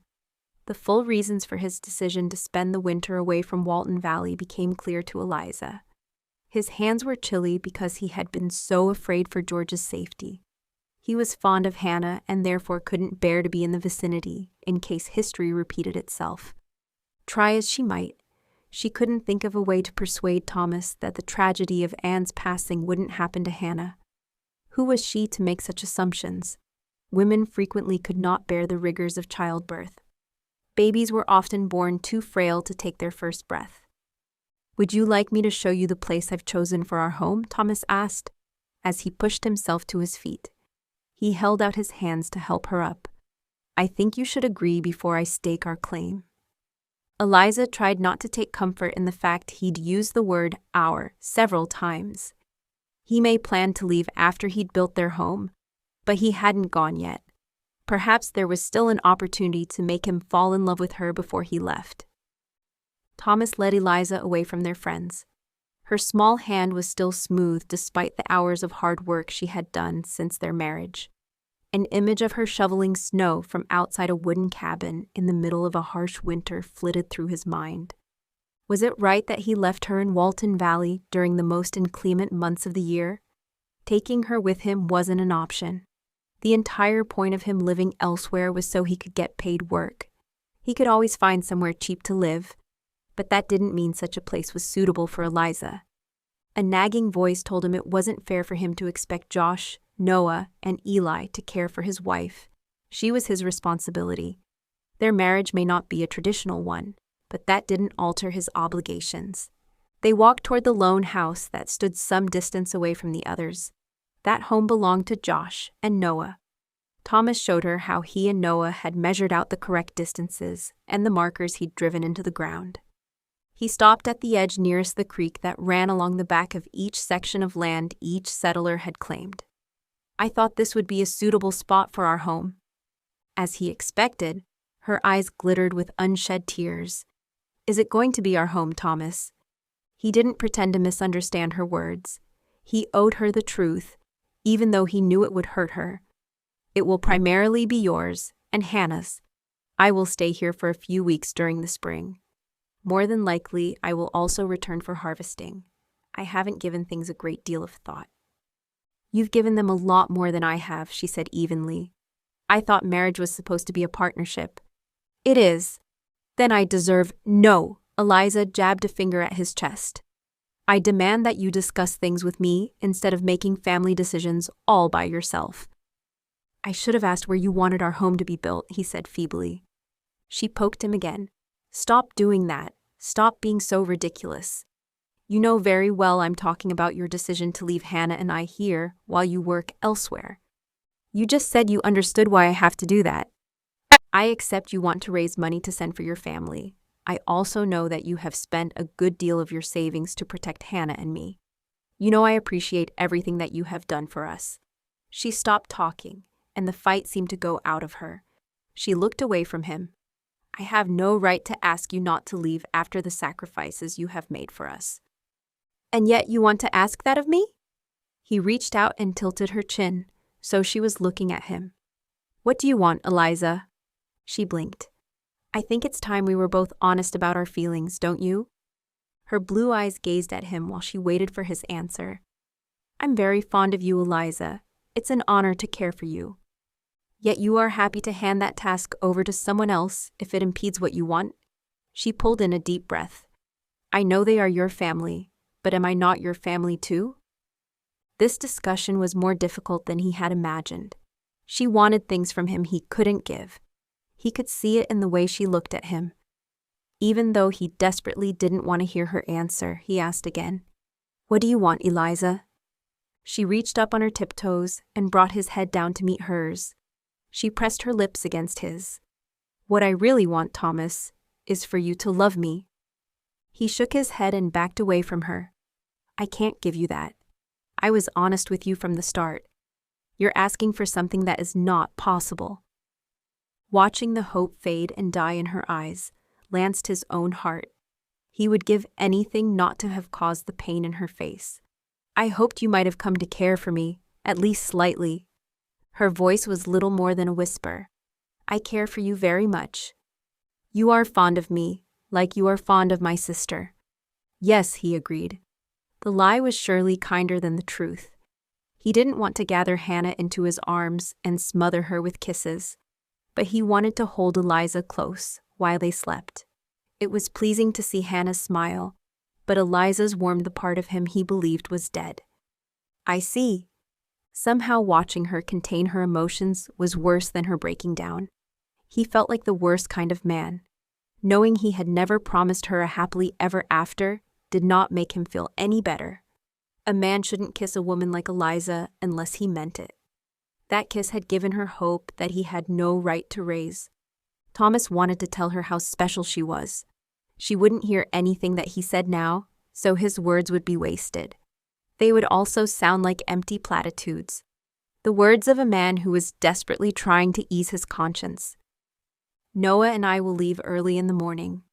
I'll bunk down with him tonight so I don't disturb you.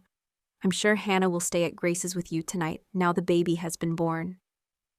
That's very thoughtful, she said, in a voice that sounded like she believed he had just announced he was in league with the devil. She stalked off, leaving Thomas standing on the land he intended to claim as his own. That conversation could have gone better. As hard as it had been, he had done the right thing to lower her expectations. Although Grace's words had helped him feel a little more at peace with his past, nothing could change it. He was still the same damaged and bitter man he'd been since he lost Anne. Tender feelings for his wife would not change that. He would never risk loving Eliza, only to watch her die before his eyes. Chapter 12. When she awoke the next morning, Eliza knew Thomas had left before she looked out the window.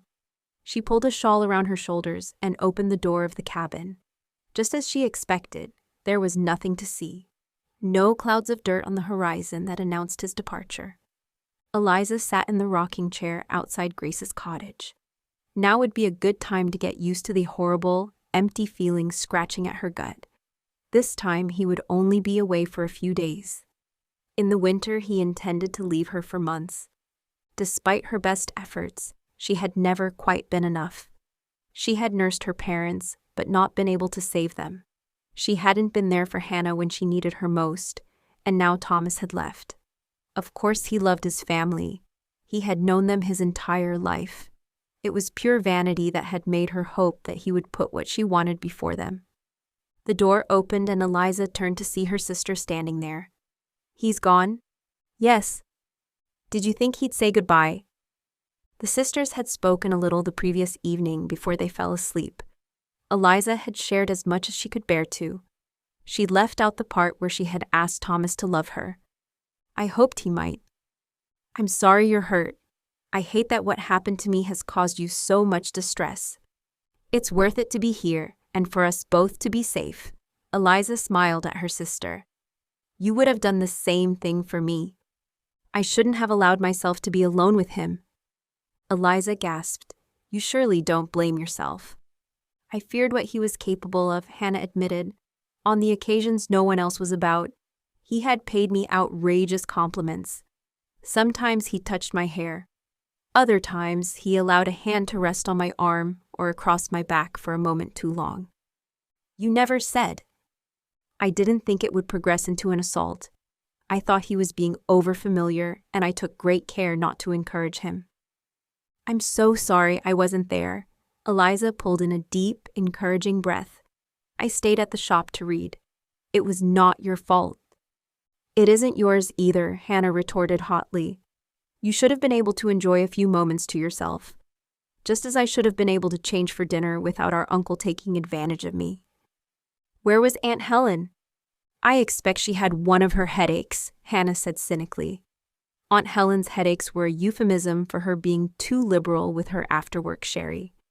We were very lucky to meet an honorable man such as Thomas. Hiding in a stable was not one of my better ideas. You did the best you could in the middle of an impossible situation, Eliza reassured her. Her frustration with Thomas dissipated as she spoke to her sister. Hannah was right. If they had met a less righteous man than Thomas, their predicament could have been much worse. He had rescued them despite the personal cost to himself. I'm going to feed the chickens with Grace this morning. Both girls looked at each other and burst out laughing.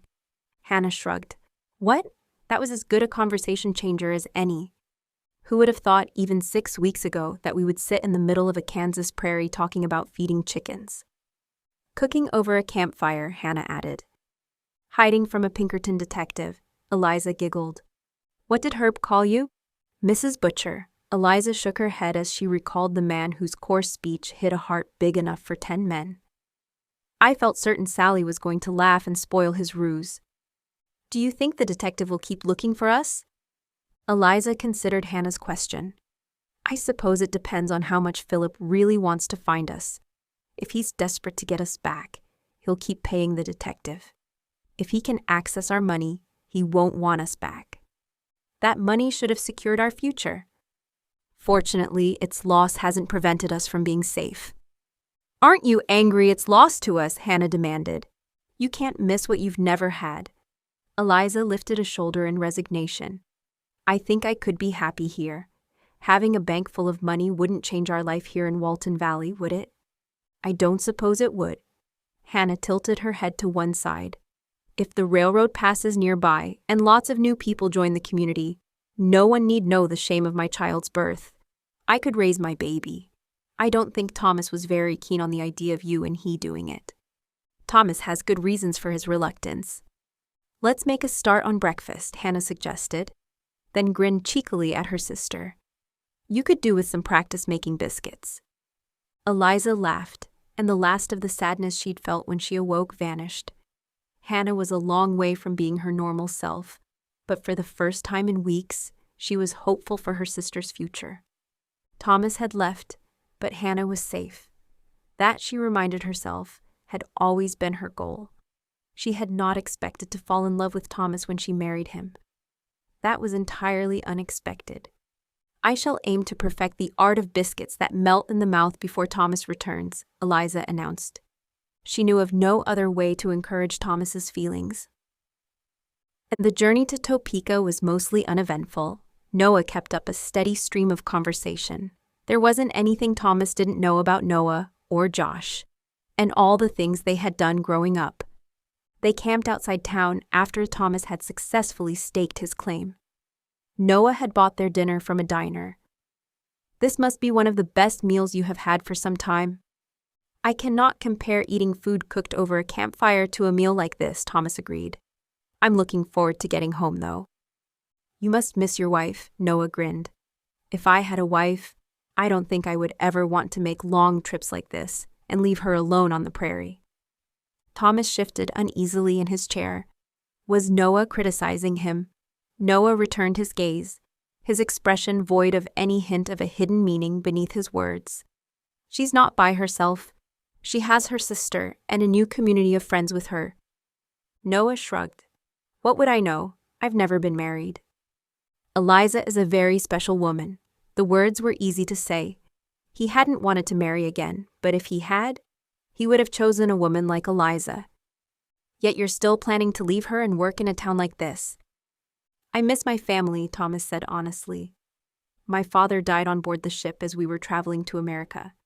Having the rest of my family here with me is now more important than ever. Noah scooped up a healthy portion of mashed potato onto his fork. Yes, I can see that. I can't pay for their fare to America and their onward journey to Walton Valley unless I have paid employment.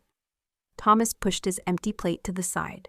I would rather things were different, but they are not. What does Eliza think? Eliza wanted a traditional marriage. If he hadn't been tempted and kissed her, perhaps she would have been content to remain friends. He held himself entirely responsible for encouraging feelings he had told her he would not allow himself to have. His head still agreed with his reasons. However, it was becoming harder as the days went by to shut out the voice that told him the only thing stopping him from living a happy life with Eliza was his own stubbornness. Eliza knows how important having my family nearby is to me. Thomas poured himself another glass of water. I guess you're lucky to have such an understanding wife. Noah finished his meal. I sure hope I'm as lucky as you when God finally sends me a woman to marry. Thomas chuckled. You surely can't have been waiting that long. Noah looked at Thomas with undisguised irritation. Why does everyone treat me as though I am still a boy? It probably had something to do with the enthusiasm with which Noah tackled everything. Thomas wasn't sure how to say that without further offending the young man. I guess I presumed you enjoyed the single life, given the remote place that you have settled. Don't think it will be remote for very much longer, Noah replied. The railroad is coming. Our little community will soon be booming. Those folk will only build where it is profitable. Noah leaned forward. His expression was once again full of excitement. That's why we must build up Walton Valley. If it has a store, a church, and families, they'll want to build near us. We've got to offer them a reason to lay tracks nearby. That makes sense. Don't you want to be a part of that? Noah asked eagerly. It's history in the making. It was hard not to allow Noah's natural exuberance to soak into Thomas's life-weary soul. When you say it like that, it makes me want to stay close and see what happens. He lifted a hand to his head as a pain lanced through his skull. Are you okay? Headache, Thomas said. I'm sure a good night's sleep is all I need. Might help if you didn't snore. Noah jabbed a thumb toward his chest. Me? The sound you make is louder than a stampede. I don't know how Eliza gets a wink of sleep next to you. Thomas could count the times he had lain next to his wife all night on one hand. If she struggled to sleep well, he was certain it had nothing to do with him. That first night, after the dance Sally and Henry had organized, he had stared at the canvas wagon above him for what seemed like forever, until the first fingers of dawn spread through the camp. The dancing had tired Eliza out, and after they had chatted awkwardly for a few moments, she had fallen asleep. Their sleeping quarters were confined, and he was afraid to move in case he disturbed her. It didn't help that after holding her in his arms while they danced, he wanted to do the same thing while she slept. All he wanted at that moment was for Eliza to lay a cool hand against his forehead. She was brave, loyal, and he was lucky to have her in his life. I miss her. He blinked, barely able to believe he had voiced his deepest thoughts. Noah got to his feet. Let's get back to camp. The earlier we set off for home tomorrow, the sooner you can be back with your sweet wife. Thomas nodded, but the movement made his head hurt more. He pushed to his feet and swayed. Grabbing the back of the chair, he willed the sensation to pass. Don't feel so good. You don't look great either. Noah hooked Thomas's arm across his shoulders and helped to steady him. Walking back to camp seemed to take an age. Noah half dragged and half carried him, while Thomas's legs behaved like a newborn lamb's. As Noah helped him onto his bedroll, all Thomas could think of was how badly he wished he were home with Eliza to take care of him. You must be Mrs. Flannagan.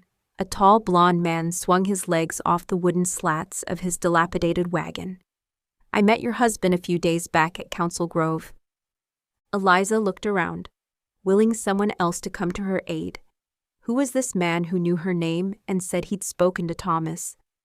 I don't know you, she said warily, hating that she felt so vulnerable. Would there ever be a day when she didn't fear Jacob Winters or someone like him was going to find her? Lucky lumbered up, licked her hand, then greeted the stranger enthusiastically. George was right. The mutt was a terrible guard dog. I'm Luke Johnson. He jumped to the ground and approached her with his hand held out in greeting. I'm the traveling preacher. Oh, Eliza laughed self-consciously. Of course. The others have spoken of you, in glowing terms. He shook her hand. Pleased to meet your acquaintance, Mrs. Flannagan. Please call me Eliza. She turned to see Grace walking toward them. Hannah stood in the doorway of Grace's cabin, but made no move towards them. It seems silly to address me so formally. Preacher, Grace said, smiling warmly at him. To what do we owe this unexpected pleasure? I heard there were new members in your little settlement. I thought I would come on by and introduce myself. How lovely, Grace beckoned Hannah toward them. Will you stay for lunch? If it's no trouble, I would be glad to join you. Hannah hadn't moved. Neither had she taken her eyes from the newcomer. Eliza hoped his presence wouldn't upset her sister. Despite often feeling very ill in a morning, she hadn't taken to her bed as she had previously, but had enthusiastically joined in with daily activities. Grace had passed on to Hannah the chore of feeding the chickens. Hannah had given each of them a name, despite Grace advising her not to become attached, as many of them would end up in the dinner pot. Eliza gave her sister a little wave, but she didn't move. My sister, Hannah." The preacher's eyes stayed on the door, even when Hannah retreated inside. How very charming. Grace's eyes met Eliza's, and the other woman raised her eyebrows. Eliza didn't know what to say. There was no polite way that she could think of to let the preacher know her sister was definitely not looking to be courted. Perhaps Hannah's discourteous behavior would make that clear to him. "I'll let George know you're here," Grace said into the lengthening silence. "She will be only too happy to show baby Beth off to you. Some suggest that I'm a touch biased, but I'm sure you will see for yourself that she is the most beautiful babe ever to be born." "She's a doting grandmother," Eliza said as Grace walked toward George's home. "I expected nothing less," Luke nodded. "She is a very special woman. Grace has helped my sister and I settle in. George has obviously been busy with the baby, but everyone has been so welcoming." "You intend to stay here?" Luke frowned. "I thought I had heard your husband say something about work in Topeka." "That is correct." Eliza pursed her lips and swallowed down the sadness every time she thought about Thomas leaving her in Walton Valley. He had been gone a week, and it would still be another 3 or 4 days until he and Noah returned. She couldn't imagine being without him for months. Thomas has gone to stake his land claim. Then he will return to find paid employment. Hannah and I will stay here. The confusion deepened on the preacher's face. "Who will work the land? Surely your husband doesn't mean for you and your sister to do that while he's away." "I believe he has spoken to Eli, Josh, Noah, and Harry. They have an agreement regarding their help in return for a share of the profits. Thomas will work so he can send for his family from Ireland. He wants to provide them with a home when they arrive." "That makes sense," Luke said. "Though hard for you, as a new wife, to be left, I imagine. Women always get left behind. That's been happening for generations." Eliza smiled to soften the sting in her words and swept an arm out in front of her. "I'm very fortunate as I get to live in such a beautiful part of the country. I have my sister with me and new friends. I consider myself very blessed." "I'm very glad to hear it," Luke smiled, then turned as George approached carrying the baby. "Luke," she exclaimed, "we weren't expecting you for another few weeks yet." George reached up and kissed the preacher's cheek. He held out his arms. "May I?" Of course, George passed her daughter to Luke. She touched the baby's cheek and tucked the surrounding blanket around tiny bare feet. "Isn't she the most perfect thing you've ever seen?" A dart of envy shot through Eliza as she watched the new mother fuss around her child. She wanted that for herself, with a longing so deep it shocked her. When she had allowed herself to indulge in childish daydreams, she had imagined a tall and handsome husband. She had taken a cluster of children for granted. Wasn't that what every girl wanted? What happened to Hannah and getting married had forced her to mature quickly, rather than cure her of immature wishes. It had intensified her desire to be a mother. She blinked away her pain. There was nothing she could do to change Thomas's heart. She would have to make do with being as involved as she could with Beth and being an aunt to Hannah's child. "She most definitely is, Miss George." Luke stared adoringly down at the sleeping infant. "Let us give thanks to God the babe looks like you and not her mule-headed father." "Preacher," Eli grinned at the other man, "I will let that last comment pass, given your arms are holding the most precious thing in the world. I presume you will want this little lady baptized. Should we take advantage of my presence and do it today?" "We will." Eli put an arm around his wife's shoulders. "However, we'd prefer to wait until Noah and Thomas return, if that is okay with you. It seems like the baptism of our first child should happen when all our family and friends are present. If I can impose upon Josh to share his home, I am more than happy to stay here until the others return." A loud crash caused the baby to startle, and she let out a piercing cry. Eliza looked to Grace's cabin, where Hannah stood in the doorway with a look of pure agony on her face. The pan she dropped rolled next to her feet. Every time Eliza indulged in feeling sorry for herself, something happened that reminded her that her life was simple compared to the horrors her sister had experienced. Chapter 13. He could hear her voice. A note of concern threaded through her words, but he couldn't open his eyes to look at her face. He tried to blink, but his eyes wouldn't obey his command. Thomas, can you hear me? Eliza grabbed one of his hands, and he concentrated on making his fingers contract around hers. Her voice and her touch persuaded him he was still living. Since they had left Topeka, there had been times he wasn't sure. What's wrong with him? He complained of a headache the evening before we left Topeka, Noah said, his voice tired. The next morning he was burning up. I couldn't get anyone to come out to the camp to look at him. I guess folk worried he would pass on whatever he's got. It was strange hearing people talk about him as though he wasn't there. Thomas tried to clear his throat so he could let them know he could hear them. He tried to sit up, but his limbs would not comply. Can someone get a cup of water, please? Eli asked. Thomas tried to relax. He trusted Eli. Hadn't the other man fixed Harry's leg? Then he had delivered his wife's baby. Grace had talked proudly about her son's excellence as a physician. He didn't believe that was simply a mother's natural pleasure in the skills of her son.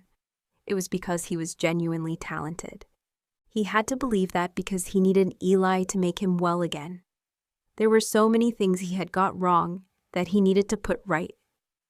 Strong hands helped him sit up, and cool water dribbled over his cracked lips. Some trickled into his mouth. He wanted to thank those who had come to his aid, but he was suddenly exhausted. I tried to do that, Noah said brokenly. Was the young man going to cry? Thomas hoped it wasn't because of some gesture Eli had made that signaled Thomas's condition was grave. I stopped as often as I could to wash his face with cool water. I couldn't get him to drink, though. You did the right thing. Eli's voice was close to Thomas's ear, letting him know it was the doctor who helped him to sit forward. If you hadn't got at least a little water into him every time you tried, he wouldn't have survived. Noah had saved his life. What could he do to repay the other man's care? He wished he could do something to show his gratitude, but he couldn't even make a noise, let alone speak. Is it cholera? Eliza sounded terrified. He couldn't reach out and console her. Thomas used the last bit of strength he could summon in his body to squeeze her fingers once more. Flu, Eli said calmly. He's young and healthy. The fact he has survived the journey back here gives me confidence he will pull through. He's going to need a lot of care. Even if he pulls through, he's going to be weak for a long time. He will not be able to take that job he found in Topeka, will he? Noah knew how much finding work meant to him. It was the perfect job for him. When they left Independence, he had made containers that fit into their wagon to keep their provisions safe. He had pitched the idea of selling boxes he would custom make to fit into wagons to one of the store owners. Not only had the man liked the idea, he'd suggested other things Thomas could make that he would sell in his store. They had discussed how travelers usually conveyed their possessions in heavy trunks. While that was fine on ships where weight was no object, it was no good for a wagon. Eventually, they had come up with an idea Thomas was excited to try. He would make compartments that ran the length and width of the wagon. That way it would disperse the weight, although it would mean the height of the wagon would be less, because the compartments would effectively be a false bottom. He thought it would work. Travelers could store possessions they would not need on the trip, but wanted to take with them. Eventually, they had talked about Thomas making wagons himself. People were constantly changing their minds about settling in one place or another. There were others that had been sold inferior wagons, or whose conveyance was in a poor state of repair. They had discussed travelers purchasing a wagon from the store for a discounted price if they had a vehicle that needed fixing. He'd been excited by the new possibilities, and visions of the faces of his family had flooded through his mind. The regular work would surely allow him to send for his family before Christmas. That hope was no more. He couldn't even lift his head from the flat bed of the wagon. Eliza, please prepare my mother's bed for Thomas. Josh, Noah, and I will carry him in. But now, please, Eli answered. His voice remained calm, but it was clear he expected no arguments. Your husband needs a comfortable bed, a wash, and clean clothes. My mother and Hannah will stay with George to help her with Beth. I will stay here with you and Thomas. A few short minutes later, Thomas was lifted by his new friends and carried into Grace's cabin. Josh and Noah excused themselves to carry on their day's work, with the latter suggesting he would send along a man named Luke. Right, Eli said matter-of-factly. Let's get him stripped, a thorough wash, and clean clothes before Luke comes. Is that water warm? Tepid, Eliza replied. Perfect. The sound of a chair being scraped along the wood floor filled the small room before his face was slowly and carefully bathed. Eliza's soft fingers lingered on his skin when she had finished her first task. He's so warm. It's a very warm day, Eli answered. Let us not worry about how hot Thomas is to the touch right now. They worked together to take off his clothes and wash his heated skin. Eventually, a cool nightshirt was pulled over his head. Eli suggested to Eliza that she try to get Thomas to take another sip of water. Carefully, Eli raised his head. Eliza rested a cloth under his chin as she slowly tipped the cup to his lips. A friendly voice calling out accompanied a knock on the door. Is our patient ready for my visit? Come in, Luke, Eli called. How are you feeling, Eliza? Luke asked. I'm glad to have my husband home, she responded. It was a perfectly ordinary thing for her to say. Except Thomas detected no emotion in her words at all. That was most unlike Eliza. Everything she felt was clear in both her voice and her expression. He wished he could open his eyes and look at her sweet face. Was he too late? Had his determination to leave Walton Valley and Eliza behind eaten away her affection for him? I'm going outside to help the boys with their work, Eli said. Will you join us when you're finished here? I've never built a house before. I'm looking forward to it. Whose house were they building? Was this man named Luke also moving to their community? But most of all, why was he asking Eliza how she felt, as though he was close to her? She kneeled next to the bed, holding one of Thomas's hands in hers. Our dear Heavenly Father, Luke began. We are so grateful for your mercy in allowing Thomas to be returned to his family. We pray you will strengthen his dear wife, Eliza, as she cares for him. Please give her the strength she will need. We ask that Thomas be fully healed, if that is your will. Finally, we ask for your blessing on the house being built for the Flannagan family. Amen. Amen, Eliza echoed. Luke walked to the door. You'll call if you need anything? I will, thank you, Luke. She looked back to Thomas but could feel Luke's gaze on her for long moments before she heard him leave the house. They had spoken about her parents and their illness. He had reassured her there had been nothing more she could have done for them. She knew that. She really did.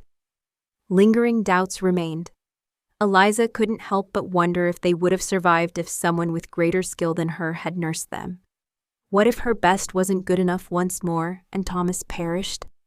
Eliza didn't think she could bear that. She would spend however long it took nursing Thomas. Her heart was already completely his. This enforced closeness was only going to make the day he left her even more painful. Whether he left to go back to Topeka, or whether... She couldn't finish the thought. Josh and Eli started working on our house while you've been away, she told Thomas, watching his face closely for a sign that he could hear her. Earlier, she was certain he had increased pressure on her fingers. The sensation had passed so quickly she hadn't mentioned it to Eli. She didn't want to raise her expectations for his full recovery, but it was impossible not to have hope. It simply wasn't in her personality to be pessimistic. Eliza dipped a washcloth in a fresh bowl of water and gently washed his face again. She had performed the same task for her parents countless times. It was such a little thing, but it helped her to feel like she was providing at least a small amount of comfort. You're not to worry about anything but getting better. Luke is taking your share of the chores. He seems a very nice man. Grace says he's an excellent preacher. Eliza bit her lip. When her parents were ill, the doctor had encouraged her to talk to them. At least with them, she hadn't found conversation so awkward. She had a lifetime of memories she could share. Noah's dog walked into the bedroom and sat at Eliza's feet. His tail thumped loudly on the floor. As the weather was so warm, the door to each home sat propped open during the day. Lucky made himself at home wherever he pleased. His tongue lolled out of his mouth. Eliza laughed at the comical picture the animal presented. You must be very hot with your furry jacket. The dog watched her, his tail swishing back and forth across the floor. I know you drink directly from the creek, but I expect you're too hot to walk down there and quench your thirst, aren't you, boy? Eliza petted Lucky's enormous head. She filled a bowl of water in the kitchen and brought it back to the modest bedroom. As soon as she placed it on the floor, the dog greedily lapped the liquid. When he had finished, he trotted over to the bed. With a care that belied his size, he rested enormous paws on the side of the mattress and licked Thomas's face. Thomas twitched as though startled by the unexpected contact. "Oh, you clever animal! You have shown me that Thomas can hear. He can't let me know himself, but you have helped me to see that he is conscious." Eliza went back into the kitchen and picked up biscuits and bacon left over from their breakfast. She put them into the empty bowl. Lucky sniffed the food, then delicately extracted the bacon and ate it. He pushed the biscuits around with his nose, then stared at her balefully. "Oh dear," Eliza laughed. "Not even the dog will eat my biscuits. They are truly awful." She picked up the Bible she had taken from Thomas's meager possessions and sat next to his bedside. Now she knew he could hear her. Eliza determined it was better for him to hear the words of the Bible rather than her mundane mumbling about what was going on around Walton Valley. "How does our home look today?" His voice still sounded scratchy to his own ears, and sitting up in bed for longer than it took to eat a meal exhausted him. Those were minor inconveniences, given he could hear the birds singing outside, smell dinner simmering over the fire in Grace's kitchen, and see Eliza's face as she hovered nearby. Why had he ever believed he could marry a woman like Eliza and not love her? Her strength and courage shone through in everything she did. Whether she was caring for him, helping her sister come to terms with the trauma that had stolen her hopes for the future, or taking baby Beth outside to show her how pretty their settlement was. "Only the roof to go on now," she told him. "I think Luke is enjoying himself. I guess it doesn't hurt for a preacher to know a little about homesteading." Thomas remembered something she had told him when he was in and out of consciousness, when he first returned home from Topeka. "Does Hannah still ignore him?" Eliza turned a worried gaze onto him. "She seems to actively dislike him." Her reaction when he said he would stay for a while was very extreme. "Is it possible he reminds her of your uncle?" Eliza barked out a mirthless laugh. "Hardly. Uncle Philip is portly, 50, and balding. Luke is very attractive." Thomas ignored the twist of jealousy that pulled at his gut. He had hardly given Eliza a reason not to look at any man other than himself. "Why do you think she doesn't like him? She didn't react to any of the other men in that way, did she?" "No, she took to Eli immediately. Noah is like the brother she's never had." "And Josh?" "He's the serious big brother," Eliza smiled. "I don't think two brothers could be any different. I guess he shouldered the responsibility of caring for Noah from a young age. Perhaps that's why he's so solemn." She shook her head. "I think it's more than that. There's something in their past that has affected their personalities. Every single thing delights Noah in his life, whereas Josh seems afraid to enjoy anything. I suppose everyone has their secrets, don't they? Each of us living here has pasts that have shaped us into the people we are today." Very profound, Eliza clapped her hands together. "Now, it's time for you to get up out of that bed and get some fresh air." Thomas hated this part of the day. Sitting outside with the sun on his face was much better than sitting indoors, but the shouts and sounds of the other men working frustrated him. Worse still, he had to rely on the support of his wife to walk the few steps through the cabin to the chair immediately outside the door of the cabin, because he was still too weak to make it by himself. "Sit with me a while?" he asked when he had caught his breath. Eliza looked toward George's cabin. "I promised to take Beth for a walk so George can have a rest. Can't Hannah or Grace mind the baby?" "I'm sure they can." Eliza gave him a sad smile. "But I like to do it." He couldn't ask her to stay with him instead. She had spent days taking care of him with little rest. He knew that because it seemed every single time he awoke, she was there. Sometimes he heard her voice as she read to him. Other times she tenderly bathed his heated body. A few times she prayed for him, her voice cracking with emotion as she beseeched God to heal him. If she still had any affection left for him, Thomas couldn't detect it. She took care of him, but the warmth he associated with Eliza was gone. He missed her joking with him about how he liked his bacon, her smile, but most of all he wanted to see love lighting her eyes when she looked at him. He ached to see that again. The worst thing was, he knew it was his own fault. He had snuffed out the feelings she offered to him when he rejected her. It had taken the days lying in the wagon, not knowing if he would live or die, to realize what a fool he had been. He had allowed fear to overrule his good sense. Eliza had offered exactly what he needed to repair his shattered heart, and he had turned her away because he was afraid. Was it too late to make it up to her? Was there anything he could say that would bring the love back into her eyes, or had he ruined his chance to be happy? Thomas dropped his head into his hands and prayed that he could persuade Eliza to forgive him and change the terms of their marriage. He wanted a proper marriage, one full of love, of a couple working together to solve their problems, of a partnership blessed with children. He longed to show her she could trust him with her heart, and that her decision to marry him had saved him from spending the rest of his life mourning the past. She had given him a reason to enjoy his life again. Now all he had to do was convince Eliza to give him a chance to prove that his change of heart was because he wanted to spend forever with her. Chapter 14. Eli had not given Thomas clearance to eat his evening meal with the rest of the community. So far, Eliza had resisted her natural inclination to take her food into the cabin and eat with her husband. His lack of strength frustrated him, but she couldn't spend every single minute with him.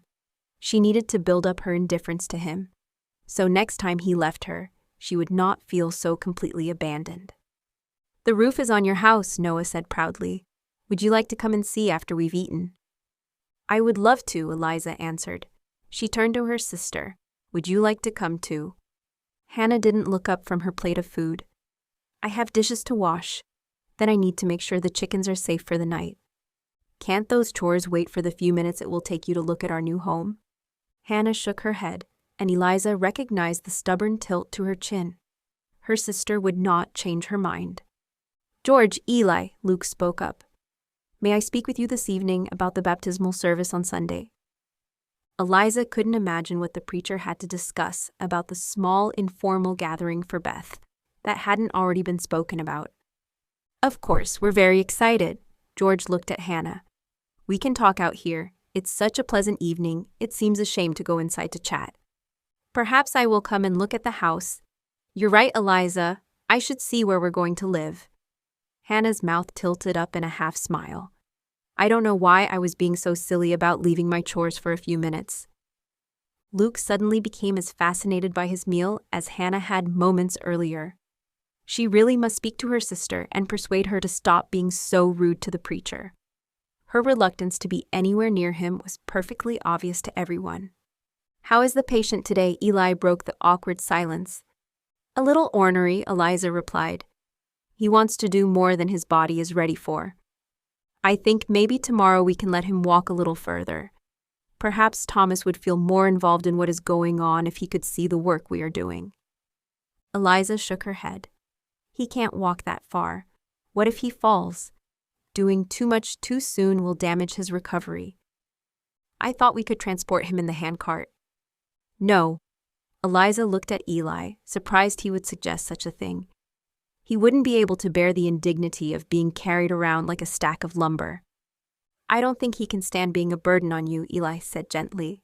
"Whatever do you mean?" "Eliza, Thomas is a proud man. No man likes to be so reliant on their wife." Her cheeks heated.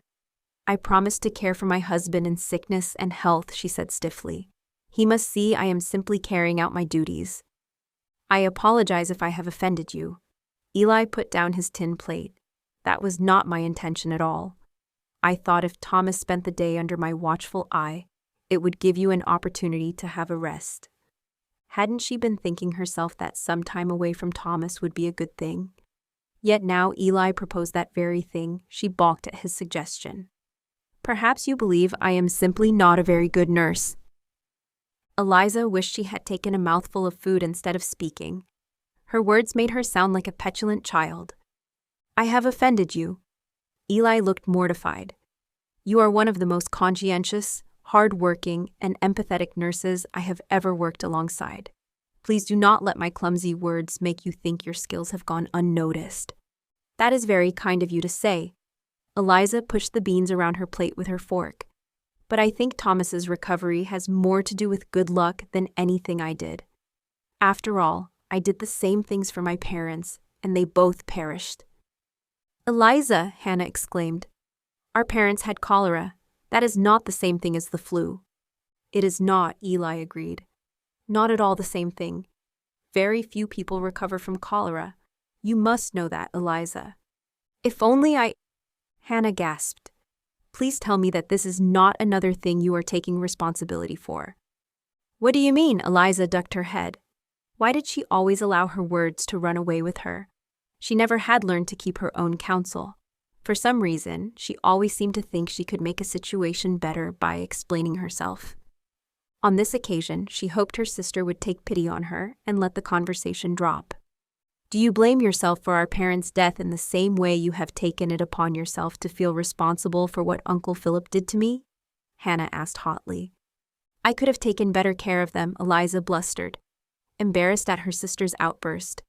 "I should have come straight home from work that day and not left you alone with our uncle." "Did you know what he planned?" "Of course I didn't." "Then how can what happened possibly be your fault?" Hannah whispered. "You're my little sister. It was up to me to look out for you, especially after our parents died. And you have— I couldn't ask for a better sister. You married a man you didn't even know to rescue us from Uncle Philip." Tears fell from Hannah's eyes. "I can never repay you for your sacrifice." "It is not for siblings to pay each other back for the things they do for each other," Josh spoke up. "Families take care of one another without expecting something in return. Sometimes they do things because of a duty they feel, occasionally because of love, but mostly because it was the right thing to do at that time." It was the most usually quiet Josh had ever spoken. Eliza recalled the conversation she'd had earlier that day with Thomas about the two brothers. Josh's words solidified her impression that there was something in his past that contributed to his serious demeanor. Whatever that was, at least it remained private between the two brothers. Hannah's words had exposed everything that she hoped to keep hidden. "Josh is quite correct," Grace said. "Each individual can choose his or her actions. I don't think that any of us should take it upon ourselves to believe that we control other people. Family and friends care for each other without ever requiring something back." "Eliza, you helped me labor the first day we met," George said. "Were you expecting some kind of payment?" "Absolutely not. I was happy to assist Eli in any way I could." "Thou shalt love thy neighbor as thyself. There is no commandment greater," Luke murmured. Eliza smiled at her new friends. "Thank you, each and every one of you. You have all made excellent points." "The question is, are you going to take what we have said to heart?" Grace asked. "No," Noah disagreed. "The question is whether we have cobbler for dessert." Everyone laughed. Hannah dried her eyes. Eliza recognized the relief etched on her sister's face, as though she was glad her secret was out. She watched as Hannah slid a self-satisfied glance at Luke. Was it possible that Hannah thought Luke's obvious interest in her would end now she had made it clear she was not the innocent, untouched young woman he believed her to be? "Have you agreed to this ridiculous suggestion?" Eliza demanded. She stood at the foot of his bed, arms on her hips, and looked more than ready for an argument. "Eli thought I might like to be around the men while they work." "You're happy for them to transport you to where they are building our home in a cart?" Disbelief was etched on her pretty features. Her cheeks were pink with indignation. "Why does that bother you so much?" "Taking care of you is my role," she mumbled. "Are you saying you like looking after me?" Thomas asked. This was the closest she had come to admitting she still had tender feelings toward him. "I didn't say that." Eliza moved to stand next to him and turned down the quilt. "It is my duty to tend to you while you are sick." Disappointment hit him like a gut punch. Then he remembered the type of woman Eliza was. She wasn't fickle enough to tell him she loved him one week and then change her mind the next. He swung his legs out of bed and pushed himself into a sitting position. "Then today, I insist you pass the duty on to Eli. I would like to watch them as they make progress on our home. It will free you up to do something you really enjoy. Perhaps you could take Beth for a longer walk today." She stared at him, lips slightly parted, then caught her bottom lip between her teeth. There was nothing she could say that would make him stay, other than admit it was what she really wanted. If she said that, he would happily stay in bed for the rest of his life.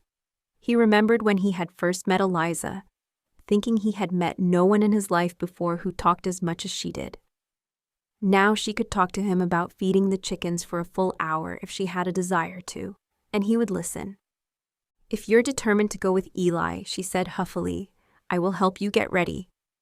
"Thank you." Eliza went into the kitchen and returned with a bowl of warm water. "I still think sitting in a handcart like you're a sack of potatoes isn't right." He accepted the washcloth she passed him. "I can't walk that far. We both know that." Noah made it when Harry had trouble getting around after his accident. "If it was good enough for him, it's good enough for me." "He's an old man," Eliza retorted. "If you'd rather I stay here." Thomas caught hold of her hand and lowered his voice to little more than a whisper. "With you? Just say so." She pulled her hand away. Her face flushed, and she moved to the other side of the bed and busied herself folding the sheets back to air the mattress. "I shall not say that." "Eliza, I would like to ask you something." His boots were under the bed, and she bent to retrieve them. He hadn't worn them since he returned from Topeka. It was a sign that he was truly getting better. Not as quickly as he wanted, but his health was definitely heading in the right direction. "What?" she asked cautiously, then drew in a deep breath. "What do you want to ask me, Thomas?" "I wrote to my mother last night." He indicated the sheet of paper on the table next to the bed. "I would very much like it if you would write a letter of your own to put in with mine." "Does she know you have remarried now?" Thomas leaned forward so Eliza could wash his back. They had a routine every morning that they followed. Every day he was stronger and could do a little more. Eliza brought him water and he washed his face and body. She did the parts he couldn't reach. Next, she left the room while he attended to his personal care. One small hand rested on his shoulder while she briskly moved the washcloth over his back. He wanted to take hold of her hand and pull her onto his lap, and kiss her until she was at least twice as flustered as he felt every time she touched him. Now was not the time for kisses. He needed to win his wife's heart before he even attempted such a move. "She will when she reads my note." "What do you want me to write?" Eliza's voice was shy, with just a touch of fear. "When have I ever had to tell you what to say?" Thomas chuckled. "If I wanted you to transcribe what I told you to, there would be no point me asking you to write at all. I want you to tell my mother all about yourself, or tell her what a terrible patient I've been. Talk to her about Beth. It's your letter, Eliza. You fill it with your own words." "Why are you doing this?" Thomas couldn't see her face, but he could tell her lip was trembling, and she was upset. He didn't pretend to misunderstand her words. He owed her the truth. "I've been very wrong, Eliza. I've allowed the past to affect most every decision I have made since I lost Anne and the baby. The only thing I've done that feels right is marrying you." "Don't say that," she whispered. "Don't say things like that unless you mean them." "I do mean it," he replied earnestly.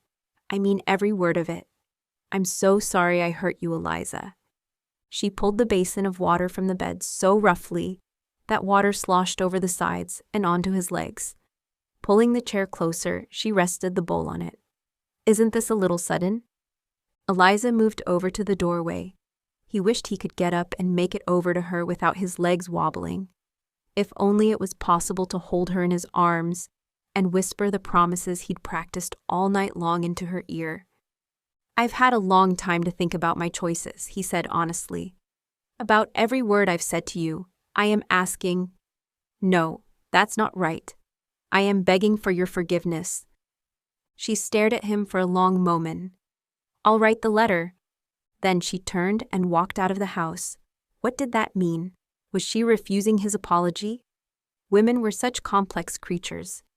Perhaps while he was sitting watching his friends completing his house, he needed to think of something special he could do to persuade Eliza to join him in making the simple wood structure into a home. That evening, Thomas had persuaded Eli to allow him join the group outside Grace's house for their meal. Noah was having great fun wheeling him around their community. "Where to now, fine sir?" "To the home of Mrs. Grace Mitchell, my good man." Thomas used his very best imitation of a fine English gentleman. "Stop," Eliza called. "If you keep rushing around like that, someone is going to get hurt." Noah pushed Thomas to Eliza's side. "No one is going to get hurt. Stop worrying so much." He picked up one of her hands and pressed a kiss to her palm. "I think you've both had too much sun." Thomas took heart that, despite her words, she didn't pull her hand away as she had earlier. "I have something I would like to ask you." Eliza looked around. "Here?" she asked doubtfully.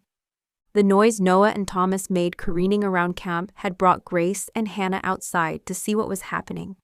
George was walking over from her house, Beth in her arms.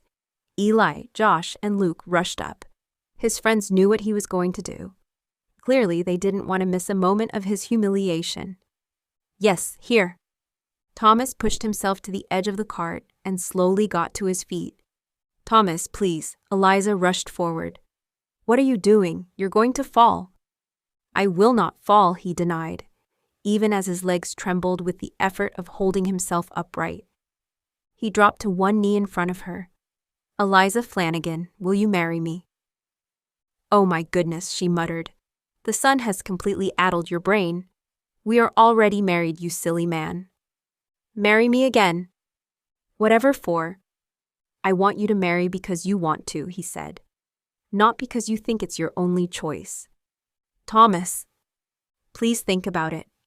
He rested his hands on the edge of the cart to help keep his balance. "While I tell you why I want to marry you." "I don't understand." Eliza put a hand on his elbow and attempted to help him to his feet. "You're not listening," he said quietly. "You need to stop talking, stop fussing, and listen to me." She looked around at their friends, who were all looking on with a mixture of curiosity and amusement. "I feel rather ridiculous standing here." "Not nearly as silly as I feel kneeling here," he grinned. "Now, Eliza, I would marry you all over again because you are kind and thoughtful. You may well talk more than any other woman I have ever met, but I've learned to quite enjoy hearing you speak. When I returned from Topeka, listening to you reading the Bible to me was the sweetest thing I have ever had the privilege to hear. You are loyal, caring, and have such a capacity to love. I am hoping you may have a little left for me."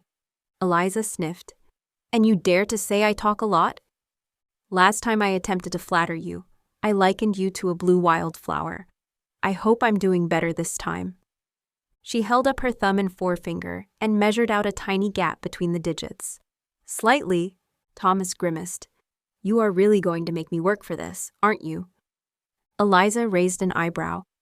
"Do you think you deserve to get away easily?" Hurt radiated from her eyes. "I told you I loved you, and you said you had the same affection for me as you had for Hannah."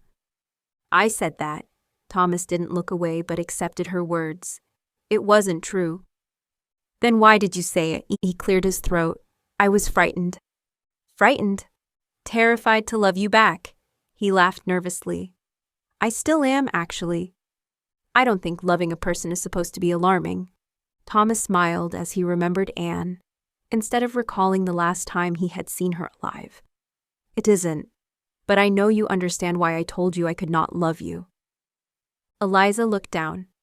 "I don't want to simply be Anne's replacement." "You never could be," he breathed. "Anne was my first love. She was very special to me, and she always will be. My feelings for her do not diminish the depth of my love for you." You love me?" He hated that she doubted herself. "Haven't I just spent what feels like hours kneeling on the ground trying to explain that to you?" She smiled at him. "Oh, is that what you were doing?" "You know very well that is what I'm attempting to do. Is it working?" Eliza put her head on one side, as though considering his words. "Nearly. I think I need more words. I will talk for the rest of the night if that is what it takes to convince you." He put a hand on his chest. "Though you should remember, I have recently been very sick. I don't think my doctor would like me to stay up all night chatting, even if it is to the girl I want to grow old with. Have you nearly finished? Eli asked. You're right, you really should be back in bed. Thomas looked at his friend and nodded, then turned back to Eliza. I'm saying this in front of our friends and family. I solemnly swear that I will spend the rest of my life making up for the sadness that I've caused you. I only ask one thing from you, and that is for you to give me that chance. Yes, she whispered. Yes, I will marry you. Thomas used the cart to push himself back to his feet. He cupped Eliza's face in his hands and pressed his lips against hers. I love you, Mrs. Flannagan. Technically, the kiss comes at the end of the ceremony, Luke called. I don't think I'll ever be a very good cook, she said wryly, wrinkling her nose. I don't care, he replied. I do not want to be your husband because you make perfect bacon or the lightest biscuits in the whole of Kansas. I want to be your husband because I love every little thing about you. I want to grow old with you and watch our children grow and have families of their own. Oh, Thomas, yes, she breathed. I would like that very much. He sat on the cart, legs dangling over the edge. Perhaps you would care to push me to our new home? It's finished. It is. He pulled a face. I'm afraid Eli has forbidden me to carry you over the threshold, but perhaps we could visit it together. She grabbed the handles of the cart. I can't believe I'm pushing you in this contraption. Hurry, he said. I would like some privacy so I can kiss you again. I think we have shocked our neighbors quite enough for one day. Why didn't you say so before now, she retorted. I thought you would rather I completely humiliated myself first. Eliza leaned forward and kissed him. You're right. As enjoyable as that has been, I rather like the sound of kisses at our own home. Take me home, Mrs. Flannagan. Epilogue. 6 weeks later, Eliza stared at the rider fast approaching, one man, on a horse. Her heart hammered as she remembered the last time she had seen such a sight, who that person was, and who had sent him. Hannah, she called. Her sister came around the side of the house. What is it? What's wrong? Hide, Eliza told her urgently. They had discussed what they would do if this day ever came. Hannah hurried off in the direction of the barn. Her health was much improved. Color bloomed in her cheeks, and she had lost most of the haunted look in her eyes. Eliza hated to think of the setback this could cause to her sister. She schooled her features as the rider approached, and her fears were realized. The rider was Jacob Winters. He removed his hat and dismounted his horse in one effortless movement. Ma'am. Mr. Winters. Eliza inclined her head. I'm looking for Thomas Flannagan. He drew a letter from the inside pocket of his jacket. It's a hot day. It would be easier for everyone if you don't deny he is here in Walton Valley. Let's go inside where it's cooler and we can talk. I'm not going anywhere with you, Eliza said stubbornly. Jacob Winters wiped his brow with a handkerchief that looked as though it had been in use for days. It's in your best interest for you to speak to me, he insisted. That may well be, a voice sounded from behind the Pinkerton detective. But this lady ain't going nowhere with you. He turned away from Eliza to see Harry standing behind him with a shotgun trained on him. He held his hands out in surrender. There's no need for violence. Put the gun away. He says he's looking for Thomas, Eliza said. I've got a letter. Mr. Winters nodded at the letter fluttering in one of his hands he held over his head. If you would lower the gun and permit me to show you the note. Pass it to the lady. Harry beckoned Eliza forward. If you make any wrong moves, you're dead. Mr. Winters nodded. I'm not here to make trouble. I was asked to come here. You'll see that in the letter. Eliza took the envelope and recognized Thomas's writing. She glanced at the detective in confusion. Read it, he encouraged. She removed the letter and skimmed the contents. Why would Thomas have written such a letter and not told her? She supposed he wasn't in any state to tell her anything when he returned from Topeka. That was 2 months ago. Why hadn't he told her when he'd recovered? Eliza was saved from running to the fields and dragging Thomas back to answer her questions as the men of the community hurried to join her, followed by a panting George. That animal is the worst guard dog I've ever known, Eli grumbled. Remind me why we keep the animal when he eats more than a grown man. He hasn't learned how to guard yet, Noah said defensively. Give him time. Mr. Winters. Thomas stepped forward and shook the detective's hand. Thomas Flannagan.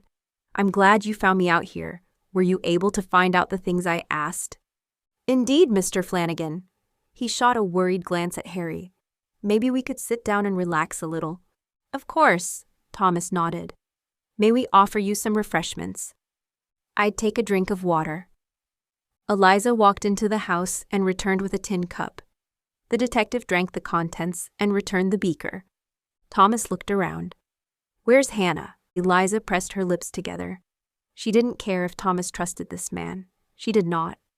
Uncle Philip was a very clever man. For all they knew, the detective could be in league with him. She shrugged but did not look at her husband. Eliza. She glanced at him, then looked away. A gesture was very different to a flat-out lie. She wouldn't lie to Thomas. He put an arm around her shoulders and kissed her temple. Do you trust me? A question she could answer. Of course I trust you. Then please fetch Hannah and let us all sit down and listen to what Mr. Winters has to say. It's important you both listen to what he says. 10 minutes later, they were sitting in the tree's shade at the back of George and Eli's property. Mr. Winters had dipped his handkerchief into the creek and wiped the trail dust from his face. Hannah trembled at Eliza's side, her eyes shooting silent admonishments at Thomas. Mrs. Flannagan, Miss Fairchild, the detective began. As you're aware, Mr. Flannagan wrote to me when he was in Topeka. This communication was to give me his current address and to ask if I had verified information passed to me by a Mr. Henry Miller. Henry, Eliza shook her head. I don't understand. Mr. Miller told me the man who engaged my services was a rogue, a man of the most disreputable character. He suggested I write to an Edward Fairchild in England, which I did. Further investigations led me back to Independence, Missouri. You wrote to Uncle Edward, Hannah asked. Whatever for? Mr. Flannagan guessed, correctly as it happens, that your other uncle, Philip Fairchild, was fraudulently accessing your sister's trust fund. Mr. Winters drew another letter from his pocket and consulted it. As soon as Eliza Fairchild was either 21 or married, her portion of the trust fund was no longer under the control of Philip Fairchild. We already knew he did that, Eliza said calmly. It changes nothing. What has changed is that your uncle, Lord Cheston, immediately sent a telegram to Independence. The law there investigated both your Uncle Philip and the bank. While it appears he only had authority to take money from the trust fund for expenses, he was freely using your money. We were powerless to stop him doing that. Eliza lowered her eyes. Uncle Philip had always made her feel completely incapable. She hated that he still had that ability, even though she had put hundreds of miles between them. Your uncle was not, Mr. Winters chuckled. As you can imagine, a telegram from an English lord caused quite a stir in Independence. They could quickly find that Philip and a particular teller at the bank had an arrangement. The bank employee admitted to their part in the scheme. Hannah's eyes shone with fury. And our uncle, awaiting trial for fraud and embezzlement. Are we required to testify that we did not receive a penny of our inheritance from Philip? Eliza asked. Miss Fairchild is not required. Mr. Winters smiled at Hannah. However, you, Mrs. Flannagan, will need to speak up against Mr. Fairchild. Eliza looked at her sister. I can't leave you and travel all the way back. I simply can't. You must, Hannah urged her. Thomas should go with you. Perhaps you could stay a while in Independence after the trial. Visit with Bridget. When would we need to leave? Thomas asked. The judge isn't expected until the end of summer. Well, there we go, Hannah said, as though it was all settled. I will stay here.